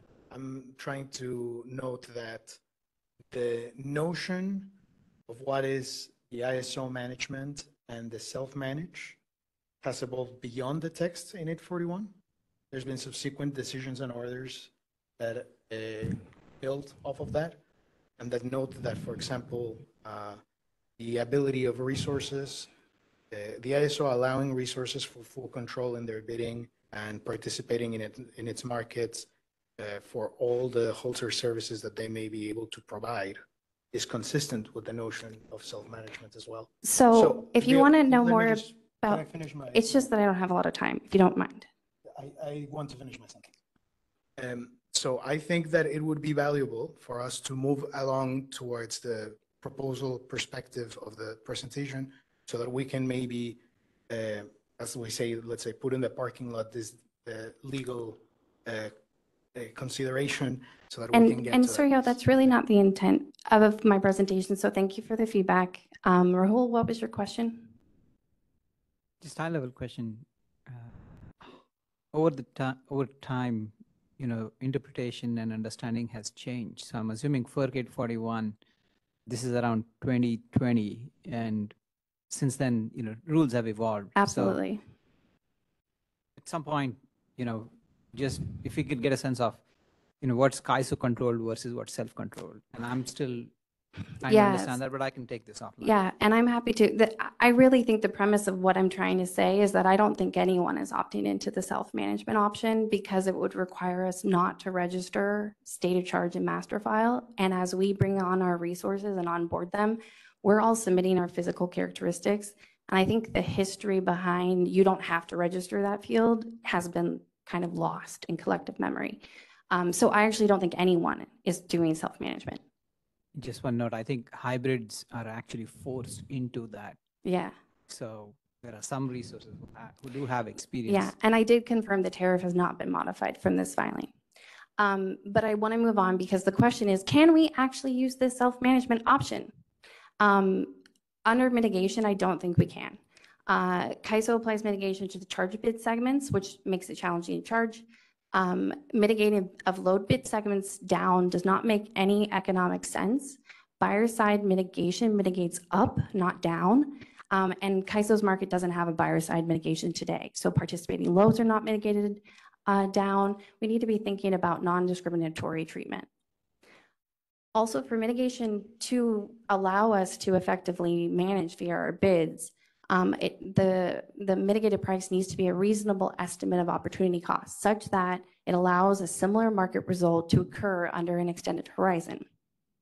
I also want to note the other big challenge already raised by earlier today is that storage used in the non-CAISO WEAM RSC and will be used in an EDAM RSC, including the California area, really raises questions about what is the opportunity cost of storage if it's being used to avoid assistance energy transfers or being used to avoid RSC failures. In the day ahead, it would be the opportunity cost could be avoiding RSC failure surcharges. So when we start to think about it a little bit more dynamically, I think that adds another layer of complexity to what's the appropriate opportunity cost for these assets. And as I mentioned, I just don't think that self-management via bids will work, even if I were to have an asset that opted in by not registering those limits. Under mitigation, we cannot self-manage via bids. This is a huge part of what I wanted to talk about with this group. I think one of the foundational policy issues here is who should bear the risks and costs for managing SOC. CAISO rules do allow an end-of-hour bid parameter and self-schedules to reflect an insensitivity to prices in exchange for foregoing bid cost recovery. I think it's really clear in that instance, SCs bear the risk and the cost, right? We've already talked about for quarter 841 saying, well, if you're going to self-manage, then that could be beneficial because it could minimize make whole payments. As I've already mentioned, I do believe almost everyone is in a CAISO SOC management option, and CAISO is largely doing that SOC management. What that does, though, I wanted to make sure we talked about that with this group and get some kind of sense of if the load serving entities at the suppliers feel like this is the right balance of risk and cost sharing. So when CAISO enforces these constraints, like the ASSOC and Alva's presentation tagged on could minimize BCR, I deeply believe that. By CAISO enforcing these constraints, it can result in uneconomic market results, and the cost of bearing that is borne by load. And I want to pause here and ask if that feels like a fair cost sharing arrangement to the stakeholder community.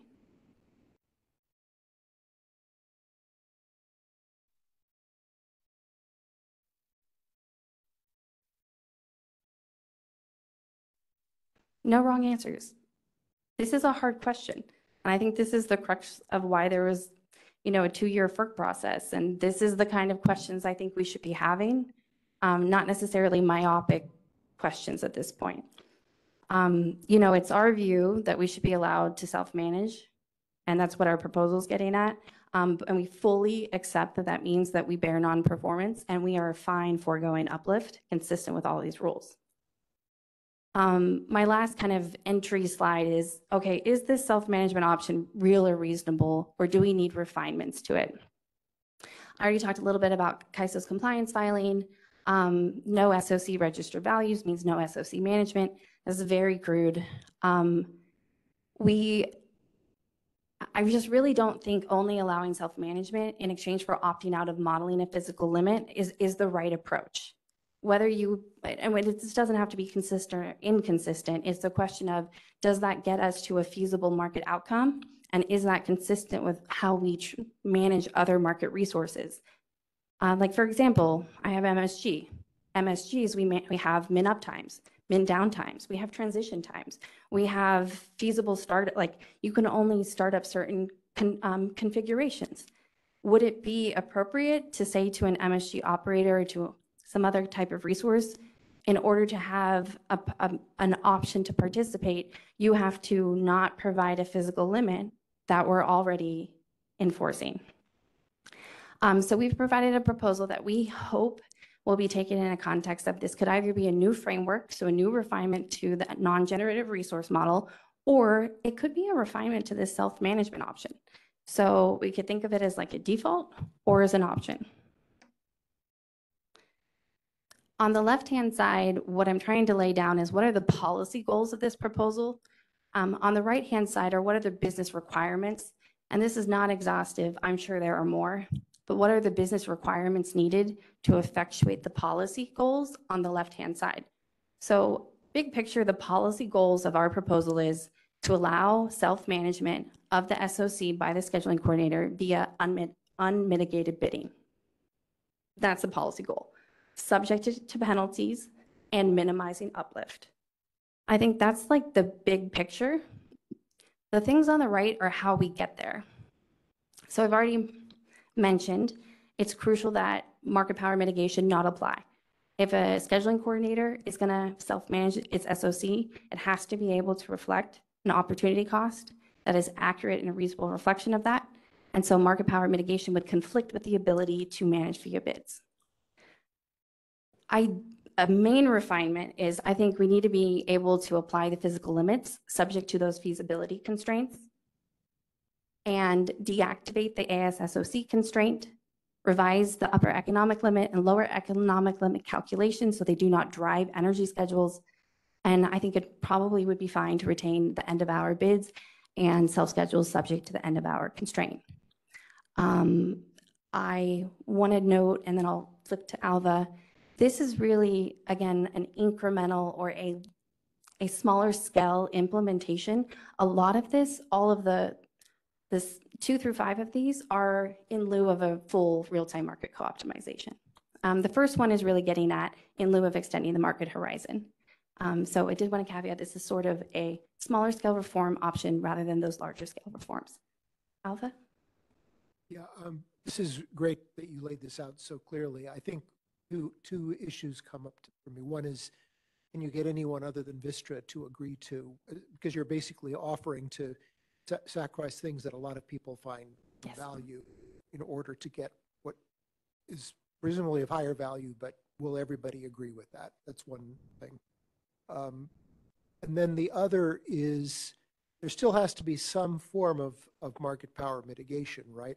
Because it's just not going to be politically sustainable if either on a local or system level, if it's clear that some batteries are setting the price to $1,000 because they have market power. How do you see that fitting into this? Yeah, no, I love both questions. The first one is, I've been proposing this since June or July to the CAISO. I'm presenting here because I didn't receive any outreach on it. I'm hoping this will get some traction. So I'm really just trying to see if there is even any willingness to talk about this. We're trying to find a compromise because the main punchline, if I can jump to the bottom, is I agree. If you let us manage our assets, we should not be paid uplift. We should not be paid uplift for day ahead uplift, for real time uplift. If we have the ability to manage and not have that kind of control, then it foregoes uplift, which is something that I think a lot of entities are interested in seeing. I do want to note, I think for exceptional dispatches, that's separate. That's not big cost recovery. That would still be retained. And the FERC Order 841 talks about manual dispatches need to continue to get up and make whole payment. But I think that trade-off in here, Alva, that's really the key, right? So if we are at risk of having big cost recovery, eliminated from storage while CAISO is managing our SOC, that feels very ineffective. But if that is a huge priority to shift who's bearing the cost of that SOC management, which is why I was saying, I think that's the core policy, right? Who should bear the cost? Should the ISO manage the SOC and then shift the cost of bearing that to the load serving entity? Or should we? And we're going to agree to eliminate that uplift. I don't know that everyone would agree with me today, but what I want to know is if there is interest in exploring this policy question and kind of finding out if we've right-sized it, and then talking about how we might get to a compromise that kind of better balances that if that's of interest. And if it's something that CAISO is willing to consider, it's something that I would personally go and then talk to the entities and I would invite them to reach out to me that are reacting like that they like the ISO management. And I think that's the other reason I'm trying to soften this to maybe it's an option. It's a self-management like that self-management model isn't quite set up right for us today, but maybe it's a way to get us to be able to have that option and not as a default. And that would also, I think, suit those people's concerns. And I forgot your second question. Oh, market power mitigation is a really interesting one. I think that I would love to see if a dev could be developed that felt robust enough, I think this could be softened some. The other thing I would add is in this whole self-management concept, the CAISO does say they can take this option away from scheduling coordinators if they're not managing appropriately. So right now, it's if they're not managing the SOC and it kind of is a recurring problem, they would be forced into ISO management is the history. I think in a refinement, we could discuss if there was like repeated bidding behavior or bad behavior, that there be some mechanism for the ISO to like address that. And I think that could be an alternative to a dynamic market power mitigation, but it could correct any kind of strategic behavior that is of concern. And I'll be super brief on the one in the middle is subject to penalties. We're all pretty familiar with what this is. If we're unavailable, so if we're allowed to self-manage, we have insufficient SOC to meet any of our AS or imbalance reserve or FRP, then instead of driving energy schedules, our proposal is that you instead calculate what is the incremental need and then add it to the incremental real-time requirement, and then assess at a minimum a no pay for any of that unavailable quantity. Currently, our no pay calcs kind of talk about a constrained megawatt, and that feels like this fits into that very well. I have heard others raise maybe there should be an actual penalty on top of a rescission payment. We are very open to both and really just looking for folks to give feedback on is rescission enough or does there need to be more pain involved to make sure we're moderating behavior? Apologies for the interruption. I was just curious, do you think you're able to wrap up? Because we do have to continue on to the next stakeholder presentation soon. Yes, very shortly. Thank you so much. This was added just because there was a request to clarify like which of these business rules would be an alternative to the larger scale. And so I just color coded them for ease, and this is more of a reference. And this actually is my last slide.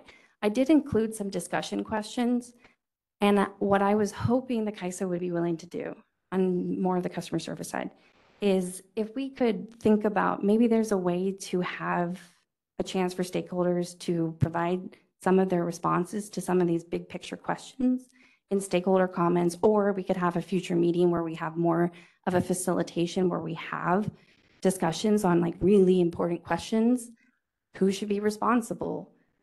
Like, are we allowing self-management? Do we support extending market horizon?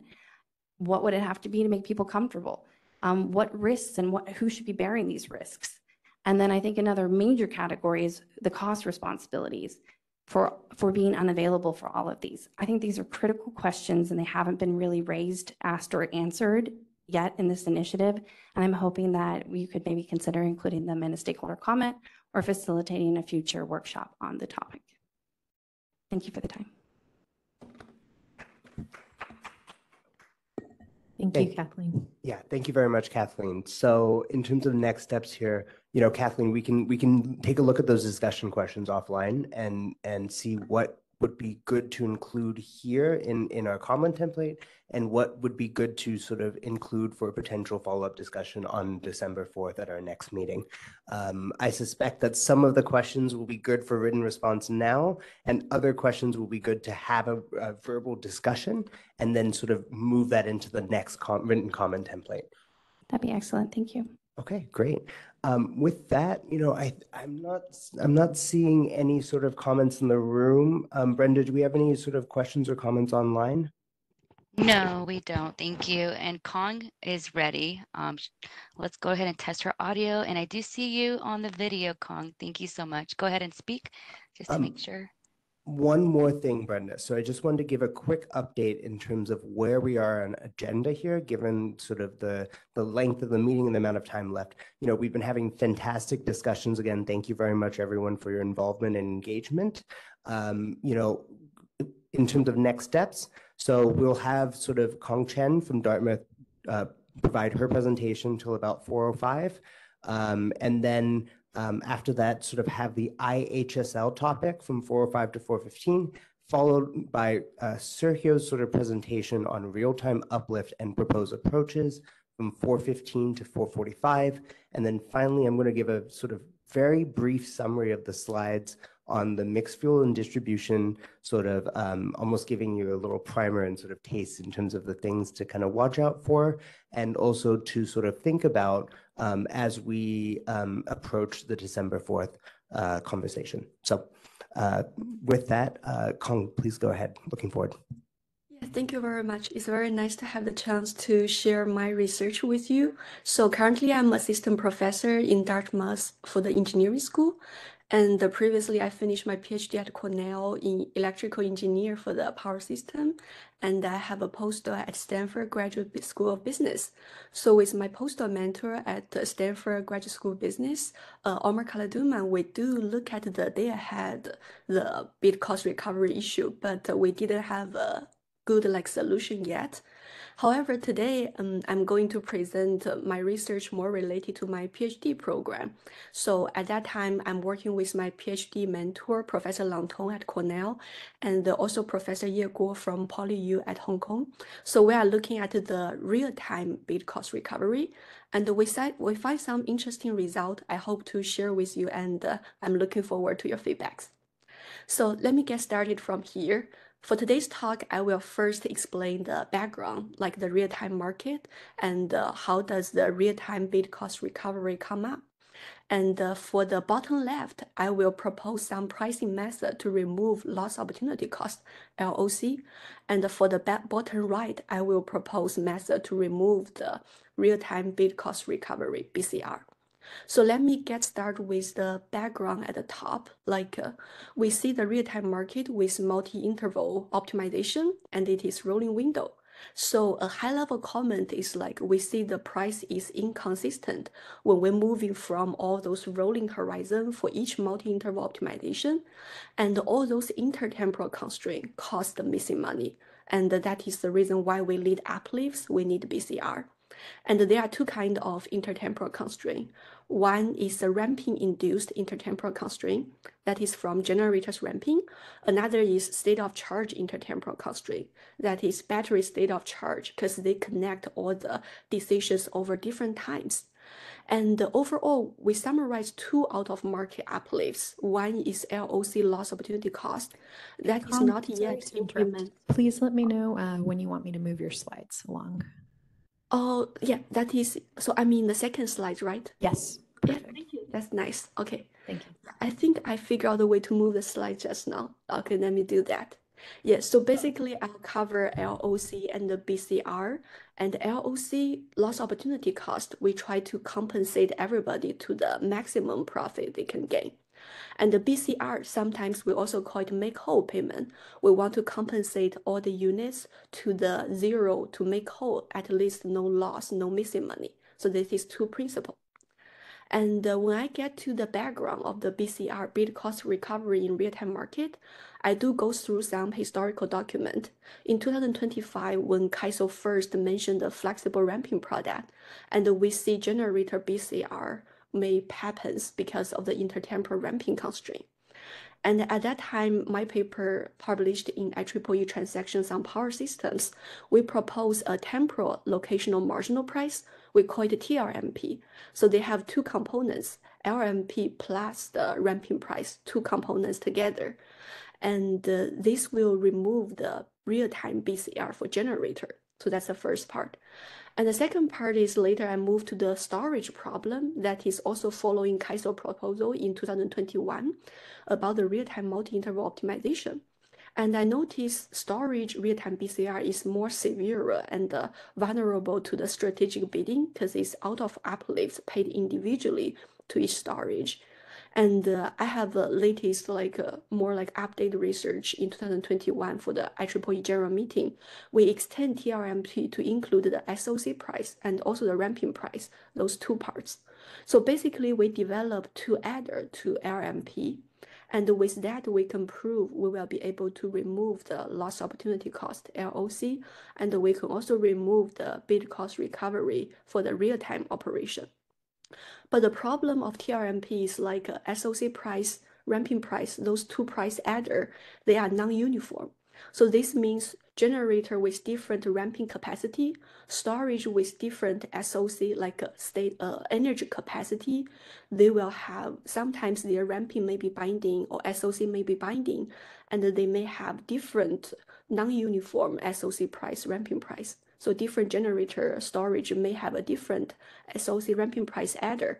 So from that, we do discuss this with different system operator and experts, and we receive some feedback like we hope some uniform price can help us resolve all those real-time uplift issues for the rolling window dispatch. So that's the latest, like in 2025, I'm trying to follow our storage design modeling, like all those initiatives from KAISO. And my latest paper in 2025 is to propose max TRMP. So that is the solution proposal. And we hope to add the maximum of the SOC price, the maximum of the ramping price as a uniform price adder to RMP. And in that way, we can prove we will remove all the real-time BCR. And we are also exploring more about this solution to run more simulation and see whether max TRMP is the best solution for the real-time BCR removal or not. And basically, I think in previous discussions, Sergio and the others experts gave very nice explanation about the real-time BCR. I will just do briefly, like on the right-hand side, we can see the figure. Like I draw simple rolling window dispatch with binding interval for the current, and each segment is just 5 minutes. So when we're rolling forward, and on the bottom right, we saw the price inconsistency figure. So that is from our last discussion in this in this storage design modeling initiative. And we saw very nice data analytics showing if we're rolling forward and we do see all those trajectory representing the price solution over each single multi-interval optimization. And when we move forward, the price may be different or may be very close in different time scenarios. And those price inconsistency is one reason cause the loss opportunity cost and also the BCR. So that is roughly the background here. And next, I will get a very detailed example to show how the real-time BCR and the real-time loss opportunity cost show up. And I will explain in very detail how TRMP and max TRMP can remove this kind of real-time BCR. So on the top is the rolling window horizon. I just draw it as a 5 interval. In practice at California, we have 5 minutes each time segment, and we look ahead 2 hours or more, like based on the looking ahead horizon. And on the bottom right, I just write a very simple equation. It's a simplified model for our real-time operation. And we minimize all the generation costs in the objective. And we have a constraint of the power balance and also the constraint of the ramping limits. For storage, you can imagine I will replace the ramping limit to be the storage state of charge constraints, state of charge limits, and they will all have their constraints and dual variables there. And here I want to use a very simple two-interval example to show why we have real-time BCR for generator. So we can see from t equal to 2 and t equal to 1, those kind of two interval, that is the first rolling window. And from t equal to 2 to t equal to 3 on the right-hand side is the second rolling window. And the orange dot representing the realized load forecast and the realized generation plan for the second generator in this simple example. And the orange dot at the bottom right show the realized price for LMP. So basically, because our forecast may have error for the load trajectory, then generator G, originally they anticipate to have a binding ramp up, use up all their ramping capacity, that is 50. But because of the forecast error, they end up for a realized dispatch that is only 90, less than their expected. And we see the price is not as high as they expect. So originally generator 2 withhold a headroom 50 to prepare a very high LMP. At the bottom right, we see 35. But the realized price is only 30 because when we're rolling forward, price is inconsistent over time and the generator get different schedule. Then we see the out of merit dispatch and also the price undercompensate generator's base. So that's the reason why we see generator got undercompensation in this ramping up case. And on the bottom left, we compute the out of market BCR. So this is like, suppose generator want to avoid any like loss, want to make whole immediately, then they will just say, I want to generate nothing and I want to avoid those kind of negative profit. So that's the reason why we pay BCR to avoid to persuade all the generator follow the real-time rolling window dispatch. So here is my solution for the temporal locational marginal price. And our idea is very simple. So you can directly see at the bottom right of the slides. So TRMP for generator is actually trying to add a ramping price adder to LMP. And the ramping price data computed from all the dual variable of the ramping dual variable of the constraint. And similarly, when we consider storage, we also extend the formula to include the storage SOC price with TRMP. And by adding that, we can develop the TRMP formulation. So that is like the overall idea. We have TRMP for generator, TRMP for storage. Here is the physical meaning of TRMP. So TRMP is trying to pay generator, suppose the generation amount, we miss their generation amount. So it's a marginal influence of generation. And if we refresh our memory of the LMP is trying to pay everyone with a marginal influence of demand. So it's like when we increase our demand by 1 unit, how much is the cost of the total system? And that decide our price. And on the bottom right, TRMP is marginal influence of generator. It's like suppose the generator decrease their generation by 1 unit.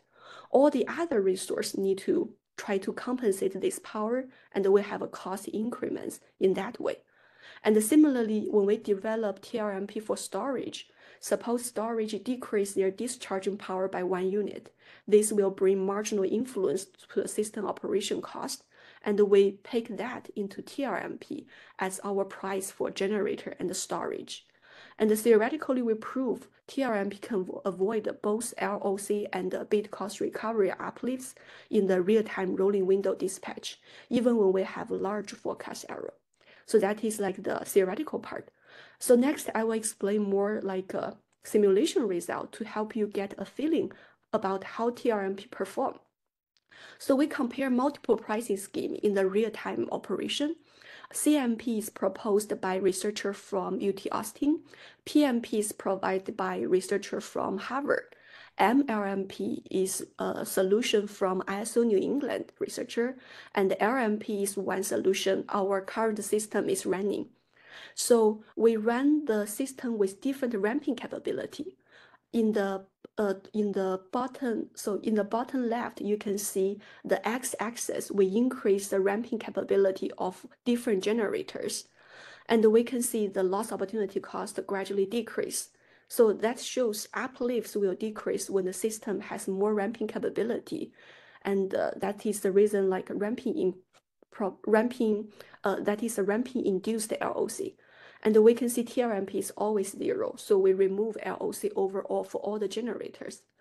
And on the right-hand side, you can see with larger forecast error, so the different color representing different error, or different pricing scheme will have larger LOC. So this means if our demand forecast is worse, we will need to pay more out of market uplifts.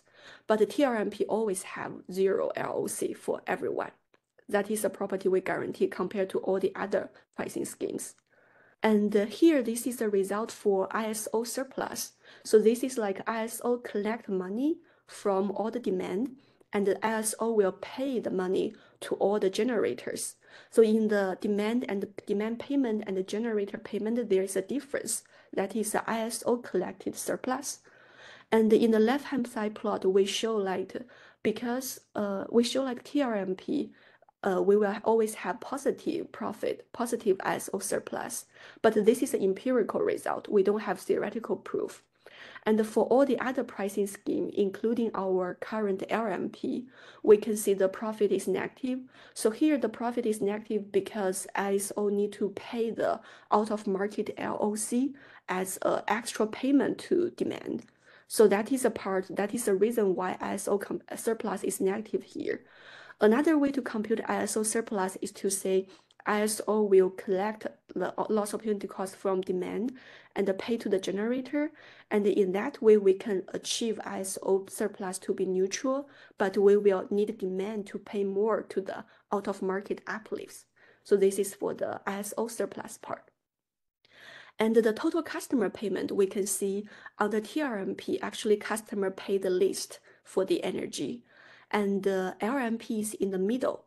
And all the other pricing schemes, some pricing scheme require higher customer payment. And similarly, on the right-hand side, when we have larger forecast error, all the customer pay more for the real-time energy price. And in the total generator profit, correspondingly, when customer pay more, generator get more profit.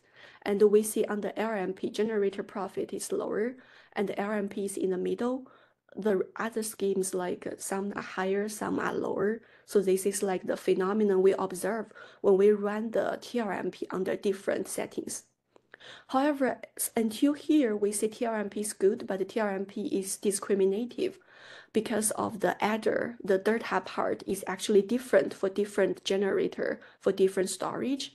So starting from there, I try to propose a new pricing scheme with a uniform pricing, and we want to avoid the real-time bid cost recovery.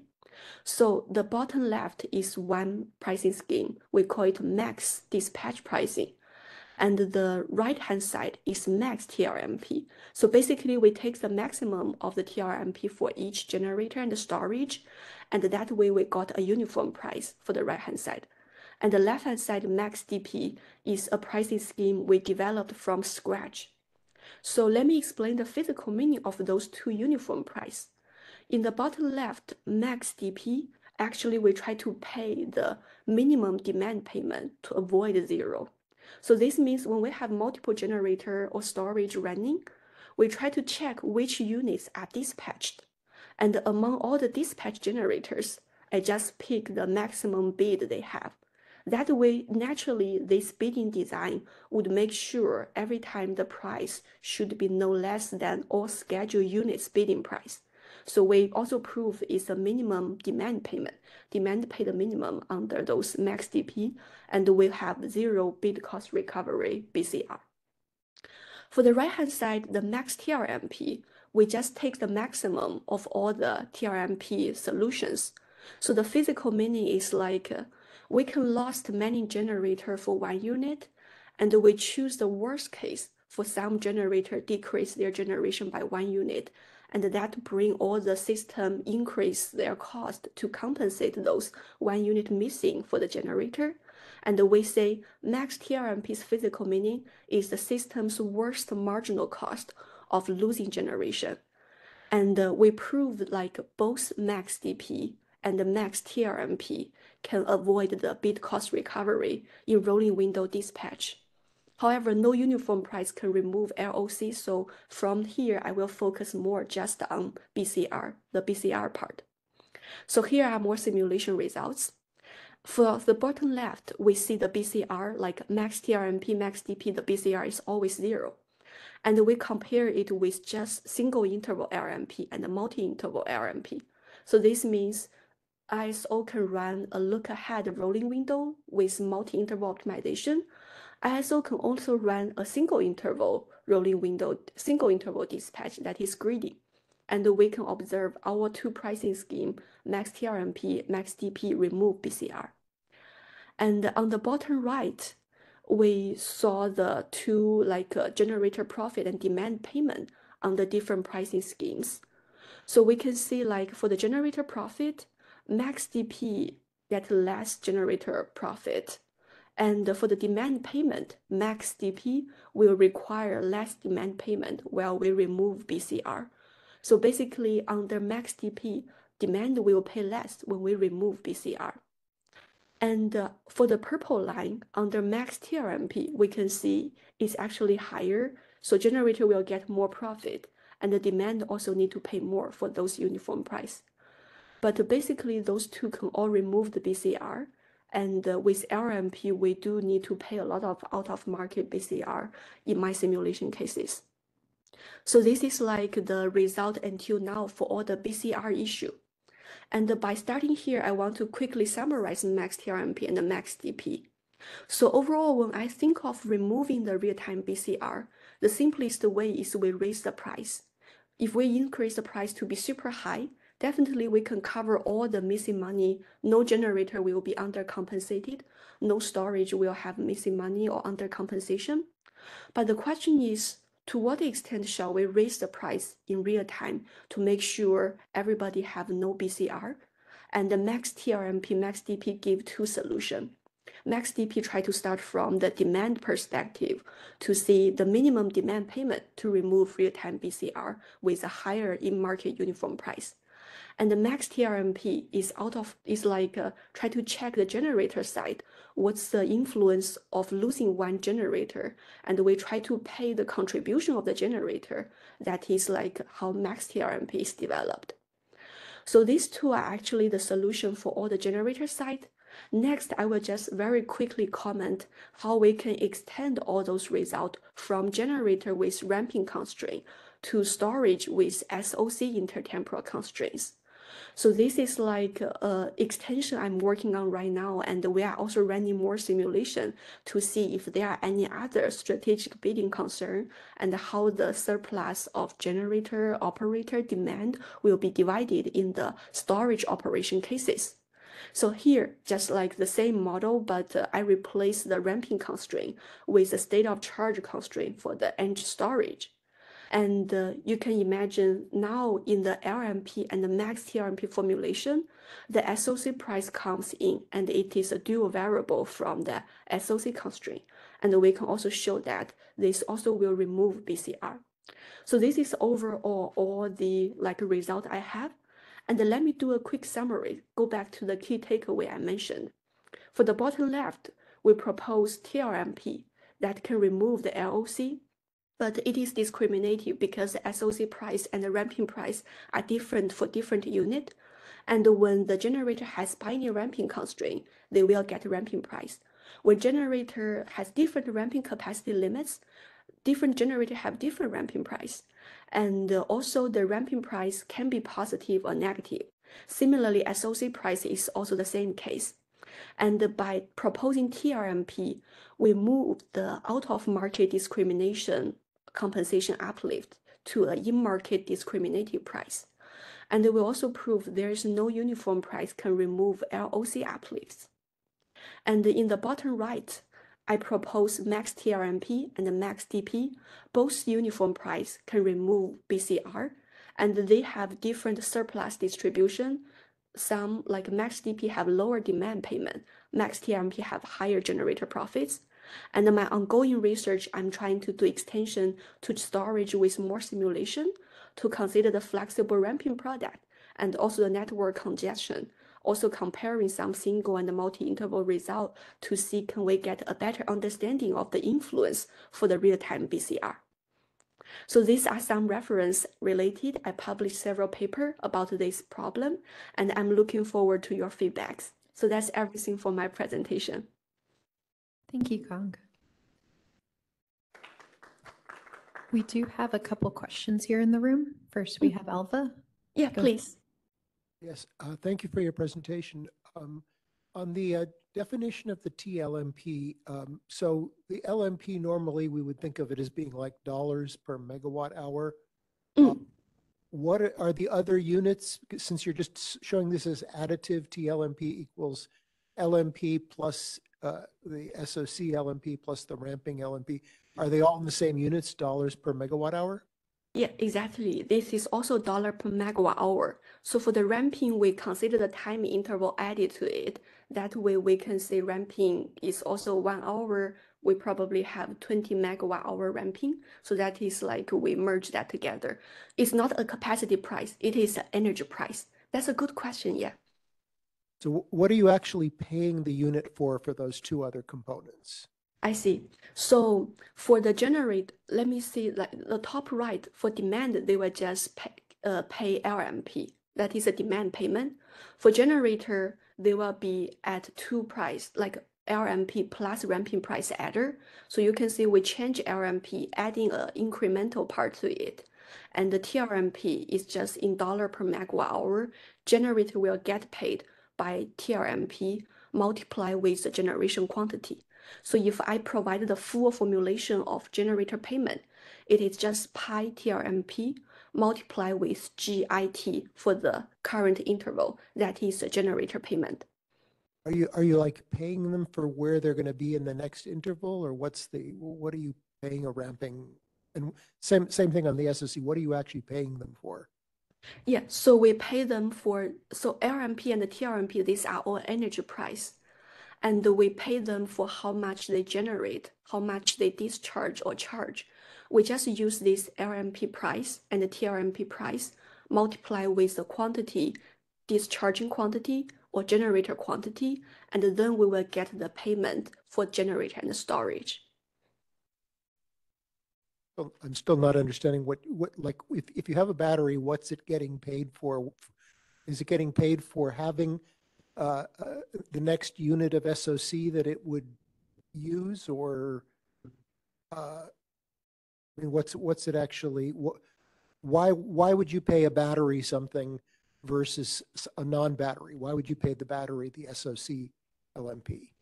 I see. Yeah. So that is one question for TRMP. I think you raised a very good question. So TRMP will pay generator storage differently. And that's also the problem with TRMP. That's the reason why I moved to max TRMP later. I will explain that part later. But let me directly answer your question, how TRMP pay generator and the storage. So what we are doing is very simple. After we get a dispatch, we have a dispatch quantity saying generator 1 megawatt for this dispatch point, and the storage dispatch 1 megawatt for the next 5 minutes. And then since you generate 5 megawatt, I will pay you just this multiplied with the price. So it is just price multiplied with the energy quantity. We don't have capacity price. We don't have other payment adder. It's just price, real-time price multiplied with the quantity they provide. So this is the payment for TRMP. And then that is a question for why generator storage should get paid with a different adder. To resolve that question, we move from TRMP to max TRMP. So here we try to develop a uniform price. It's like everybody will get paid with those adder if the system have binding constraint for ramping and SOC. So in that way, it is easier to say, like everybody are saying the very transparent, the same uniform pricing signal. And that is the idea for max TRMP. And both TRMP and max TRMP have their advantage and disadvantage. So for TRMP, the advantage is like, although TRMP pay different generator storage differently, but we can see TRMP, they have lower customer payment, and they also remove all the real-time BCR. So it's like the solution we find, we can remove the BCR and we can just try to capture everything in market price. So to summarize, TRMP moved out of market discriminative uplift to be an in-market discriminative price. Anyway, with out of market BCR, you also have discriminative setting. So that is the reason why we set up with TRMP. But the good thing of max TRMP is like it is more direct because max TRMP just takes the maximum of all those price segments for the SOC price and the ramping price. And in that way, max TRMP is a very simple, transparent signal to everyone, and everybody will pay and get paid with the same price. Thank you. I'll try to email you to get more clarification. Thank you. Yeah, thank you. I'm happy to catch up with more discussion. Yeah, it's very nice to hear your questions. Thank you. Next in the queue, we had Sergio, and then afterwards we'll go to Kathleen. Thank you. I had a different question, but I think we can hold that question. I'm going to try to rephrase Alva's question because I think the core he's trying to get at is, how do we know what's the SOC price? What determines the SOC price? In prior conversations I've had with you, Kong, we've talked about how that SOC price component could be positive or negative. So this means that a resource could perceive a payment, could perceive an LMP that is higher or lower than the LMP that other resources see. So I think the question I was trying to drive towards is, how do we build that SOC price? What goes into it? Is it where you are in your SOC? Is it the cost of charging or discharging the next megawatt hour? I think that's where Alva was going. Yeah, thank you. Yeah, thank you for clarifying that. So in my computation, mathematically, SOC price comes from the dual variable of the state of charge constraint. So the state of charge, when they charge and discharge, their SOC is changing over time. And the property is like, if the storage reach the upper bound of their SOC capacity, like 100%, or lower bound 0% of their SOC capacity, then SOC price will be non-zero. So we will have SOC price show up. However, if the storage didn't get the maximum or minimum capacity of their state of charge, then there is no SOC price influence. They will still get LMP. That is the influence of the SOC price adder. And the thing is like this SOC price adder can be different when different storage have different SOC limits. So under TRMP, we just pay different storage with different SOC price. That's the reason why I say TRMP is discriminative for storage. But for max TRMP, we just take the maximum of the SOC price and pay everyone with the same price. So in that way, max TRMP is a uniform price, and we have a uniform SOC price plus LMP here. Thank you. Thank you. Go ahead, Don.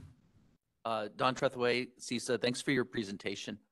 And I was glad you made the clarification that the SOC price only takes value when they've reached the upper or lower limit of their SOC, because we see that today in the multi-interval optimization.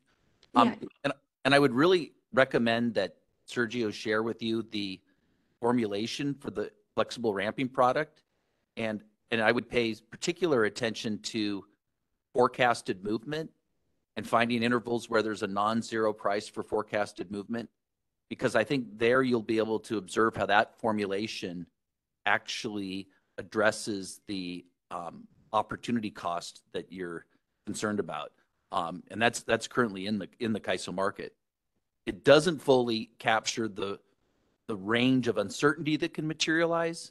And that's because the market optimization has been unbelievably smart in terms of finding zero opportunity cost in awarding energy at those, saying that they could award energy at those locations and then putting the flexible ramping product for uncertainty there. And so hopefully the FRP, we've been trying to get it right for years, and haven't gotten there yet. But the key, I think the key point I'm really trying to make is, if you're doing research and working with CAISO on this, finding instances where there's non-zero forecasted movement and looking at the formulation of FRP, I think would be very informative for you. Thanks. Thanks again for your presentation. Yeah, that's a very nice comment. I want to follow up this is like in our latest paper in 2025, we actually try to extend the max TRMP formulation to flexible ramping product. I'm looking forward to further catch up because I do want to include the most practical ramping product setting and to see how the simulation goes on. And basically, I'm trying to see like, so with flexible ramping product, we do see TRMP and the max TRMP all can extend to all those cases. And here, when I present, I just show the minimum, very simplest model, and we can add storage, add ramping product, add ancillary service, and I'm testing gradually how all those different practical market setting would influence those pricing performance. And, this is Dinesh Gupta from California ISO. So just wanted to follow up on the logistics. We're at 4:06. So maybe we take sort of what remaining comments there are quickly from Kathleen and anyone online. And then after that, move to IHSL. One other thing to note is that we do have this meeting on December 4th, and we will sort of, we'll be in contact about whether we can sort of fit in a follow-up discussion, given the level of interest and sort of, I'm sure there'll be even more interest after, people have a minute to digest and sort of think through the fantastic material you presented today. That's great. Yeah, I'm in the process also running more testing scenario, and I'm happy to take your input also. That would be very helpful for my research. Yeah. Yeah, thanks. Kathleen from Vistra. Just super, appreciate it. I similarly wanted to point you towards FRP, forecasted movement, but I also wanted, the way I hear a presentation like this is that you have I assume you've already looked at the product that exists that's intended to do this, and identified challenges with it. So I honestly, what would be helpful is feedback that said, okay, we have a product that's designed to do it, and what you find is not optimal about that. Because I think we all have kind of theories, but with your research, that would be super useful. Because one of the questions I have as you talked was, I know how we price FRP, forecasted movement. To Don's point, is it an issue with the way we're modeling it, and it's not surfacing that opportunity cost because we are over certifying, or we have to, we're indicating there's flexibility or a forecasted ramp or SOC that's available that's not? Is that what you're seeing in your research, or are you seeing? Because the second piece would be, we have a multi-interval that has many intervals, and we don't price all of them, especially not with a binding price, right? So we have a single binding price, but are you trying to indicate that you think there need to be many bindings? Because I could also hear your presentation like that, where you're saying we have an MIO, today there's lots of advisory intervals, but you're actually trying to, in practice, say for each set of market runs, kind of extrapolate a binding element out of those advisories to print in that binary price. And I think just rooting your research a bit more in how we think about it commercially would help me. And so I just wanted to add a couple of those things for you to think about, but it's interesting. So thank you. Yeah, that's great. Thank you for your question. I'm not sure if I capture everything, but I'll also try to reach out to email to you to discuss. So basically what I do now is I try to focus on current CAISO's market structure in the real time. We have binding interval for the current time, and all future look ahead, we look at 2 hour, that is advisory. And what I'm doing is we only have the binding interval price and the dispatch implemented. So when I develop TRMP and the max TRMP and also max DP, all those pricing scheme also will only have the binding interval price implemented, and advisory price, they may be inconsistent, they may be consistent, but overall we can show like we can remove the real-time bid cost recovery with those new pricing schemes. Yeah, I don't think I cover all your comments, but No, that's I'm happy to helpful. catch up Thank you. later. Yeah, thank you.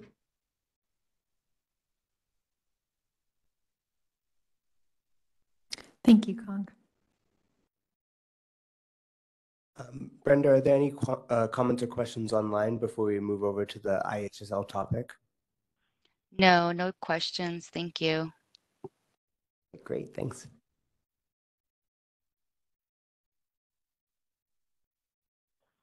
All right. Can everyone hear me? Yes, we can hear you. Okay, thank you.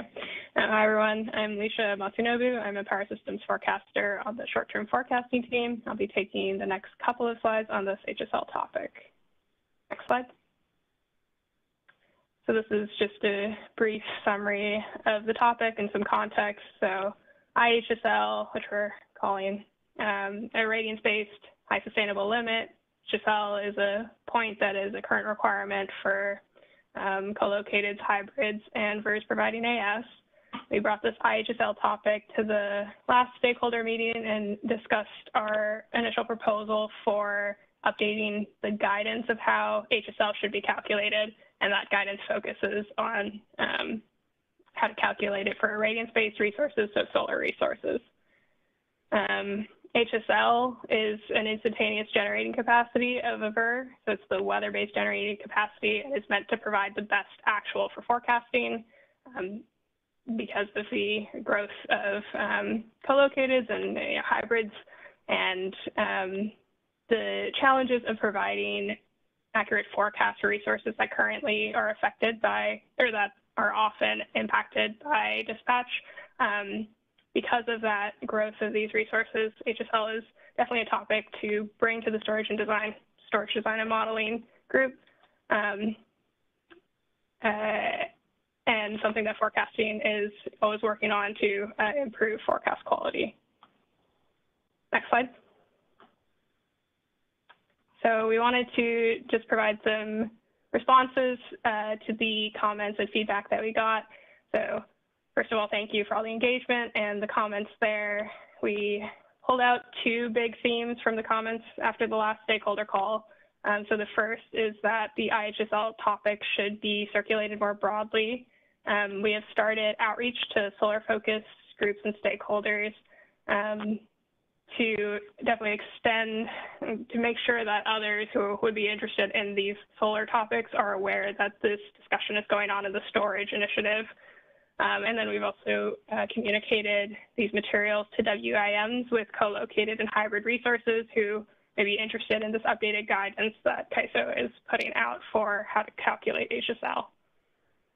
And then the second theme, so there are some comments there that maybe the ISO, not the resources, should be calculating the IHSL. And we have a couple of responses to that. So first is that the responsibility for generation telemetry and meteorological actuals feeding forecasts is on the resource. That is the responsibility structure that's already there, and that HSL will always ultimately be constrained by telemetry quality at the resource. So while the ISO does have like the irradiance information generation telemetry, the quality of an HSL calculation, again, will always be restricted by telemetry quality at the resource. So I think those top 2 points are kind of key for our response here.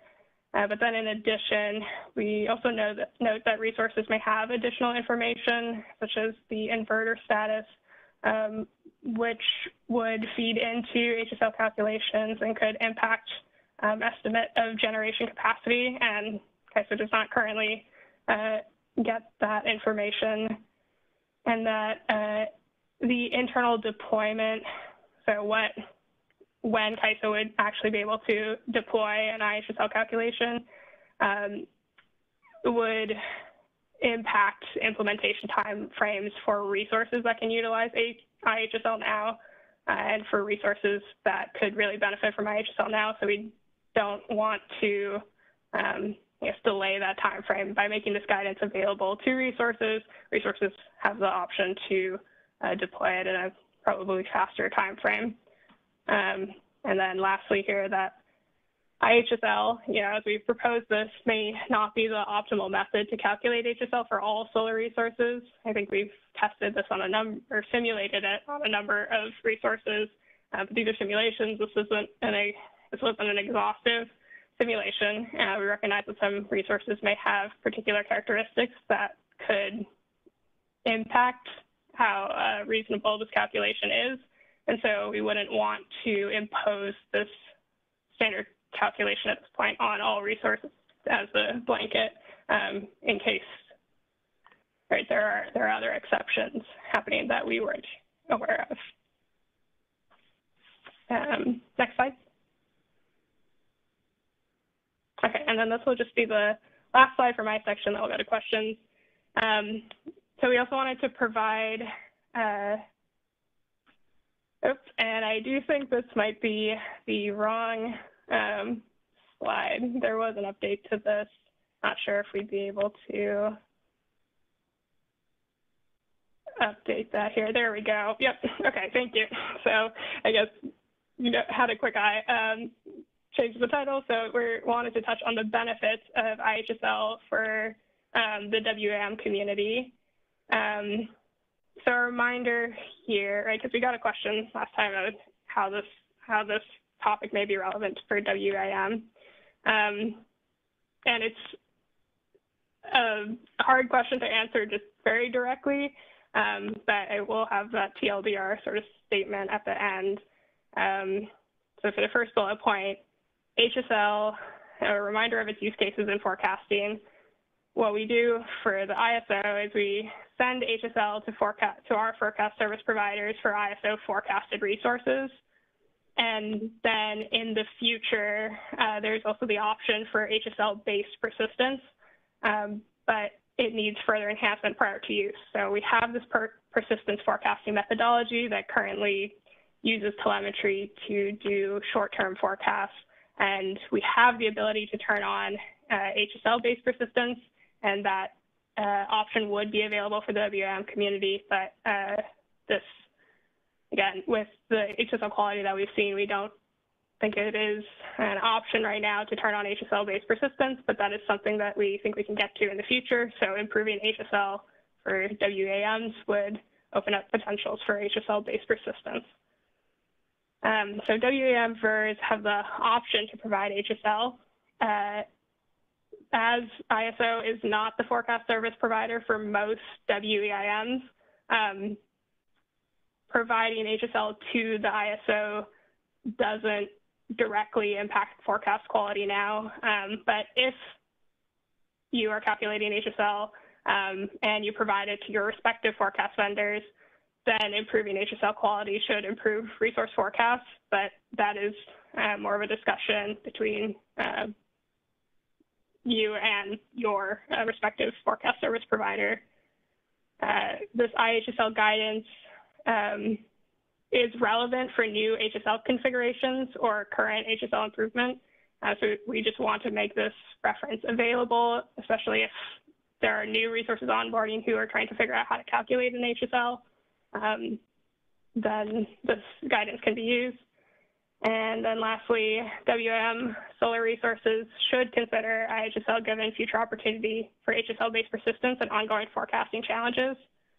But all of this kind of boils down to IHSL has potential for significant benefits long-term, especially with HSL-based persistence, but no immediate impacts expected for non-ISO forecasted solar resources in the WAM.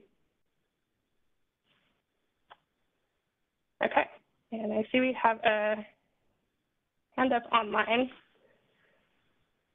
I can take that question.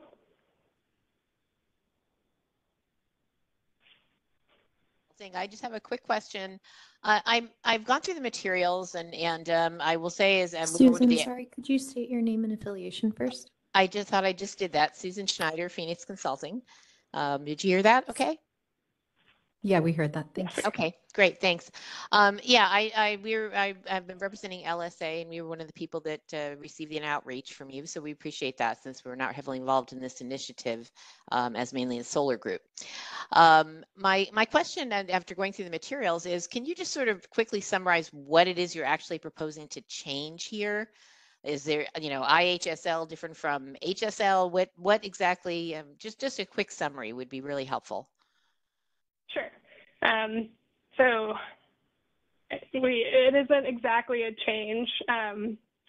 IHSL is a method for calculating HSL that we are planning to release in more detail in the December paper, but IHSL would be a method for calculating HSL, and there isn't an expected change necessarily.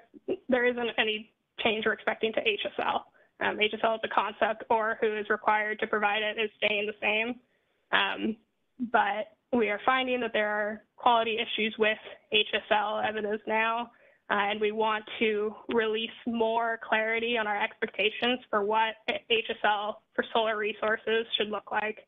So we're just kind of releasing some initial proposals for that guidance and opening it up for stakeholder feedback, especially if there are concerns or thoughts on the challenges of how we're proposing HSL should be calculated. We wanted to get stakeholder feedback on that.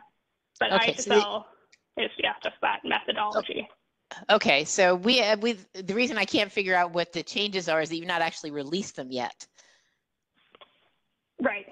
Okay, all right, thank you. I wanted to make sure we weren't missing something, because we would comment if there were proposed changes, but you're just giving people a heads up that the proposed changes are coming, and then when this proposal comes out in December, that's when we'll actually see what you were actually proposing.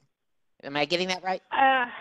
Well, I would say the materials released in the September call do overview what the methodology is. So no changes are expected, but we plan to release more details on that methodology. Okay, and can you quickly summarize the changes then? Because again, I'm just having a little trouble figuring out where you're going with it. So again, it's just releasing more details on this methodology for how to calculate HSL for solar resources. CAISO has not released specific guidance before on how to calculate HSL, so we'd like to release that guidance to better the quality of HSL from solar resources. There isn't going to be changes really for HSL.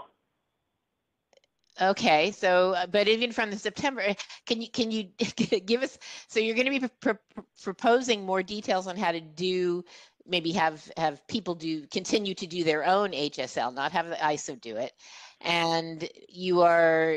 But I couldn't tell from the September materials what your changes are. What's the difference between IHSL and just HSL? Is there some difference? I think a key difference is HSL initially was said to be a completely independently calculated point, whereas IHSL methodology would tie it a lot more closely to telemetry, where HSL should just reflect telemetry in periods where telemetry is unimpacted. And then there's a calculation that needs to be made just for periods where telemetry is impacted. And that calculation and whatever the actual details of the difference between those things will come out in September. Yes, in more detail, but it will reflect what was in the September slides. Okay, I must tell you that whenever we review the September slides, I cannot really tell what you were proposing. So I guess we'll wait and see in December what that actually is. But it's difficult to give feedback based on what we have seen so far. So I'm not sure what you're looking for other than are people concerned that there will be more detail? But it's, again, hard to tell until we actually see it. So also, is there a transitional plan for people who, is there additional data they will have to provide that they may not have now? And what are the is this will only apply going forward? Or is there any transitional consideration? No additional data needed to, there will not be additional data that is needed to provide. Yeah,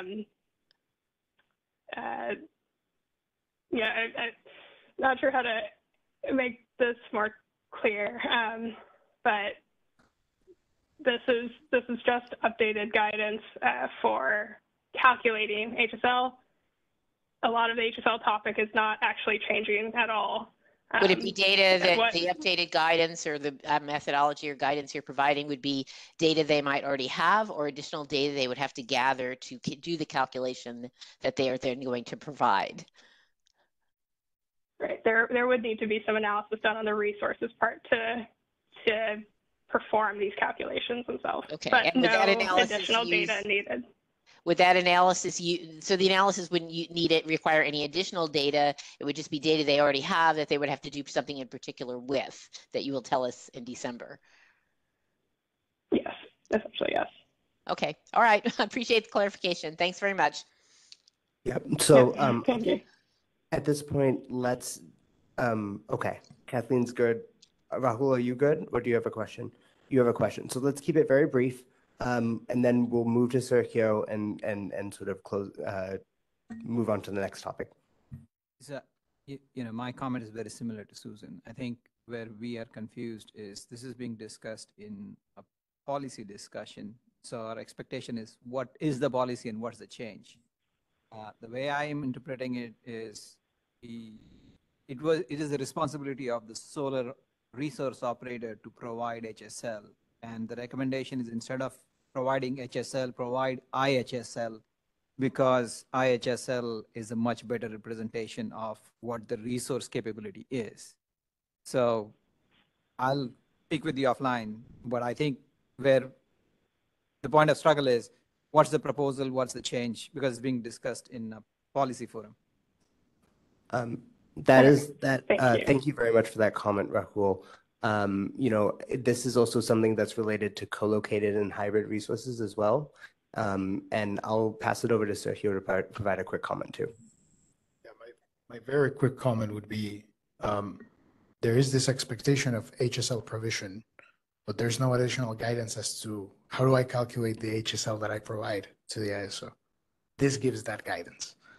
It's not a change in how the HSL is given. It doesn't even require the people to use exactly that guidance, but it provides some guidance as to how to calculate the value that is eventually submitted.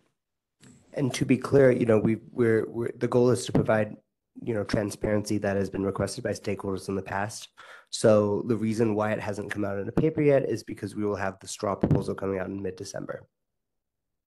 And IHSL is something we have and the original discussion was HSL is required for all assets that have co-located, and that's never changed. It is from the 2021 hybrid initiative, right? So this is just purely a guidance of how we should provide IHSL. Perfect. Yeah, that's it. And I was going to put it down, but put it back up because you said the word again that I had the question about. So Kathleen from Vistra, guidance. I find it confusing because so it's confusing and it's potentially challenging from a compliance perspective. So I think if you're going to try to straddle a line between it's not a requirement, it's guidance, there needs to be a lot more conversations around what that means, because I'm just going to be real honest, if I think about implementing it on our side on a compliance perspective, that's going to cause a lot of confusion with my compliance teams. It's going to cause a lot of confusion because they're going to ask me questions of, what do you mean guidance? Is it a requirement or is it guidance? And I'm going to have these awesome conversations at a great length. But do you see what I mean? So like, if you create a guidance, you create an implicit view that it's a requirement. And so we would also need to know if it's not a requirement, then that must mean you have exceptions. that you are envisioning, which would maybe make it rational that that not be used? And if so, we need to understand what that is. I don't currently have an asset operating online today, but I have one coming online next year that is going to have this guidance / requirement, and not requirement, but a very, very, very highly suggested approach. And so it is important to have a better understanding, like, are there exceptions? Is that why it's not a requirement? So thank you very much for your comments there, Kathleen. You know, we will take that feedback and we will sort of include sort of follow up in terms of like why, you know, the HSL is a requirement at this point. That is sort of policy that, as Rahul had brought up, was decided in a prior initiative. The new guidance, you know, that is an option to meet that requirement, and we will sort of also explore other ways to potentially sort of to make it clearer what other types of methodologies would meet that guidance and what would not. And I think is that the heart of your question there? Okay. That is, thank you. Awesome. Thank you very much, Kathleen. Yeah, thank you. Thank you for the feedback there. I think we can definitely work on clarifying our language. So apologies for any confusion, but hopefully we can clarify this with the paper and then in future discussions. So thank you.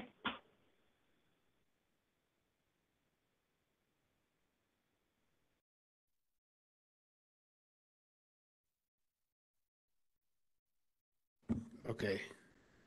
We don't have an awful lot of time here, and we definitely want to touch upon this topic before we wrap up today.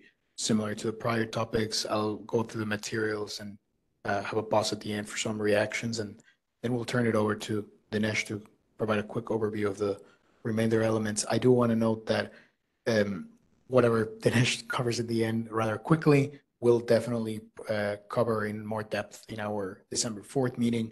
We want to make sure that people understand kind of what was included in the materials, and to the degree they can are able to provide feedback in the written comments ahead of the 4th. We'll discuss in even more detail.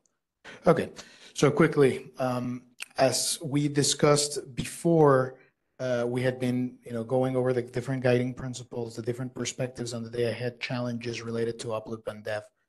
Here I want to talk a little bit about real-time Uplift and the proposed approaches, how they are interrelated to other elements such as the system SOC concepts that we've discussed, and the idea of could we find a better DEB that aligns with some of the proposed approaches for Uplift and that also solves some of the key guiding principle discussions around the DEB. So in developing the guiding principles, different stakeholders, as I mentioned, coalesced around the notion that negative revenues attributed to market algorithms or the ISO action may warrant Uplift. In the discussions, we heard kind of 3 different sources of potential outcomes that may warrant Uplift. So one was MIO, the other one was mitigation, and the other one was potential reassessment of some constraints such as the ASSOC constraint, that while today they're not fully included in the shortfall and surplus calculations, that they may drive solutions that later on result in some form of state of charge inadequacy. So in the prior meetings we've discussed about when presented information around these different sources of the potential need for Uplift in real time. Here I'm trying to summarize some of those perspectives and be able to talk about how the stakeholders have suggested we address them. So first, MIO. In the meeting we had in September, we presented analysis on the quote-unquote out-of-merit dispatch in the binding interval. And this can occur due to several drivers, but MIO is one of them.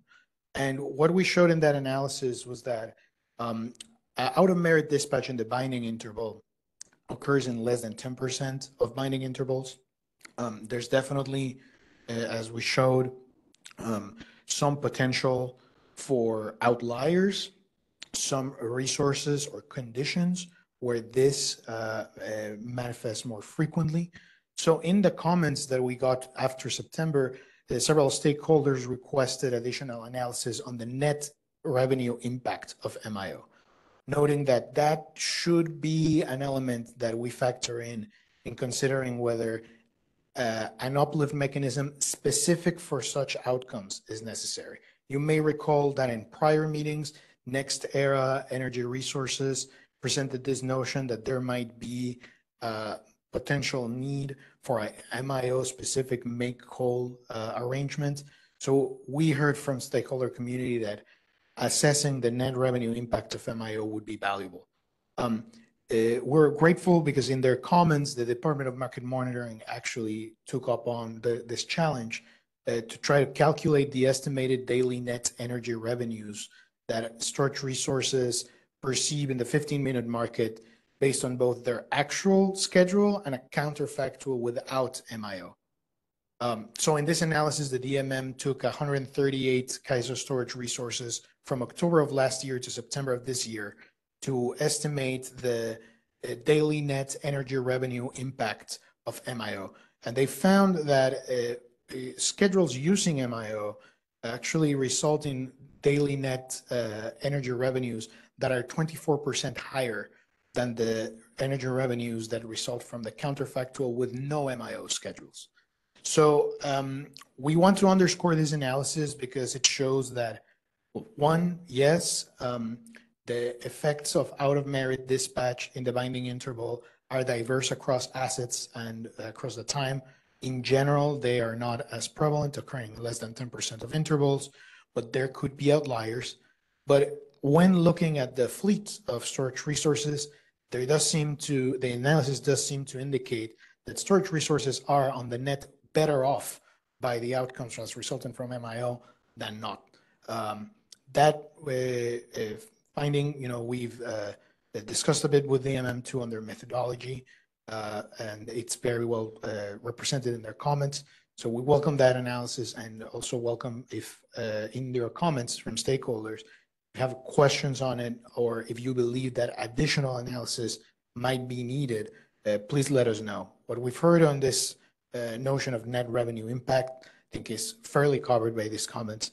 It shows that, as we've seen, some stakeholders have noted that the frequency of out-of-merit dispatch and the trend of such dispatch occurring in the early morning and in the evening net peak could be concerning, and that the existence of those outliers really justifies the existence of any form of real-time make-whole payment for storage. We want to note that while we agree that this outliers and the existence of them could merit some form of real-time make-whole mechanism payment for storage, we don't believe, based on the information that we've analyzed, that a specific uplift mechanism for MIO is necessary, but rather than the overall framework of real-time make-whole or uplift could cover these risks. So really to note, we don't think there is the need for an uplift mechanism that is exclusively looking at the impact of MIO and, quote, making resources whole, unquote, despite the fact that these resources do not realize a net loss in a given trade date. Okay, the second topic has to do with mitigation, which we've talked about in prior meetings, and it was also brought up in stakeholder presentations earlier today. Most stakeholders agree that instances of mitigation may warrant uplift.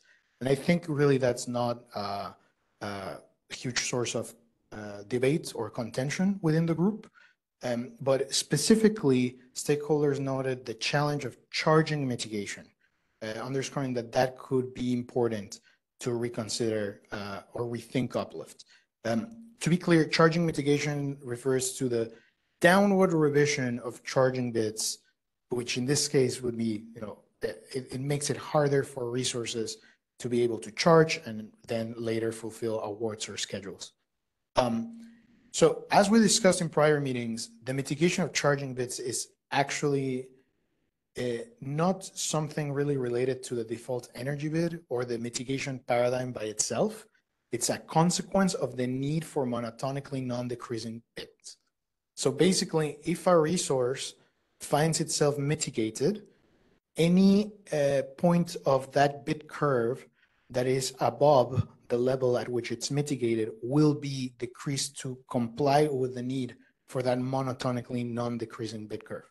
So I want to be clear that this is not something, this is a consequence of axiomatic needs of the market. I guess that's where I'm going. And what we've seen in analysis we've presented in this working group is that the frequency of charging site mitigation is extremely low, and that it happens to less than 1% of most resources, but there might be infrequent but higher outliers. That being said, incremental dispatch due to charging site mitigation, again, is extremely low, and it occurred in less than 1% of intervals for 94% of resources. We're raising this because this suggests that the challenge really is mitigation as a whole, because charging mitigation is really an outcome of the need for monotonically non-decreasing bit curves.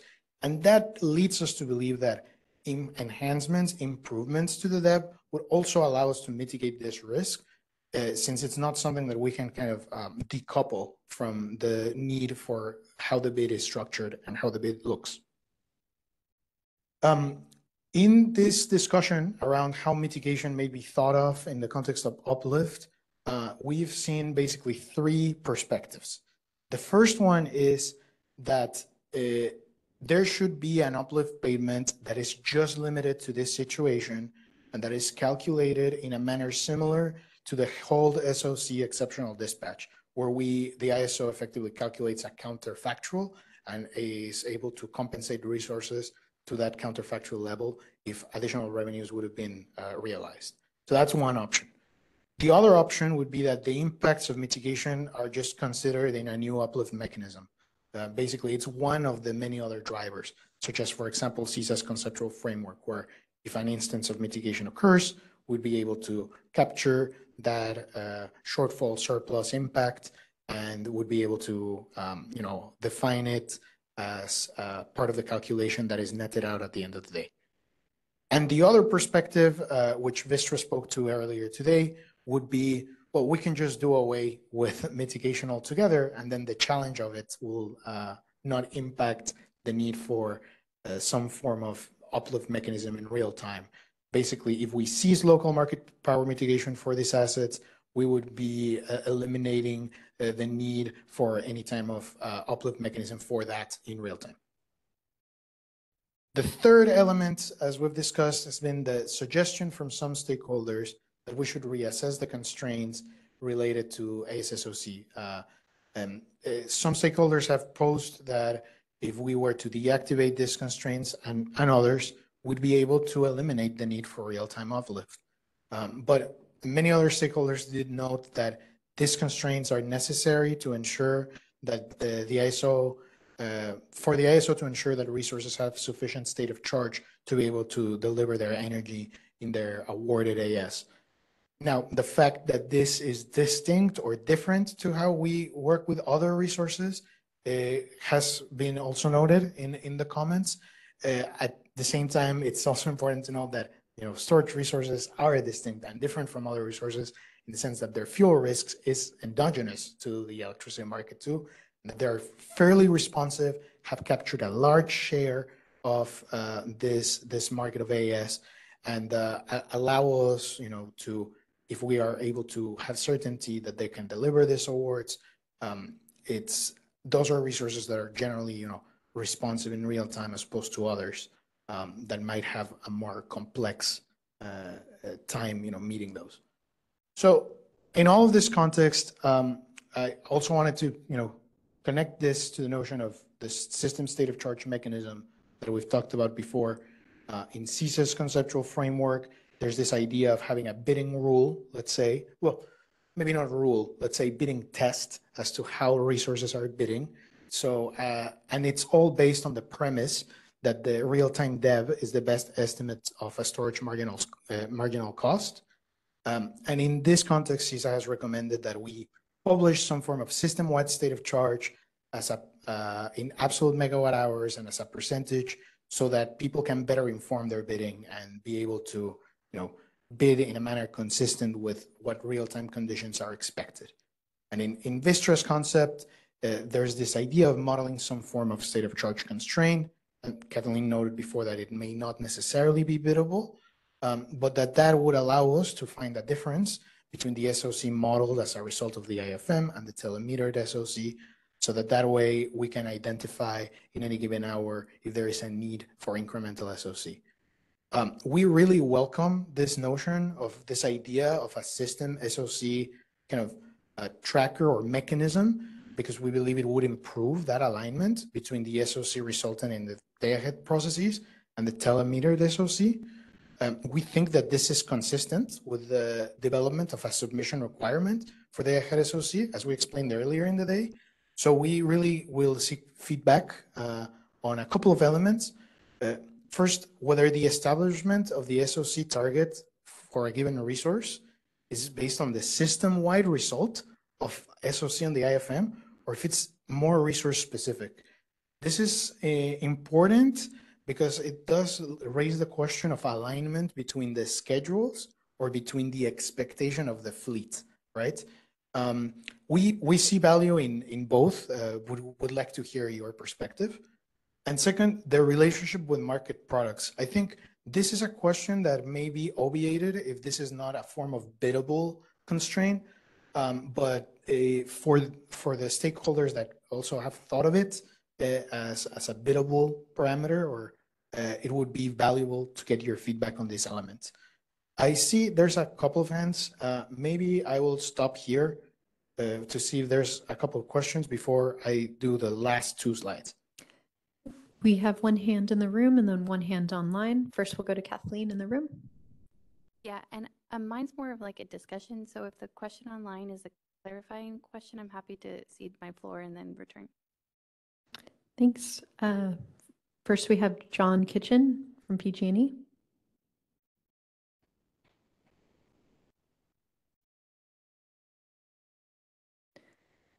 Can we please try unmuting John one more time?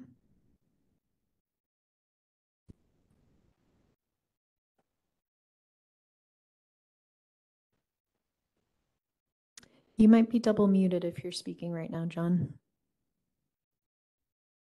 Hear me now? Yes, we can hear you. Sorry, I switched my computer to a different system.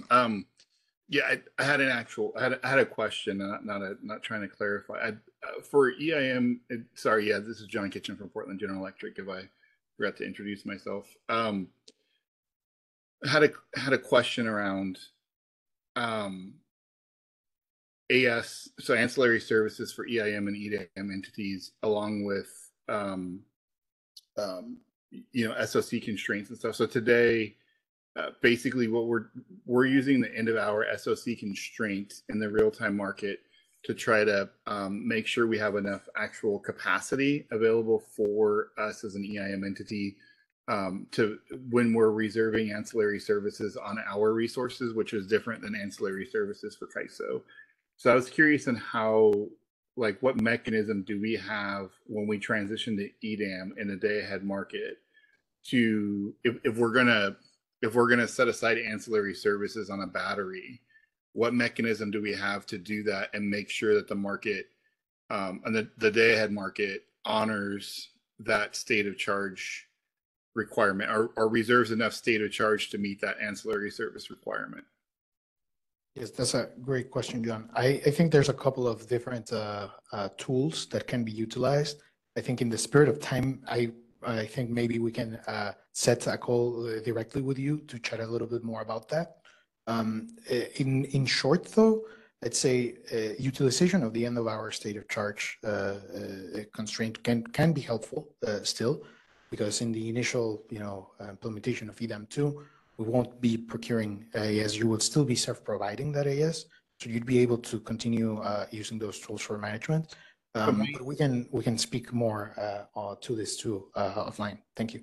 Yeah, I understand we're short on time. My understanding was we couldn't use the end of hour state of charge on the day ahead market window, and I'm not entirely sure of the details why. We can use it in real time, but we can't necessarily use it in day ahead. Okay, I understand. Yes, definitely we can we can chat about this a bit more. Okay. All right. Thank you. Yeah, Appreciate thank you. it. Thank you. I think in the room we have Alba too. Is there a question? Just a quick one on the LMPM. I wonder, just have DMM look at the idea that because the LMPM in real time is applied over multiple intervals rather than at a single interval at a time, I wonder whether the mitigation is happening in an interval where there would be discharge, but then it's mitigating in intervals where there would be charge. Because doesn't really make sense to me that, you know, the LMPM solution is going to mitigate where it's expecting to discharge, and then that it should mitigate the charging bids in other periods doesn't really make sense unless there's essentially either you're expecting discharge and you mitigate the discharge, or you're not expecting discharge and you shouldn't mitigate. Just a thought. Yes, I think we've in our materials, I believe for July, included a bit more of a discussion on that. I'm happy to kind of produce a little bit of a read on that and send it your way as well. Kathleen? Yeah, and real briefly, LMPM does not consider like economics, whether there would be like an economic demand for that discharge. So that criteria is really interesting. I love your ideas. That's not something in LMPM. So a resource fails the resource. You know, we have a competitive constraint test and then we have a resource test to see if that resource is, this is what you're remembering, is geographically located at a place where it could have an incentive to withhold market power as a function of its shift factor to uncompetitive constraints. So we do create like a competitive LMP. We decide if like, is it in a place where it could want to withhold, right? But they don't identify anything about charge or discharge. Great question. So I wanted to have a conversation with Dawn, actually. That's why I raised my hand. So thanks for letting me come in on the discussion. It had more to do with CISA's proposal because I thought this would be helpful because you went over the Uplift proposals and we had a slide that kind of had CISA's, and then I wanted to chat a little bit with you, elevate this up to a policy level, not like the mechanics of the proposal, because well, I'll hit you with kind of how I see what I'm putting on the table versus how I see yours, and see, I wanted to get a reaction because I also thought it could help everyone to see where these are different. So I think the crux of Vistra's proposal is to remove Uplift, right, and subject to the penalties that incentivizes taking away those safety nets, taking away the ability to like cover ASS, like ASSOC covering your needs, right? Like taking away all these things that are masking the actual risk of participating, to me drives incentivizing bidding consistent with real-time conditions. The way I see your proposal is it's very similar from like a high-level policy. And so I kind of see them working, not like alternatives, but together-ish, and was wondering if you could respond and kind of share your thoughts. Well,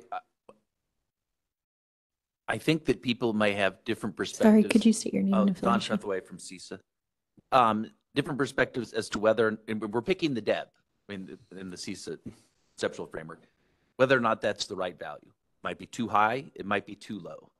And so I view it as, let's just all agree that that's a point. You can bid above it, you can bid below it. And if you bid below it, then you just know that to the extent that you're dispatched and then you incur PCR that, or incur a shortfall in the day, that 1 hour is going to be pulled out of it. So I viewed it more of, we're picking an arbitrary number to determine whether or not this is going to apply. And I wouldn't want to say, to require people to bid at or above the DEB, for example, all the time. Because you might have a different perspective or than what that is. So that's what I was trying to do in terms of the proposal, was because it's really about, are you bidding consistent with real-time conditions? We can always debate about which one, what is the right, what is it? Recognize that people can have different perspectives, and that was why. That's a great segue into the last slide I have, which is really about the DEB and how it would work within CISA's conceptual framework. So in CISA's conceptual framework, the idea is that we would need a DEB, of course, that is able to reflect changing real-time conditions. And currently, as we've seen, the key challenge really is that we have a static value through the day and that we rely on the LMPs, which limits the geographic applicability of the DEB. So I'll just jump to the potential change that we believe could address both of those issues and be aligned with CISA's conceptual framework. The notion would be the last one in this slide, the modify the DEB price-based opportunity cost component to take data distinct from the day-ahead LMPs, such as, for example, the nth highest MIBP value, which is something that across the geography we could utilize. And when I say the nth highest, is the same logic as the nth highest day-ahead LMP, which is based on the duration of the asset. And we modify the multiplier so that it can vary even all the way hourly. It could be less than hourly, but the multiplier so that it's based off of differences between the day-ahead and real-time forecasts. So that way we have a cost approximation that is not based on the day-ahead LMP, so it could be utilized in a broader geography. And we have an ability to modify the value, even hourly, but it doesn't need to be all the way hourly, in a way that can be utilized across locations, right? And the idea would be that, you know, I've heard from CISA before, maybe an hourly that could be too much, no? It's maybe not as necessary to go all the way to that level. But I believe that, we believe that this notion, this concept, would allow us to meet our guiding principles around the DEB. It will reflect changing conditions in real time, and it will allow for all storage resources, regardless of location, to utilize the DEB. So I'll pause here. I see there's 2 comments. I really exhort you to be very brief, just so that we can also have a bit of time on the other slides. Go ahead, Don. Don from CISA. No, so I think that this is promising. Again, one of the ideas in terms of the conceptual framework was really to put some tension on it, that if you want to minimize make whole payments to storage, you need to actually increase the DEB. And it's sort of in your control as to whether or not